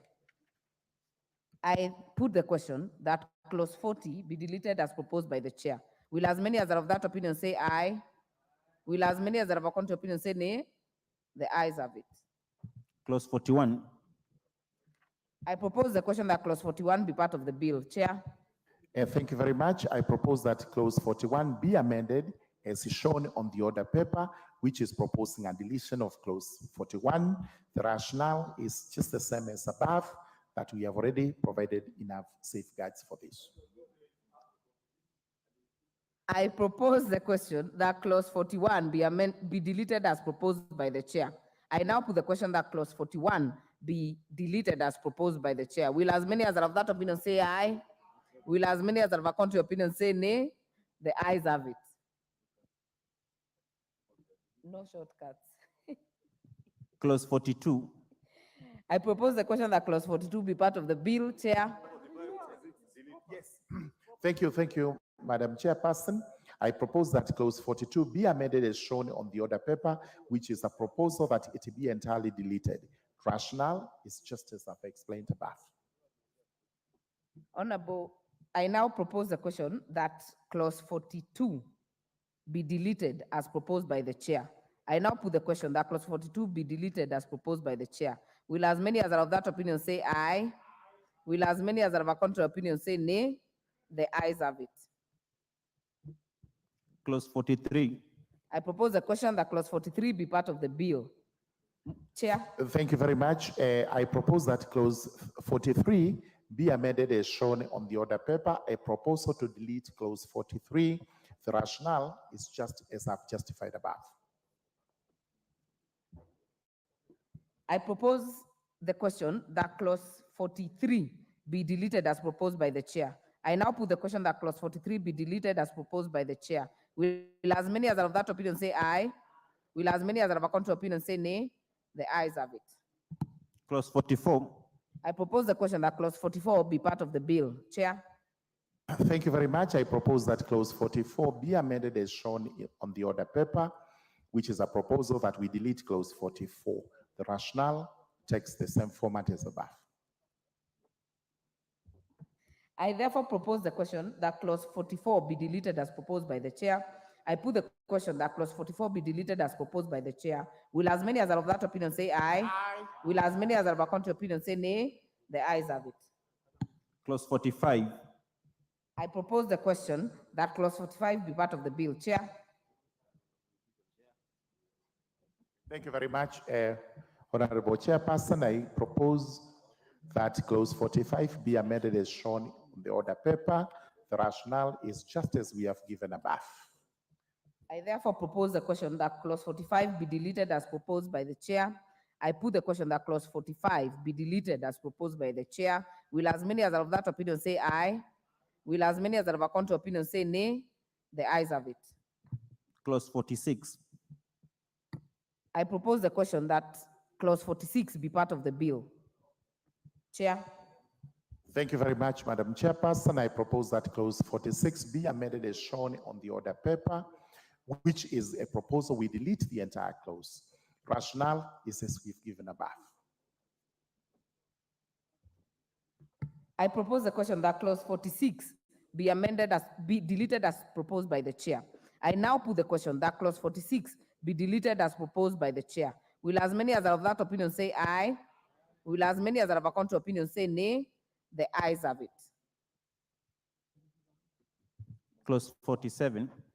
I propose the question that clause 47 be part of the bill. Chair. Thank you very much. I propose that clause 47 be amended as shown on the order paper, which is a proposal that we entirely delete it, and the rationale again abides by what we have stated above.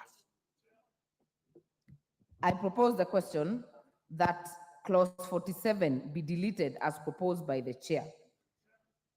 Again, there is a proposed amendment by Honorable Chepkonga. If this amendment by the chair is carried, Honorable Chepkonga's amendment automatically falls. Honorable Mark Mwenje. Thank you, Chair. Chair, I've waited I think, to allow the chairman to move his amendments for this entire part because he intended to delete the entire section. But honestly, I believe this bill was better off with this part retained. I think that committee had come up with a very good proposal on how to deal with this matter, but I think it's a disservice deleting this entire section. And I don't know why the chair agreed to delete this entire section. I'm starting to feel he has an ill motive. Who is he protecting? Why would you delete a section that would have protected the wealth of Kenyans and prevent us from corruption? So I think, Chair, honestly, I think you really need to have reconsidered these deletions that you've just done. Thank you.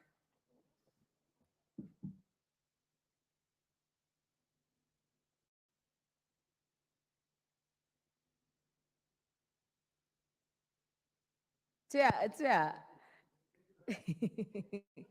Honorable Mutuse. Thank you. Totally out of it. Thank you very much. Honorable Chair, I have listened to Honorable Mwenje, and what he's saying actually does make a lot of sense, because I'm deleting for the entire part, while actually we have only deleted some sections of the part. There are other parts, there are other sections that have remained, and therefore it is good to establish this administrative mechanisms, policy, and what have you. So, are you on record withdrawing the amendment? I wish to go on record as withdrawing my proposed amendment. All right, then I will now put the question that clause 47 be part of the bill. Will as many as are of that opinion say aye? Aye. Will as many as are of a contrary opinion say nay? The ayes have it. Clause 48. I propose the question that clause 48 be part of the bill. Chair? Yes.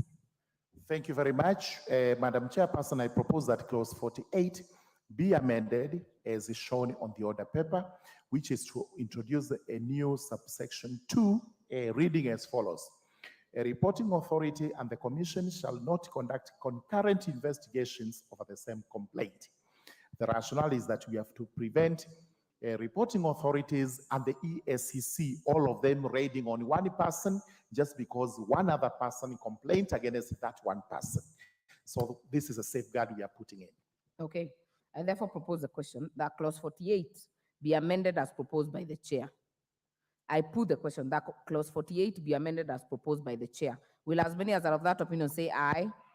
Will as many as are of a contrary opinion say nay? The ayes have it. I now put the question that clause 48 as amended be part of the bill. Will as many as are of that opinion say aye? Will as many as are of a contrary opinion say nay? The ayes have it. Clause 49. I propose the question that clause 49 be part of the bill. Chair. Thank you very much. Madam Chairperson, I propose that clause 49 be amended as shown on the order paper, the new introduction we are doing here. The rationale is that we have to extend the application of the clause to include reporting authorities whom we have brought to par with the ESCC. So both of them have to apply these clauses. Thank you. I therefore propose a question that clause 49 be amended as proposed by the chair. I now put the question that clause 49 be amended as proposed by the chair. Will as many as are of that opinion say aye? Will as many as are of a contrary opinion say nay? The ayes have it. I now put the question that clause 49 is amended, be part of the bill. Will as many as are of that opinion say aye? Will as many as are of a contrary opinion say nay? The ayes have it. Clause 50. I propose the question that clause 50 be part of the bill. Chair.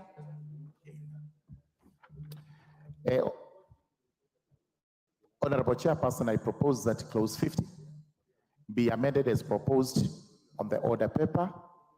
And the rationale after this introduction we have made is to clarify that an officer suspended under the clause shall be on full pay, as the clause relates to suspension on investigation purposes only. This is not, it is not like the ASECA that provides that you will be suspended with half pay. This is supposed to be a period of 90 days. For those 90 days, you will be possibly on compulsory leave and you will earn your full pay as they investigate the misconduct. I therefore propose the question that clause 50 be amended as proposed by the chair. I now put the question that clause 50 be amended as proposed by the chair. Will as many as are of that opinion say aye?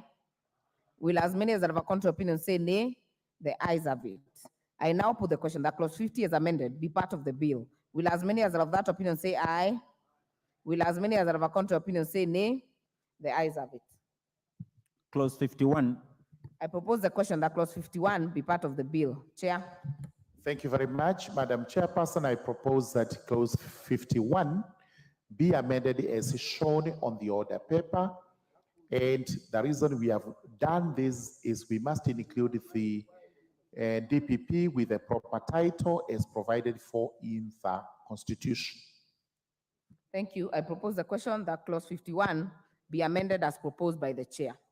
I now put the question that clause 51 be amended as proposed by the chair. Will as many as are of that opinion say aye? Will as many as are of a contrary opinion say nay? The ayes have it. I now put the question that clause 51 is amended be part of the bill. Will as many as are of that opinion say aye? Will as many as are of a contrary opinion say nay? The ayes have it. Clause 52. I propose the question that clause 52 be part of the bill. I now put the question that clause 52 be part of the bill. Will as many as are of that opinion say aye? Will as many as are of a contrary opinion say nay? The ayes have it. Clause 53. I propose the question that clause 53 be part of the bill. Chair. Thank you very much, Madam Chairperson. I propose that clause 53 be amended as shown on the order paper. And having made the proposal, the rationale is to require the sharing of information with law enforcement agencies and a clause after observing due process. What we are saying is there is no problem with the reporting authorities and anybody else sharing information, but that information must be shared after due process. It means where a court order is required, that is adhered to. Where the Data Protection Act applies, that again is observed. I therefore propose the question that clause 53 be amended as proposed by the chair. I now put the question that clause 53 be amended as proposed by the chair. Will as many as are of that opinion say aye? Will as many as are of a contrary opinion say nay? The ayes have it. I now put the question that clause 53 is amended, be part of the bill. Will as many as are of that opinion say aye? Will as many as are of a contrary opinion say nay? The ayes have it. Clause 54. I propose the question that clause 54 be part of the bill. Chair. Thank you very much. Madam Chairperson, I move that clause 54 be amended as shown on the order paper. And we are just changing a few words here.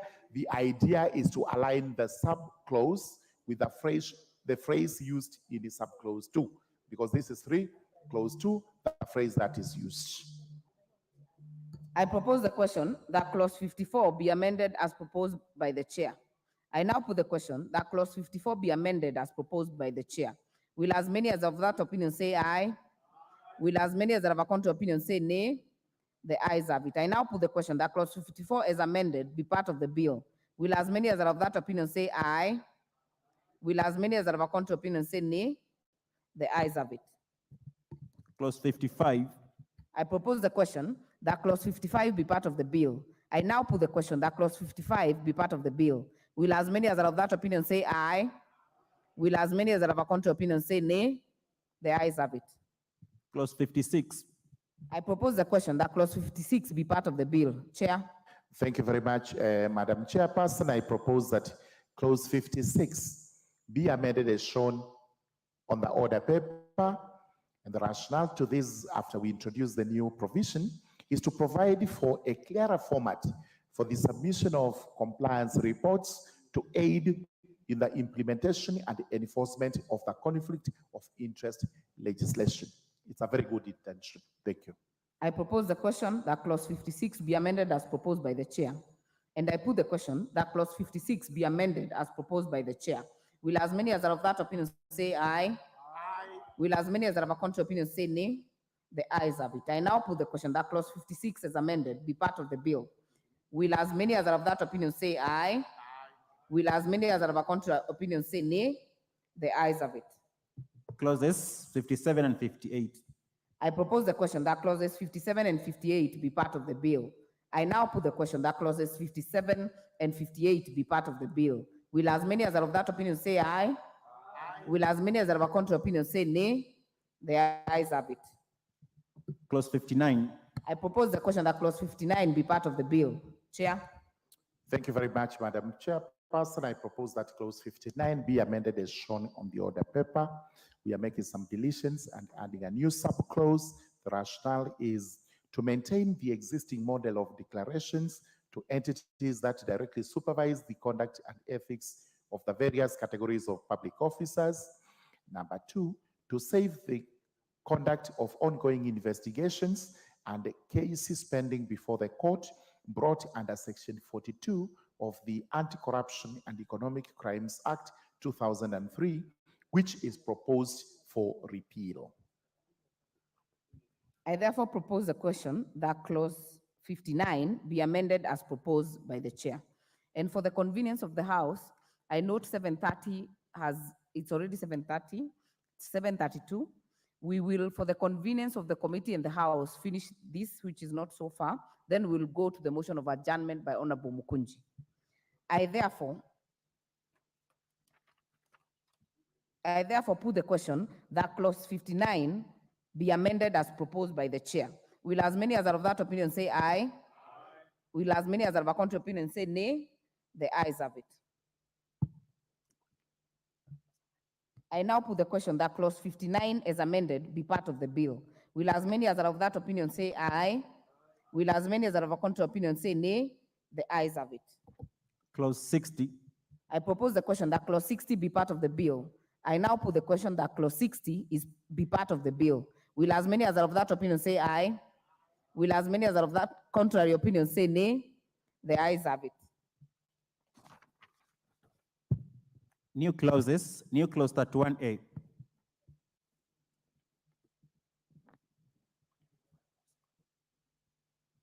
Mover to move second reading of the new clause.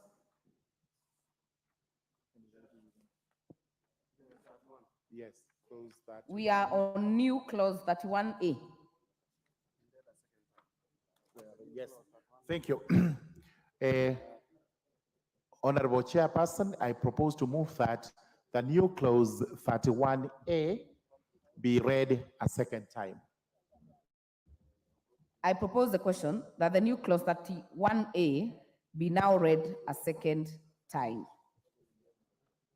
The import of this amendment, new clause Yes. is The import of the new amendment is to maintain the existing model of declarations to entities that directly supervise the conduct and ethics of the various categories of public officers, as the EACC lacks sufficient capacity to process the declarations of all public officers. What we have done, if honorable members can check the new proposed clause 31A and 31B, we now have the relevant reporting authorities and commissions set out.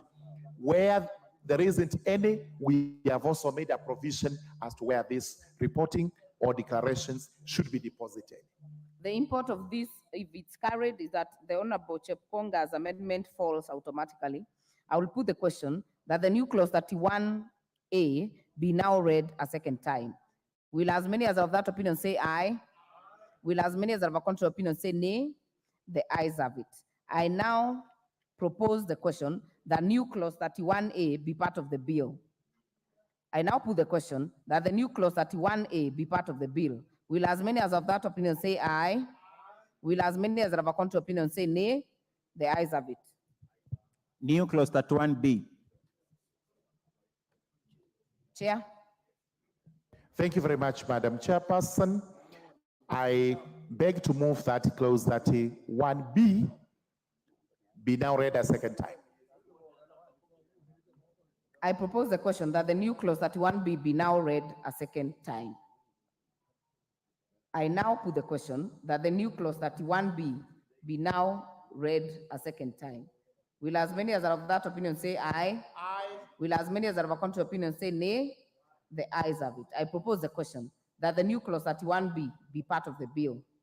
I now put the question that the new clause 31B be part of the bill. Will as many as are of that opinion say aye? Aye. Will as many as are of a contrary opinion say nay? The ayes have it.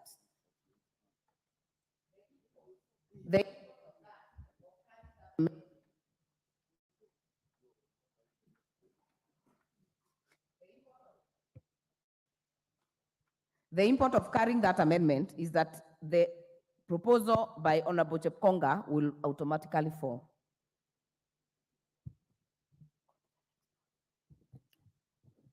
First schedule.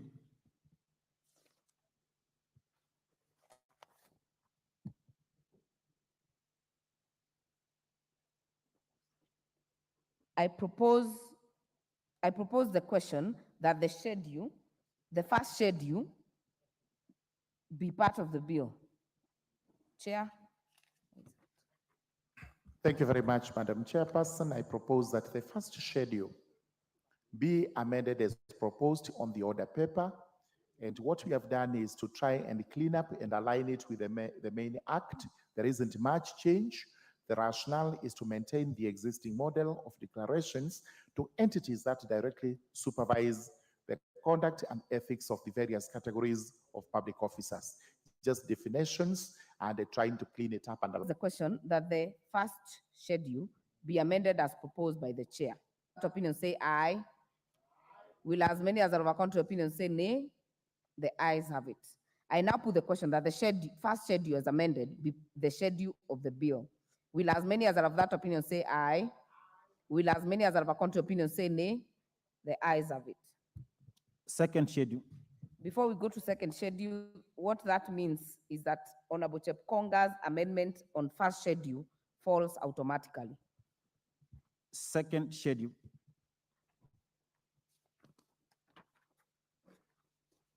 I propose the question that the second schedule be the schedule of the bill.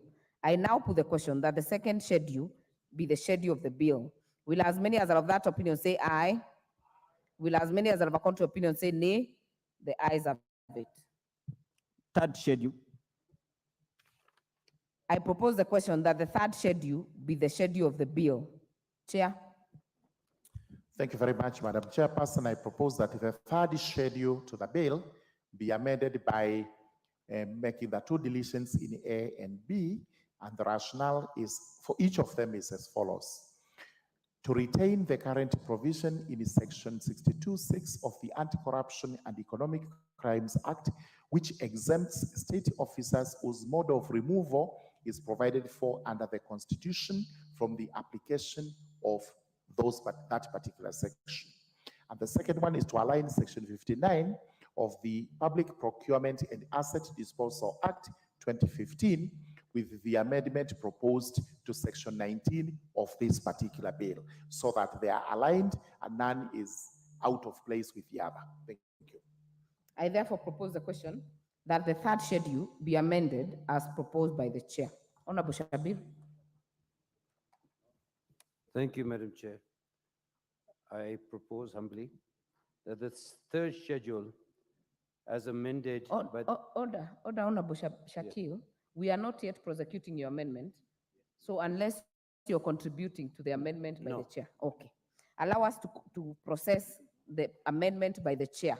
And the outcome of that amendment will determine the fate of your proposed amendment. If it is carried, yours will automatically fall.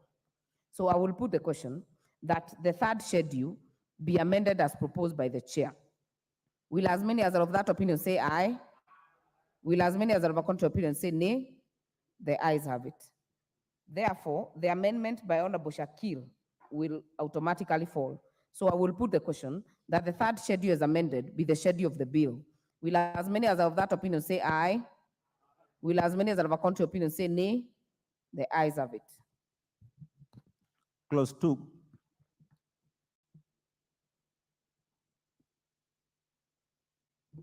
I propose the question that clause 2 be part of the bill. Chair. Thank you very much, Madam Chairperson.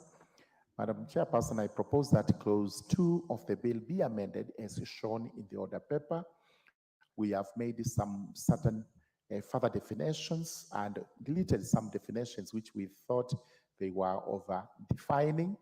The rationale is as follows: to amend the definitions for purposes of uniformity, clarity, and alignment with the provisions of the Constitution and other existing laws. That is exactly what we are doing.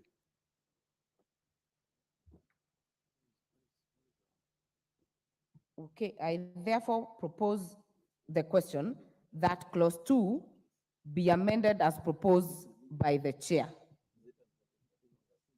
And the import of this amendment, if carried, will mean that the amendment by the majority leader and Honorable Chepkonga will automatically fall. Majority leader. Chair, I confirm that indeed we agree with the chair that we carry his amendment. And this is one of the issues that was of great concern to almost everybody during second reading, that we cannot export our public duty to our families, including our great-grandchildren, our grandmothers, our aunties, our cousins, who have absolutely nothing to do with the work you do as a public officer. Therefore, it cannot be conflict of interest if your great-grandmother or your great-grandchild is in business with an entity where probably a public officer is working in. And therefore, I want to support this amendment by the chair and the committee. Okay. Honorable members, I will now put the question that clause 2 be amended as proposed by the chair. Will as many as are of that opinion say aye? Will as many as are of a contrary opinion say nay? The ayes have it. Before I put the global question, I'll give Honorable Shakil for a further amendment. Madam Chair, thank you very much. Madam Chair, I propose that the bill be amended by inserting the following new definition in the proper alphabetical sequence. Whistleblower means any person who has personal knowledge or access of any data, information, fact, or event constituting improper conduct, and who makes such a disclosure of that information in accordance with this act. The reason we say this will give legal recognitions to the people who report incidences of violence of the act. The United Nations Commission Against Corruption, to which we are signatories, has announced itself on the vitality of the whistleblower recognition and protection, stating that corruption, fraud, wrongdoing, as well as health and safety violations are much more likely to occur in organizations that are closed and secretive.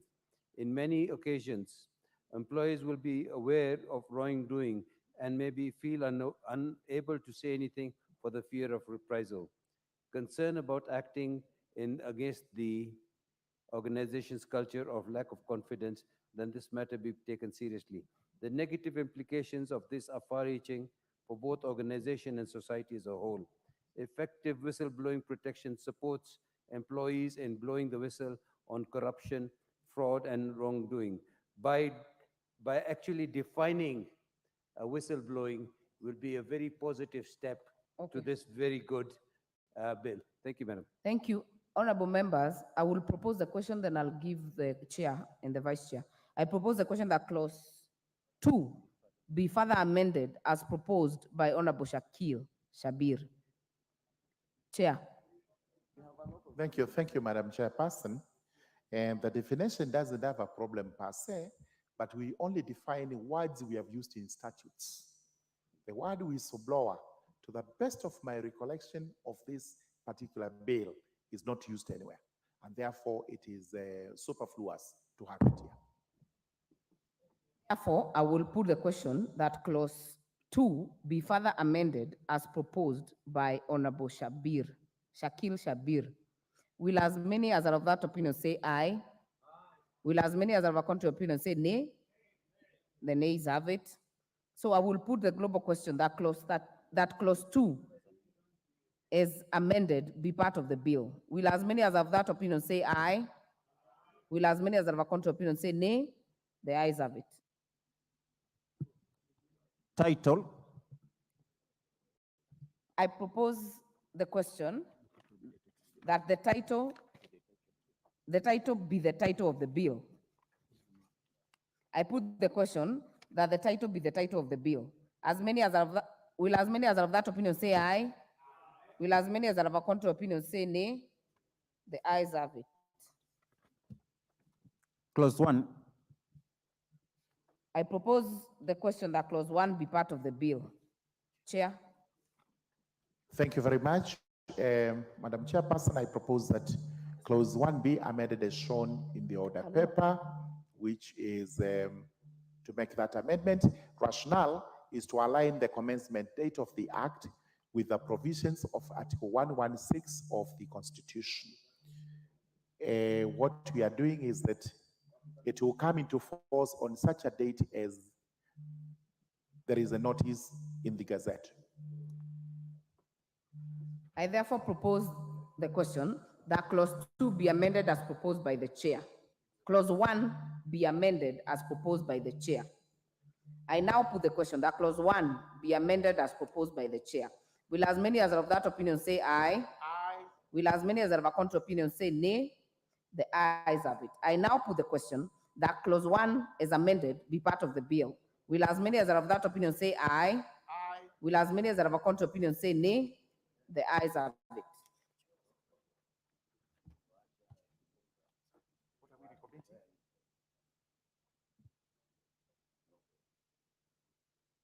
Mover to move reporting. Subject to the committee.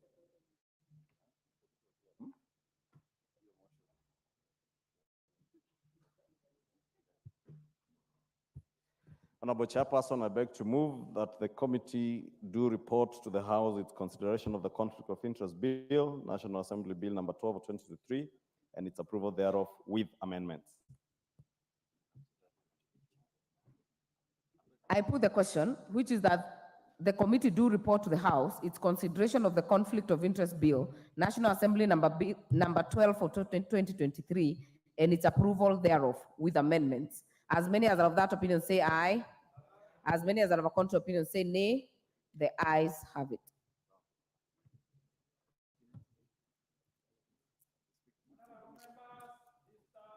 Speaker.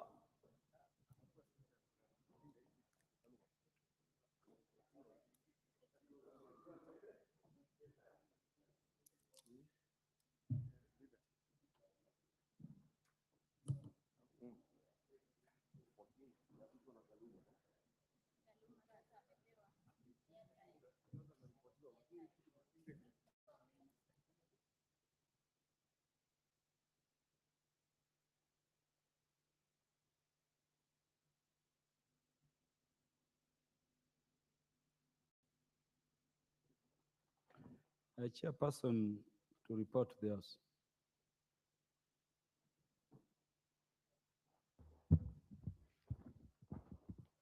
Honourable Speaker, I beg to report that the Committee of the Whole House has considered the Conflict of Interest Bill, National Assembly number 12 of 2023, and approved the same with amendments. Thank you. May the mover move agreement with the report.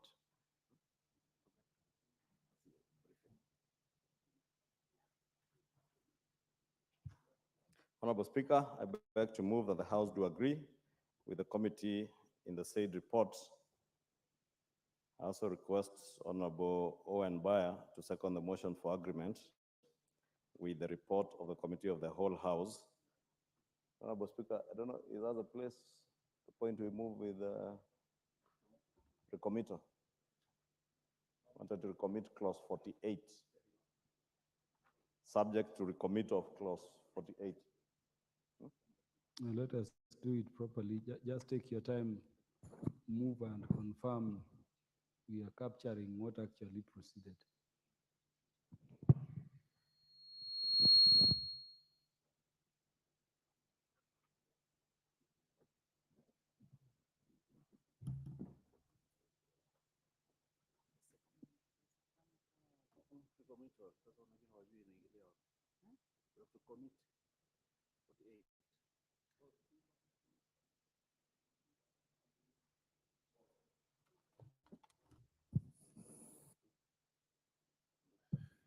Honorable Speaker, I second agreement with the report.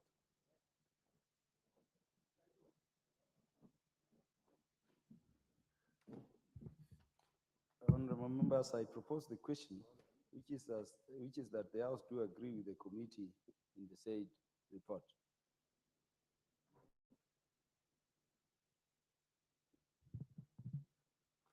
Chair. Thank you very much, Honorable Speaker.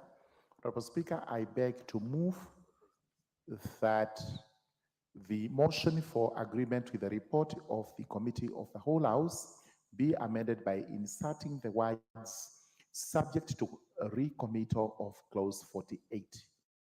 I also request the Honorable Mwengi Mutuse to actually second the motion. Honorable Mutuse. Honorable Speaker, I second the motion for recommittal. Honorable members, I propose the question, which is that the motion for agreement with the report of the Committee of the Whole House be amended by inserting the words subject to the committal of clause 48.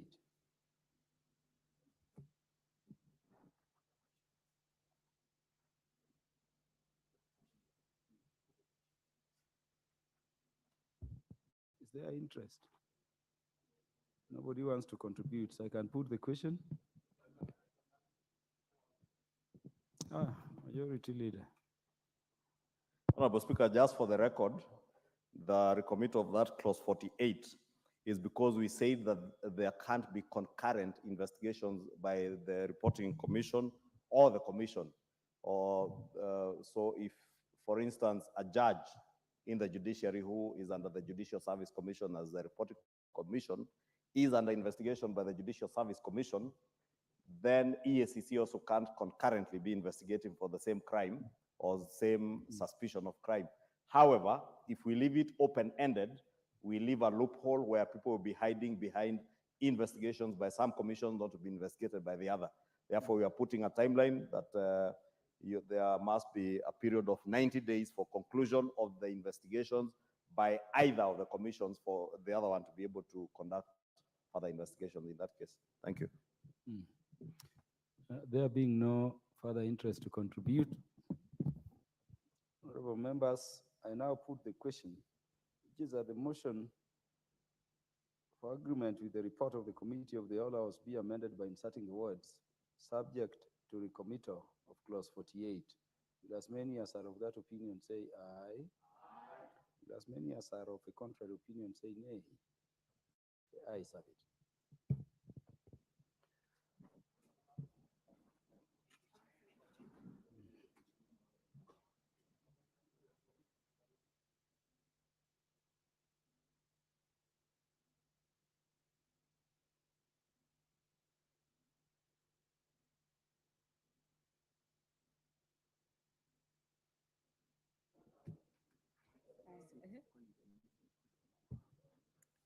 Other members, we are in the Committee of the Whole for the recommittal of clause 48 of the Conflict of Interest Bill. Clause 48. I propose the question that clause 48 be part of the bill. Chair. Yeah. Honorable Chairperson, I beg to move that clause 48 be amended by adding the words provided that an investigation commenced against a public officer shall be concluded within 90 days. This is to align the suspension period and also the period of investigations, so that if a person is suspended for 90 days, then those investigations must also be concluded in the 90 days. Otherwise, they cannot be prolonged forever without any remedy to that particular provision. I propose a question that clause 48 be amended as proposed by the chair. I now put the question. The leader, you've already justified the amendment. Already justified. I don't know why the chair. So I will put the clerk question. wants me to say it again. I will put the question that clause 48 be amended as proposed by the chair. Will as many as are of that opinion say aye? Will as many as are of a contrary opinion say nay? The ayes have it. I now put the question that clause 48 as amended be part of the bill. Will as many as are of that opinion say aye? Will as many as are of a contrary opinion say nay? The ayes have it. To move reporting. Honorable Chairperson, I beg to move that the committee do report to the House its consideration of the Conflict of Interest Bill, National Assembly Bill number 12 of 2023, and its approval thereof with amendments. I now put the question, which is that the committee do report to the House its consideration of the Conflict of Interest Bill, National Assembly Bill number 12 of 2023, and its approval thereof with amendments. As many as are of that opinion say aye. As many as are of a contrary opinion say nay. The ayes have it.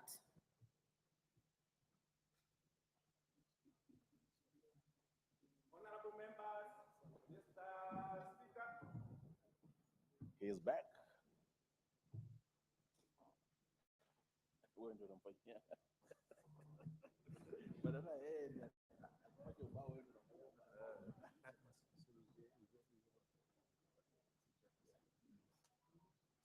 The chairperson report to the House. Honorable Speaker, I beg to report that the Committee of the Whole House has considered the Conflict of Interest Bill, National Assembly Bill number 12 of 2023, and approved the same with amendments. Thank you. May the mover move agreement with the report. Honorable Speaker, I beg to move that the House do agree with the committee in the said reports. I also request Honorable Ukunji to second the motion for agreement with the report of the Committee of the Whole House. Honorable Speaker, I second.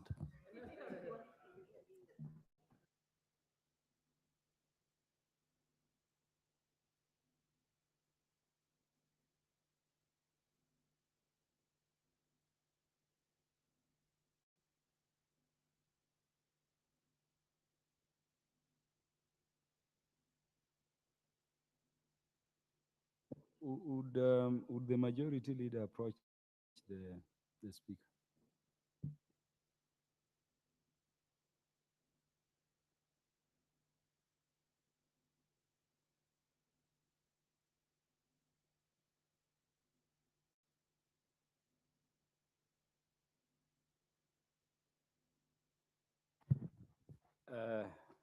Thank you very much.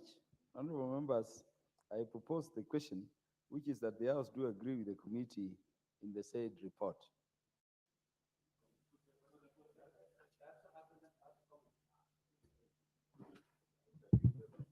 Yes, Honorable Shakil Shabir. Thank you very much. Chair, I'm a very happy member today.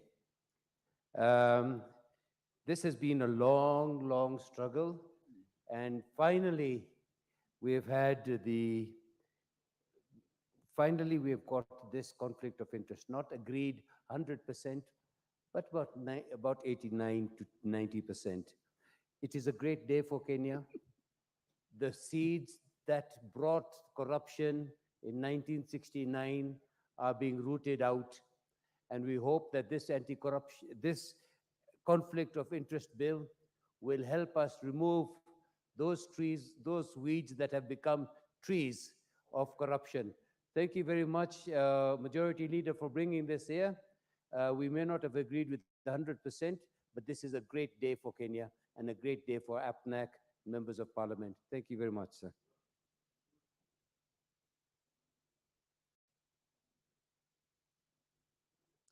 For the convenience of the House, I'll defer the putting of the question on the matter of this bill to the next time.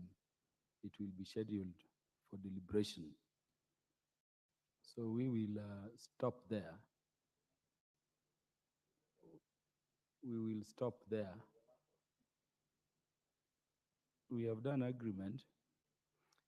We are not putting the question for the convenience of the House, not for obvious reasons, but for good order.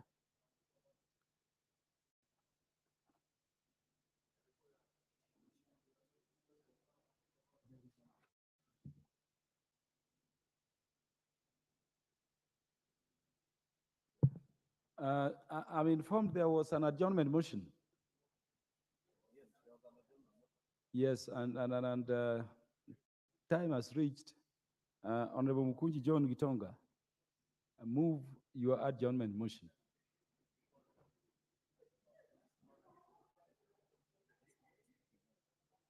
Move the adjournment motion. Yes. Honorable Speaker, thank you very much. I would like, Honorable Speaker, your guidance, because this motion was supposed to start at 8:30, 7:30, but due to the matters that were in front of us, has gone to 8:05. Honorable Speaker, I would like your guidance in terms of the timeline of the adjournment motion. Yeah, it is unfortunate when an adjournment motion is timed, it should start at the time directed by the Speaker. What you ought to have done was to rise at your place and indicate that the time for the adjournment motion, because we were in the committee, had reached. And, I did, Honorable Speaker. And that would have required reporting so that the House, reconvenes in full plenary. Be that as it may, I will invoke the powers of the Speaker under Standing Order number 1 to allow you move the adjournment motion so that the matter does not lapse. Because if you don't move it today, it cannot be postponed to another day, it dies. So proceed. Okay. Move. Thank you. Honorable Speaker, I stand guided. Honorable Speaker, pursuant to Standing Order number 33, I rise to seek leave for adjournment of the House in order to discuss a definite matter of urgent national importance regarding reported irregularities in the 2023 KCP exam results. Honorable Speaker, the results for the 2023 KCP exams were released on Thursday, 23rd November 2023, with great pop and color. However, this has been quickly dampened following the reported inconsistencies across the country.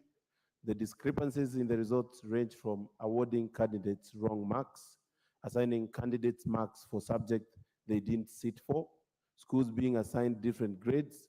In other instances, Honorable Speaker, candidates receiving higher grades for lower scores and vice versa. Honorable Speaker, it is noted that a total of 1.4 million students sat the 2023 KCP exams with the hope of joining secondary schools.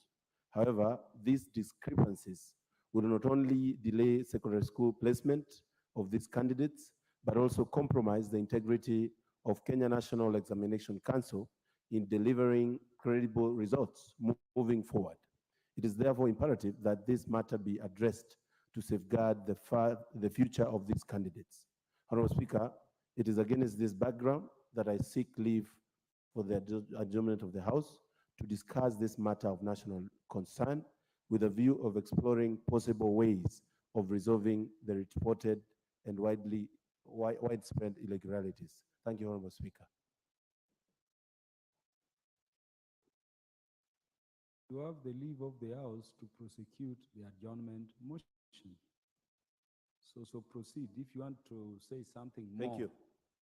You do Thank so. you. Honorable Speaker, I just want to say that, and many members of this House will agree with me, that when it comes to exam results, it is one of those moments that define your life. And members in this House have passed through issues of waiting for results and waiting to see their performance. But, Honorable Speaker, it was traumatic this year that we have seen all over, including in the social media, young kids saying what they are getting in their results SMSs is not what they expected. And, Honorable Speaker, if I may quote Dr. Njengere, who confirmed confidently and assured citizens that the discrepancies that were being experienced were due to configuration issues from the SMS service provider, that automatically, Honorable Speaker, raised a query in terms of what is being reported and what is the real story of the results of this year exam. Honorable Speaker, my biggest question was why the hurry to release the results without clearly ensuring that the results are good and the results are as per the exam done. And it is very clear, Honorable Speaker, that every single SMS that a parent or a pupil sent, it is costing money. And each SMS is around 25 shillings. If you do your maths, for 1.4 million candidates of the KCPE exams, you'll see we are talking of a lot of money for whoever the service provider of these SMSs is, Honorable Speaker. It is actually questionable that some school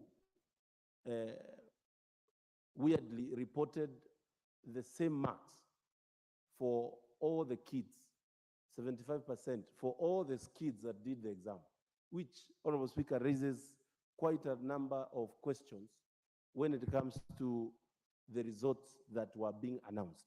And of course, under NEC Act, Section 40B, it provides for National Examination Appeal Tribunal to hear those complaints.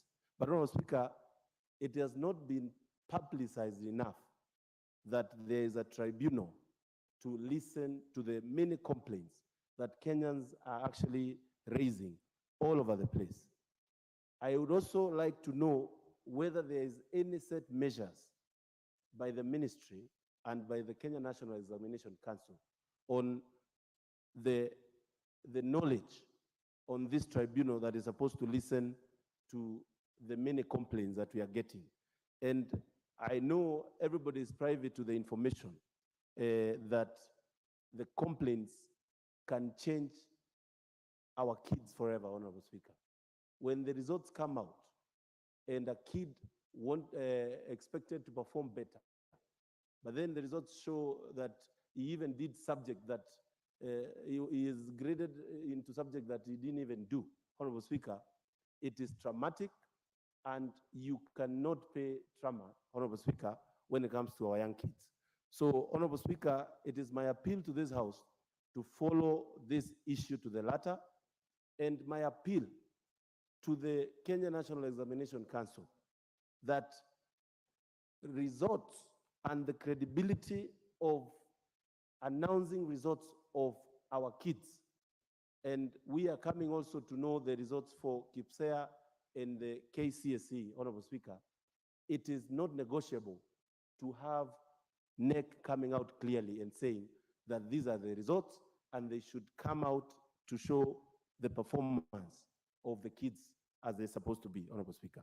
And I would like to say that there is a need of this House to follow and even call upon the Minister of Education and to get clear answers on the whole process of exam marking, exam announcement, and also to even investigate further the service provider who would mess up a clear way of announcing our results for KCPE in this country, Honorable Speaker. The costs of the SMSs, the message when it comes to the results being announced must be answerable to somebody, Honorable Speaker. Up to now, I have not heard, except for the usual mention of, yes, there was a problem with configuration. I've not heard anybody answering the people who are actually having these problems and telling them this is the person who is messing us up. And in this digital age, Honorable Speaker, where we are getting our results via SMS, we need to be trustworthy of our technology so that when you're sending that message, you will get those results and you get the right results. The mistakes must be accountable to somebody, Honorable Speaker. And also, a parent would send a message, then because he has gotten results that don't look like they are for his or her kid, send another message, and then send another one to ensure it is the correct thing. Honorable Speaker, that means a parent who loses 100 shillings, or maybe even 200 shillings, trying to verify whether those are the results. We need an audit and know exactly whether we can refund even the money for those people who are given wrong results, Honorable Speaker. And Honorable Speaker, with that, I beg to support the motion and ask members to actually champion for ensuring that we get accountability when it comes to our results being announced. Thank you, Honorable Speaker. Thank you, Honorable Gitonga. I want to give the first chance to the Chair of the Departmental Committee on Education, Honorable Meli. You want to speak to this?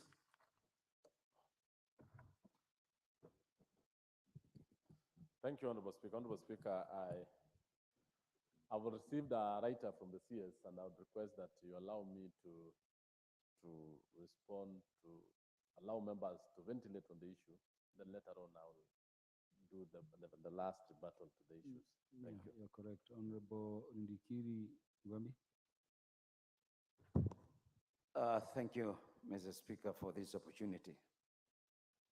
One of the most traumatizing to our children is to work for many years and expect the result for their efforts. Mr. Speaker, we have seen consistency in the ministry or within the Ministry of Education in terms of how for many years they have been handling the results, starting from the process of dispatch and correcting and returning the examinations. Mr. Speaker, in the process, the kid sits for the exam and they expect proper marking and distribution of the proper results. Mr. Speaker, it is very shocking that you can see the result skewed in terms of regions, in terms of schools. I think this is common sense to many of us, that we have seen very high scores in some regions and some schools. And others tend to give what would be described as the most appropriate performance. Mr. Speaker, it shows a large process by the Ministry of Education. No matter what report is going to come from the CS, the effect and the impact to the parent and the children, up to this point, we cannot say this is the actual performance of our children. Because the process, right from the beginning, was long. Mr. Speaker, there is no procedure, all guidelines says we must report the exam result within this time of the year.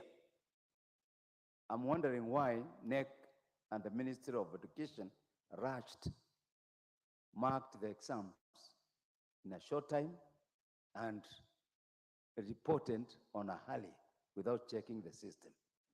It's common sense that garbage in, garbage out. And that's what we are seeing here. Because all of us, we know, if we are doing a plan, we prepare for it, we evaluate it, and report that you are okay, now we can perform and release the result. I don't believe that this was a computer error. Somebody somewhere failed in their responsibility. Somebody somewhere failed in their responsibility. What we have seen in the Ministry of Education is adding up of the result. We came from the former minister, Dr. Matiang'i. He had his own systems. We came to Dr. Magoya, professor. He came up with his systems. Then we have CS Machofu with his own system. All different, but geared to do the same thing. Mr. Speaker, it's the high time that the Kenya National Examination Council be held accountable for what is happening in the exam management in this country. These people have continued being there with all the messes they have caused, and nobody has come up and said, we want to take this action. It's a sort of failure from the ministry, the CS, all the way down. It's like Kenya National Examination Council is another military battalion. They cannot be asked anything. We need to question their credibility. We need to question their management. We need to question the way they do things. So, Mr. Speaker, I really support this adjournment motion and demand a comprehensive report. I don't think that the CS have done a comprehensive job within the few days so that they can submit a report. It's just covering up, it's inefficient. Just to alert you members that for adjournment motion, you have only 5 minutes. But I would request that because of interest, you can compact your statements to under 5 minutes. The Honorable Timothy Torotich. Honorable Speaker, Nelson Mandela said, if you want to destroy a country, you do not need long-range missiles. You only need to destroy its education and lower the standard of education. Honorable Speaker, we have problems in this country in the recent years. Last year, we had problems with KCSE. That is why the Committee on Educational Research conducted an inquiry into mass cheating in last year's KCSE examinations. Honorable Chair, we don't need to say much here. It is apparent on the face of record that there was massive cheating or problems in this year's KCPE examinations. Honorable Chair, how do you explain that candidates in a certain school, all of them score a similar grade in all the subjects? Honorable Speaker, how do you explain that students in a certain school are awarded marks for subjects they did not sit for? Honorable Speaker, there is a problem in this country. There is a problem with the Ministry of Education. There is a problem with NEC. Chair, someone ultimately must carry the responsibility. Someone ultimately must be able to answer this country what happened to the KCPE of this year. Honorable Speaker, I was just reading today's paper. There was a candidate who scored 358 marks. And today, I don't know what the process used. The marks were raised to 409. Honorable Speaker, that explains the problem. Finally, Honorable Speaker, I have read the NEC Act. There is a tribunal that is provided for in the Kenya National Examinations Act. That is the National Examinations Tribunal. Honorable Speaker, as we speak, that tribunal is not operational. Honorable Speaker, we do not have a chairperson of that tribunal. The chairperson has not been appointed, has been gazetted to the CS Education Chairman. Because if we have a tribunal that is not operational, that means our candidates do not have an avenue of raising their complaints, of raising disputes as envisaged in the law. Chair, finally, that tribunal is anchored in the NEC Act of 2012 against the provision of Article 159 of the Constitution that provides that such tribunal should be anchored in the judiciary. And therefore, Honorable Speaker, that tribunal, as a matter of urgency, must be gazetted, the chairperson must be appointed and be made operational. Secondly, that tribunal must be anchored in the judiciary, not in the Ministry of Education. That is an apparent conflict of interest on the face of record. There is no way a tribunal anchored in the Act, in the NEC Act, can oversight the Ministry of Education. So, Chair, there's a problem. This House must regularize. Honorable Deko Balo, MP for Garissa Town. You want to speak to this? Yes, thank you, Mr. Speaker. I also thank you for this opportunity, and I want to thank Mheshimiwa Mkunji for bringing up this very important issue.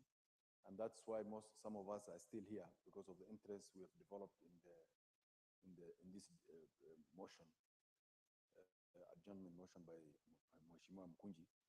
Mr. Speaker, this problem that we are experiencing today, for us from the region of the North, had this problem for many years, that students' exams are manipulated to the disadvantage of them or of those students.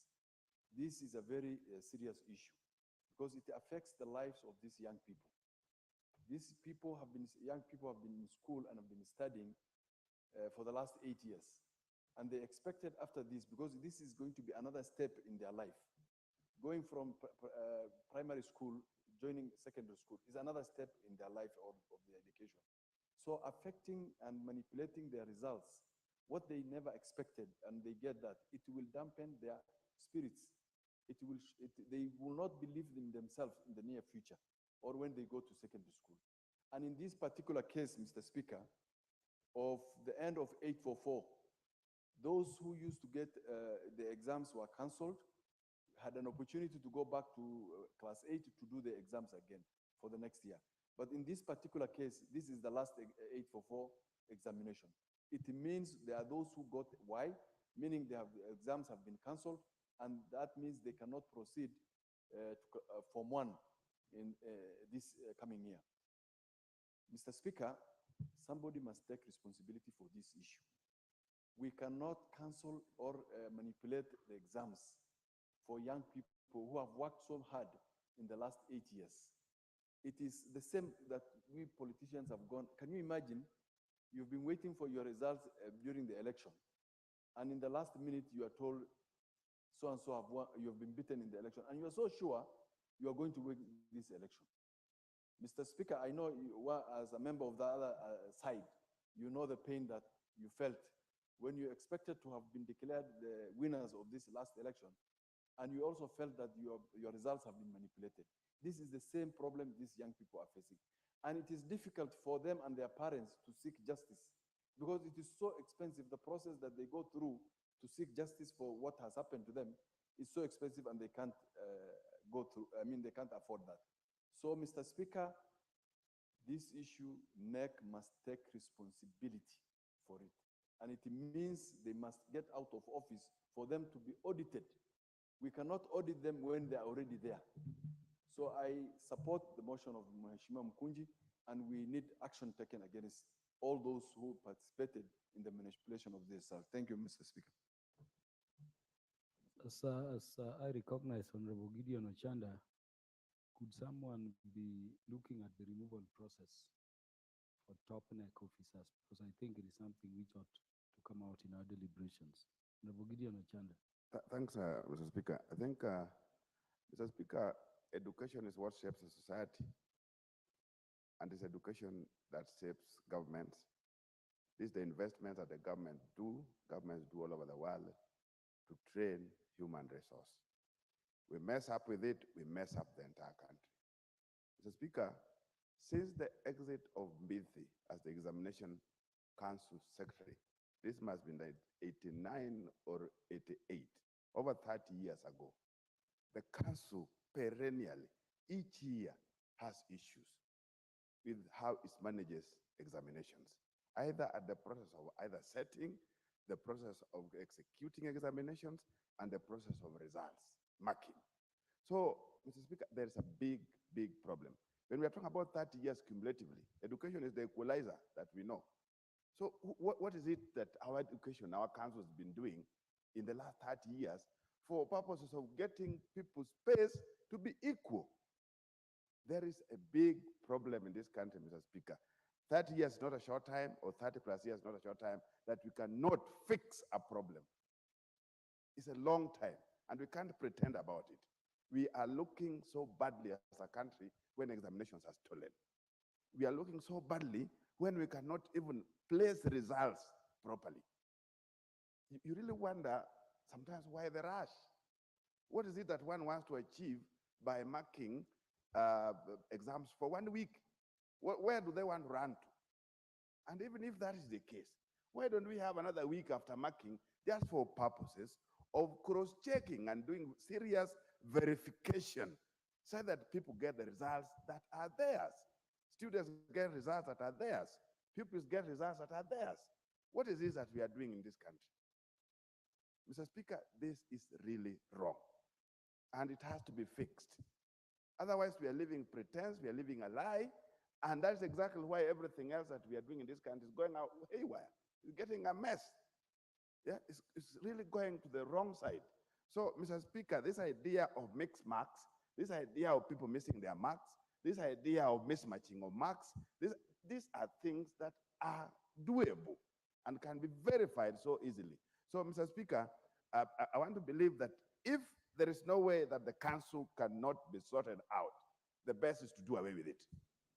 The best is to do away with this examination council. We get a totally different outfit that can manage examinations in this country. Thank you, Mr. Speaker. The Chair of the Departmental Committee on Finance, Honorable Kuria Kimani. Thank you very much, Mr. Speaker.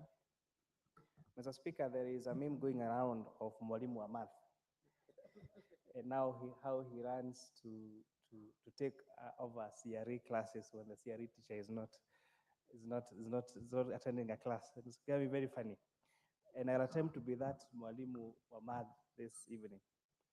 I was asking myself, what is the probability of 32 students in the same school sitting for a science multi-choice exam getting 75%? Because that was one of the subjects that has really caused a spur from the members of the public.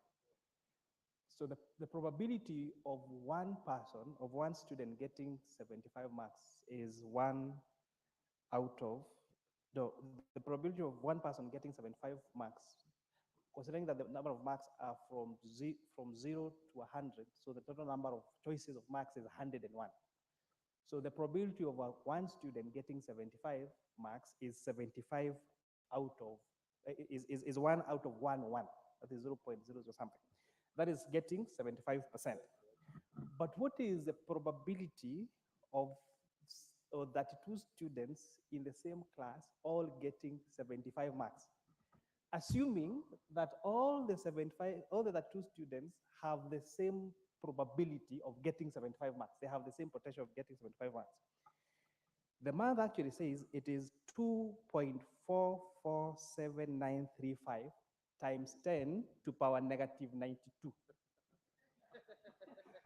So the probability the probability of having 32 students sitting for a multi-choice science exam getting 75%, all of them, is, I repeat, Mr. Speaker, 2.447935 times 10 to power negative 92. It is extremely unlikely, and that is just maths. So the odds are extremely low which therefore demonstrates, just by that example, that there were irregularities that happened in this particular exam. And that is why this motion by must congratulate Honorable Mukonji here for bringing this motion. That's why this discussion is very, very important.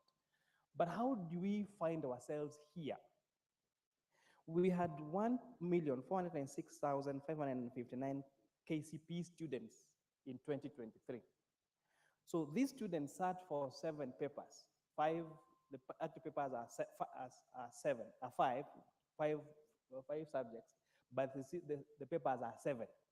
So if you multiply 1.4 million by 7 papers, imagine how many papers there are that needs to be marked within such a short duration of time.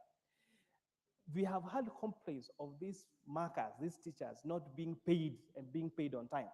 So you're talking about a constrained people who have not been paid their allowances, who have this deadline to attain, and that perhaps explains why some of these errors happen, Honorable Speaker.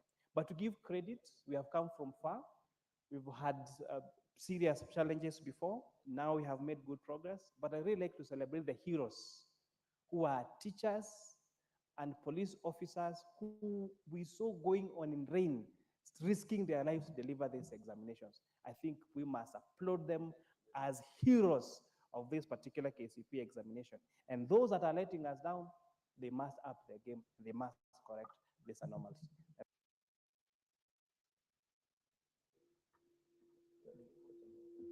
Igembe North, the Honorable Julius Taitu.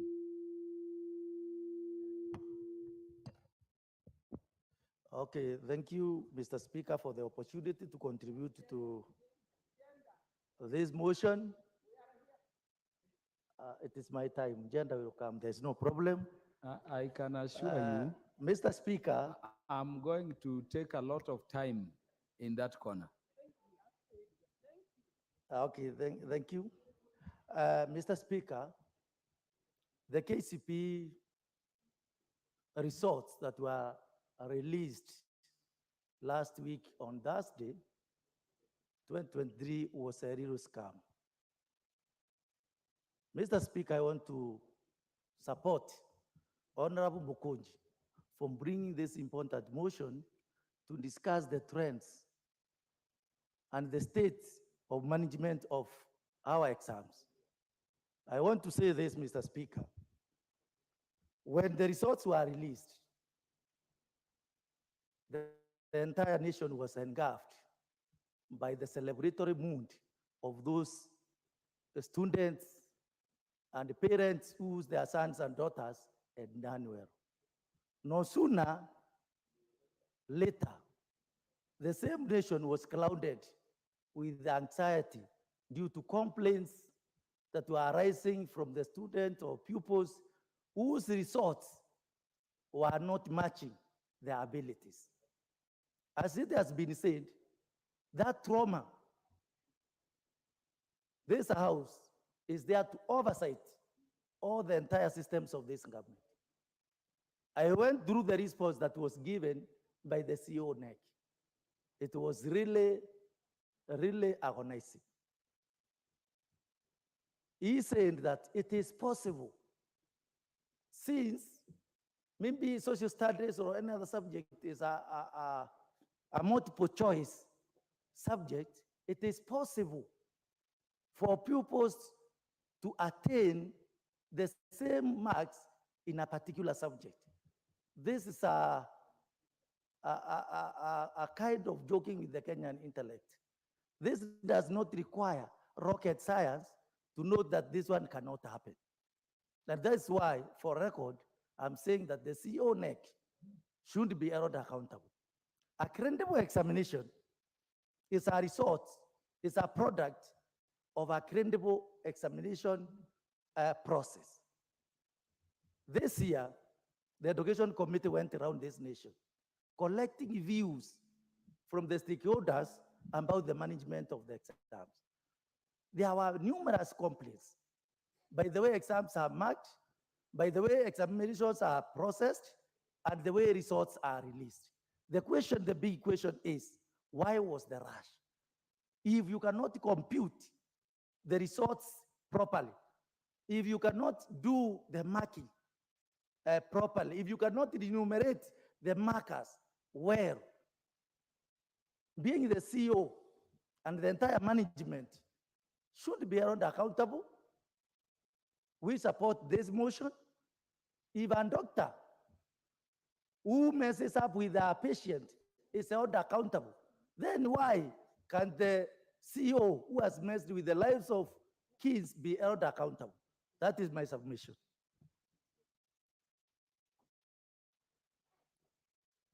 Honorable Catherine Wabiliang.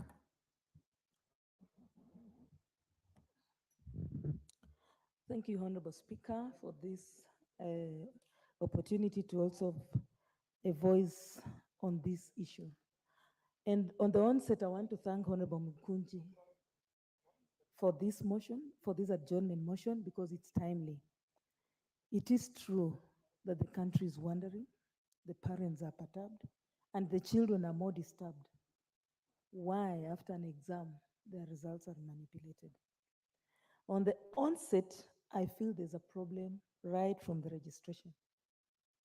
If you can get wrong results, that means you are registered under wrong name. That means there was something that happened during the registration.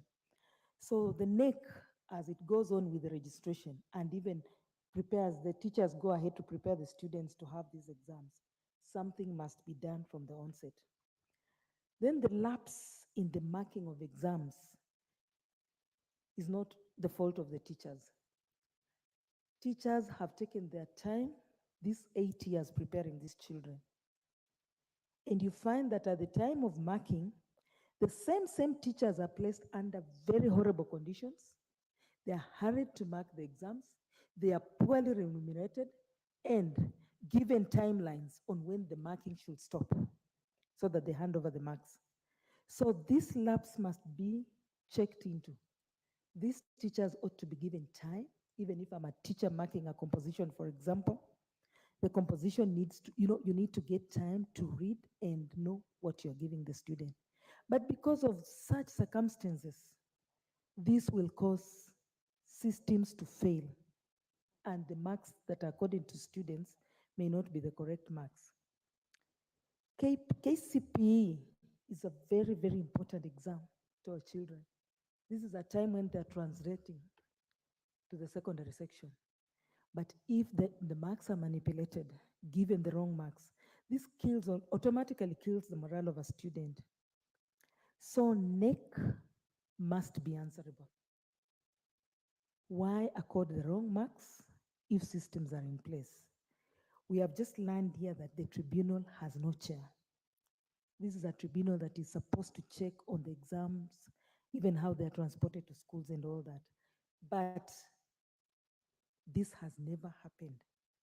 So, as this House, let us call upon an audit, entire audit of the NEC, in the sense that if we have any audited officers who still have those archaic thinking, the archaic methods of thinking, something must be done.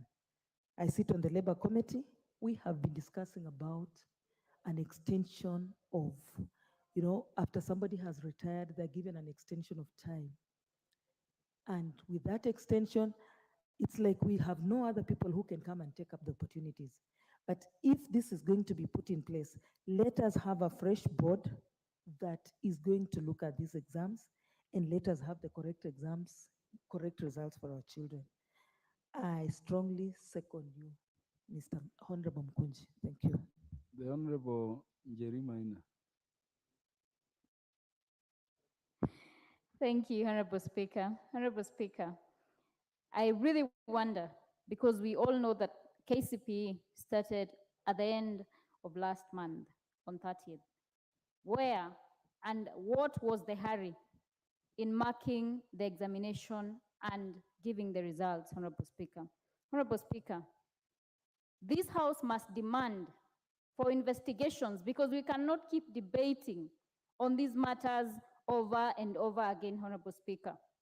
NEC must be accountable to the children of this nation and to the Kenyan people, Honorable Speaker. And if they cannot be, then they need to resign with immediate effect. Honorable Speaker, I zero in regard to the Kenya shillings 25 that were being charged per parent, Honorable Speaker. This House needs to be told who was given the contract to procure and to ensure that they send the SMSs to the parents or the students, Honorable Speaker. Honorable Speaker, some of the parents were charged multiple times, Honorable Speaker. That means that there are profits that are undeclared, that were made illegally, Honorable Speaker. In regard even to basic contract law, Honorable Speaker, if you procure a service and you pay for it, you expect results, Honorable Speaker. We need to know, was it Safaricom? Was it a third-party agent? So that they can be held accountable and so that they can refund the public monies that they have illegally obtained, Honorable Speaker.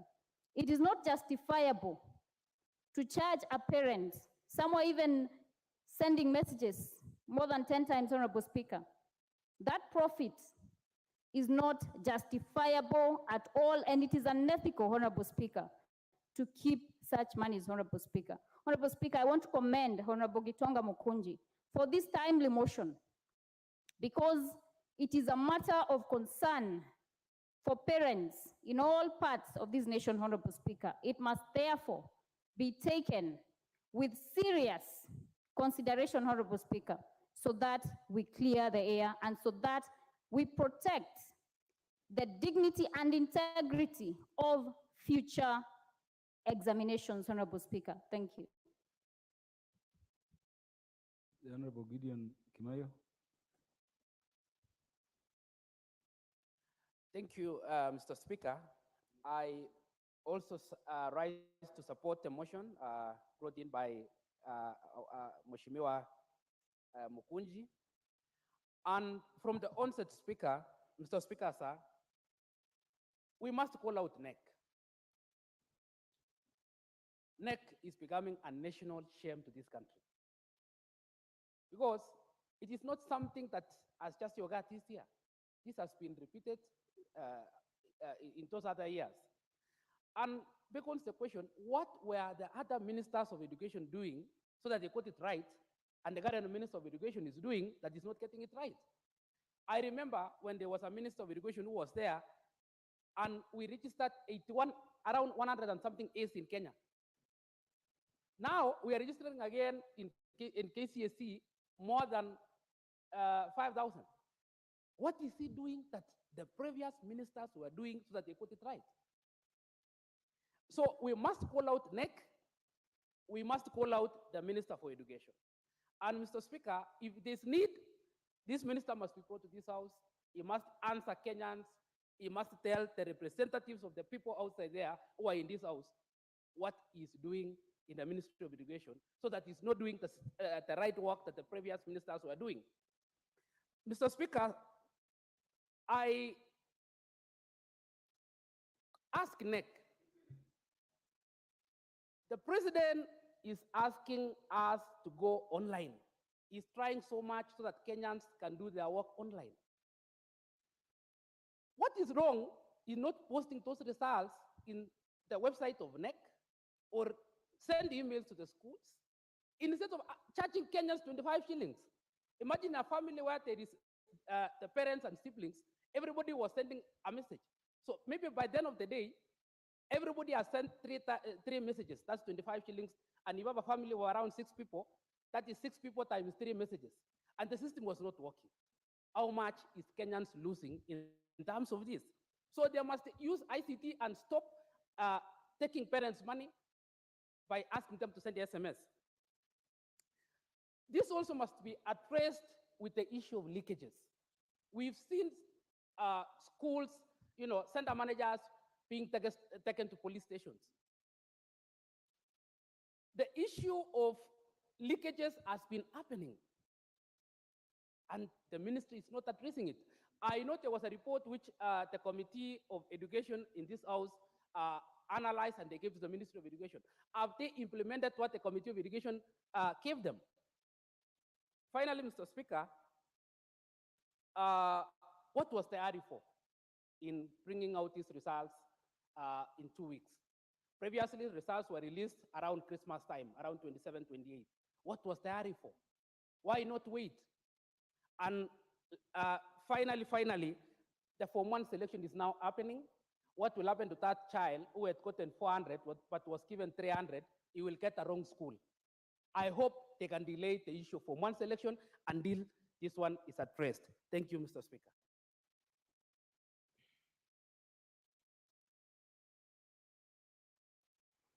Honorable Shakil Shabir, please tell the House how you can do exams, then be awarded grades in a subject you never did exams on.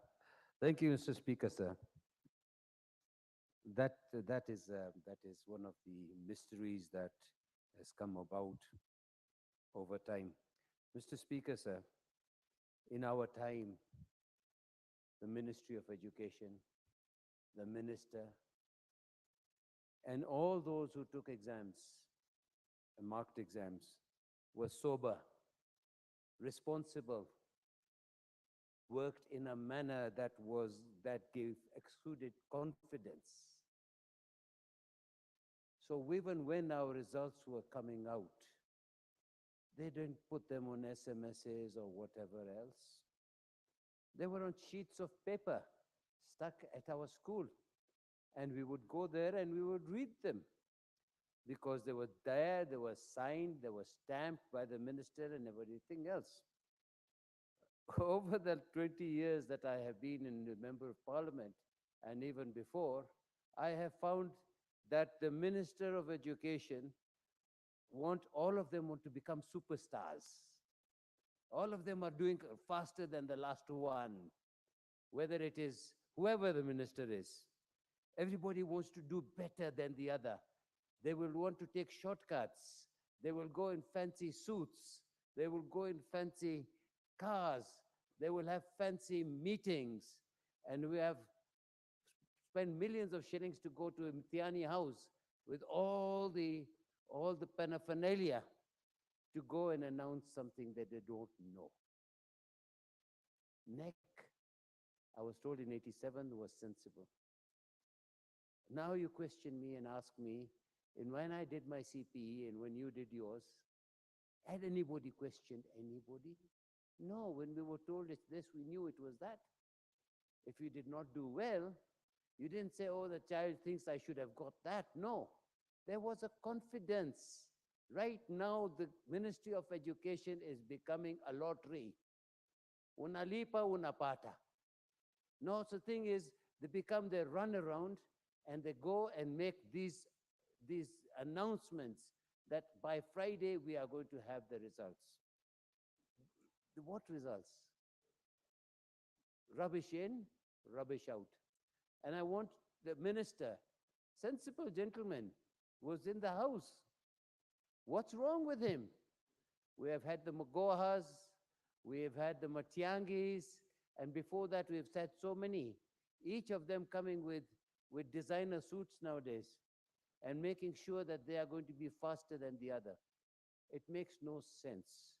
In my constituency, sir, there are some children who are just shell-shocked, and they're being given results of things that they never sat, exams they never sat.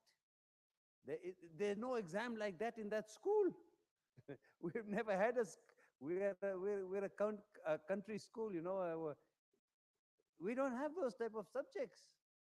Yet they were given these exams and results.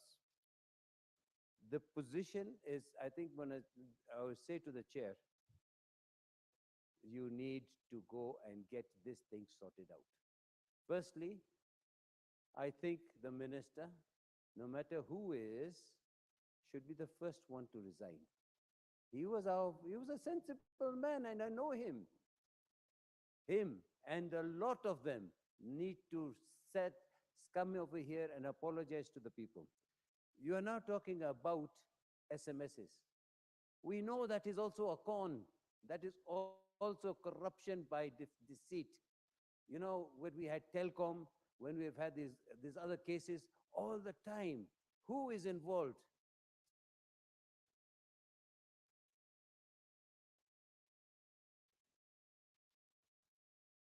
Honorable Shakil Shabir, for an adjournment motion, you cannot go beyond 5 minutes under the standing orders. The Honorable Mary Emasi.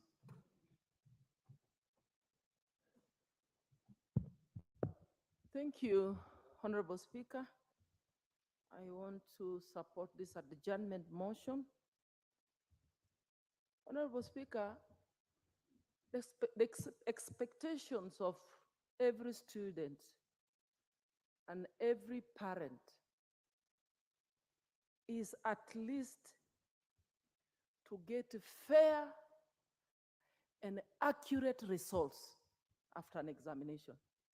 After putting in so much effort the students put in to prepare, after the struggle the parents go through, going without food to make sure that your child stays in school so that he can be able to pass in his exam. Indeed, the kind of results we've been treated to are very disturbing, Honorable Speaker. We must underscore the fact that there is a serious problem in the sector that must be unveiled. What we're seeing is a symptom of a disease, which if not addressed is going to destroy the future of our children.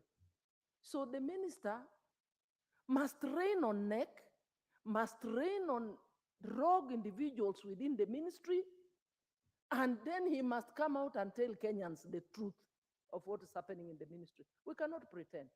Because this competition of who is the faster in releasing exams, it is proving futile. It is immaterial. And after the other year, the exam of last year, the ministry should have carried an audit, done an assessment to validate the systems and improve on them so that this time, as they continue with the competition to supersede their predecessors, we should have had better results.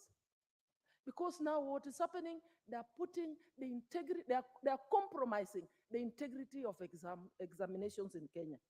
And therefore giving our students a very negative and, a bad perception. So, Honorable Speaker, we cannot continue to talk about the quality of the results. How do you explain everyone in the class getting the same marks? How do you explain a student being given marks for an exam they did not sit for? Some people in the ministry are sleeping, and therefore they must go home. Members, we must act on this one. We cannot continue to joke around. We are the representatives of the people. We have come here to represent the people, and we must bite this time. Chair Education, get to work. This cannot continue. It must come to an end. Thank you, Honorable Speaker.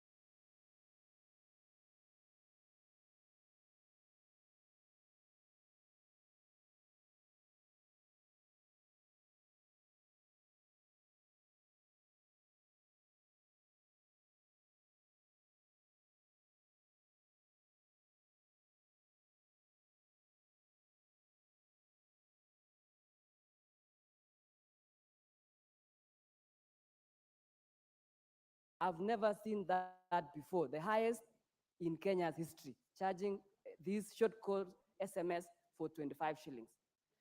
Has NEC become a betting company? Because that amount is closer to for the ones the youth and the people use for betting. That is really absurd. I calculated here, Mr. Speaker, charging 25 shillings for 101.4 million Kenyans, sending these SMSs close to 4 times, that comes to 700 million shillings, Mr. Speaker. Is it a money minting institution or what is it? So that is the question that I want to challenge the Ministry of Education and the Oversight Committee to oversight on that area. That really puzzles me what the amount of money NEC is getting. And I know this money is shared between the service provider, which would be Safaricom, and the NEC body. So that is my main challenge that I want this Honorable House to investigate on. Thank you, Mr. Speaker. Honorable Stephen Mogaka for 2 minutes. Thank you, Mr. Speaker, for allowing me to contribute, and thank you, Honorable Gitonga Mukunji. You are my hero. I condemn in the strongest words possible the conduct of Kenya National Examination Council. These were not exams they were administering. This is a bogus NEC. This is a rogue NEC. This country has done away with the rogue IEBC. Why can we not do away with this rogue NEC? In my constituency, Nyamira South Sub-County, they targeted certain schools.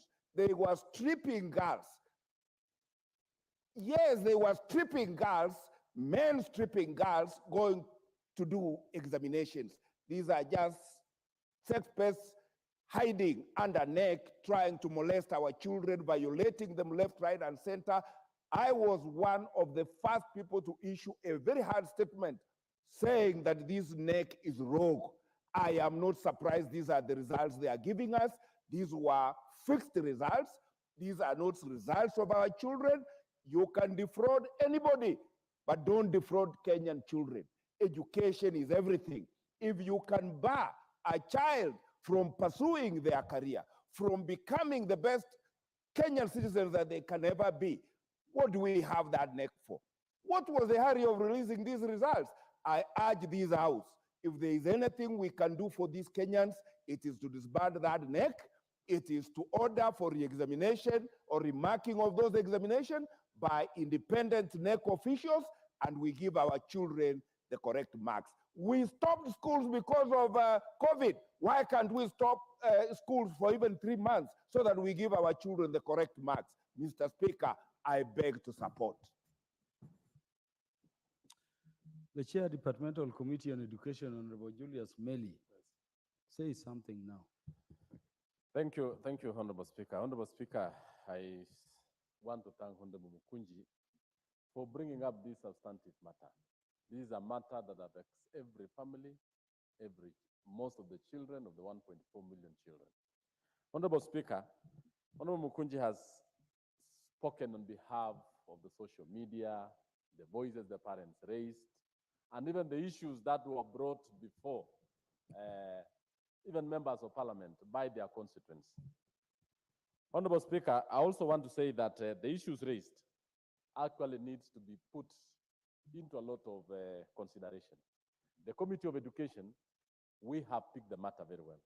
In fact, in the morning, I talked with the Cabinet Secretary, and I want to also ask members that most of the issues that have been raised by members, especially the issue of SMS, the issue of the low marks, the issue of identical grades, have actually been meticulously looked into by the Cabinet Secretary, because we asked them as a Committee of Education to give us a comparative view. In fact, in a very long report that I have here, Honorable Speaker, which I'll request that I don't read because of time, but I want to just say this, that every other issue that has been raised by the members, that has been raised by the society, that has been raised in the social media, has actually been well addressed by the Cabinet Secretary. And I want to thank him because he has taken such a very short time He has just looked at every other issue. The issue of the SMS, for example, in fact, he has put it down and said that yes, there was that 10 minutes, about 10 minutes of delay. And he actually went down and asked the service provider vis-a-vis the company that was given to show cause on certain issues. And in fact, he even went to an extent of asking them that the monies that were asked should not actually be charged on this. And he gave a lot of details on this. And Honorable Speaker, I want to say this. Because he's appearing before the committee, and most of the issues needs lengthy explanations. And this Committee of Education, in the last KCSE exams, and I've had members say that the CS and the team did implement. They did implement a lot, especially on the KCSE recommendations of Education Committee. The issue of doing exams, what we call morning and afternoon, so that you avoid early exposure. Those were the implemented of the Cabinet Secretary, and they are very brilliant issues. The issue of schools having similar marks, Honorable Speaker, I can give a very long list of how students have been scoring from 2015, because we asked them, is this an anomaly of this year alone? He gave a list here where we have schools that are similar marks in 2016, 3 schools in 2017, certain schools, 7 schools in 2019, and all the centers that were there. In fact, I would want to say this. I would want to say this. Oh, thank you, Speaker. When are you sitting as a committee of the matter you mentioned? In fact, thank you, Honorable Speaker. In fact, I want to tell the House and the country that we are having a meeting with the CS next week on Thursday, so that all the issues that we have been raised, and I want to thank the members, because we represent the people, we represent Kenyans, we represent this country. Even the issues that Honorable Member for Nyamira has just put, actually it is wrong to actually have male teachers frisk girls. If it did happen that way, I'm asking members that particular time, we will indulge you, the Speaker and the House, that we actually have that particular meeting in this plenary, so that members of the House, members of Parliament can come in, and the CS can be there, because he has actually given me very good, very detailed information on each and every issue. One of the issues, Honorable Speaker, you can allow me, which is actually very, very informative, is the issue of the concerns the public raised. In fact, he has actually addressed most of the concerns, and in each of these, because I'll want him to come and say it here and clarify himself with the officers, I even indicated to him that he needs to come with NEC, the CEO NEC, the NEC officers who are actually manning exams, so that each and every other issue. No. I want him to give this to conclude, because this is a very important matter. So, Honorable Speaker, that's why I'm saying. Honorable Meli, yes, you must know that what Honorable Stephen Mogaka was speaking to is not isolated. It is not. It is not an isolated. I know a school somewhere around where I come from, where some people at NEC got the mobile number of a school purported to send an exam, went to the gate, went to the teacher saying, we sent, there is something on your phone. And by the way, they are just extorting teachers, even on KCSE. It's not a light matter. Honorable Speaker, in fact, an issue that came out very, very seriously was the issue of the unusually low marks. In fact, the CS on the app, and that's why I want to tell the members who are here, that when he owned up, he gave a list that there were 133 candidates who had unusually low marks.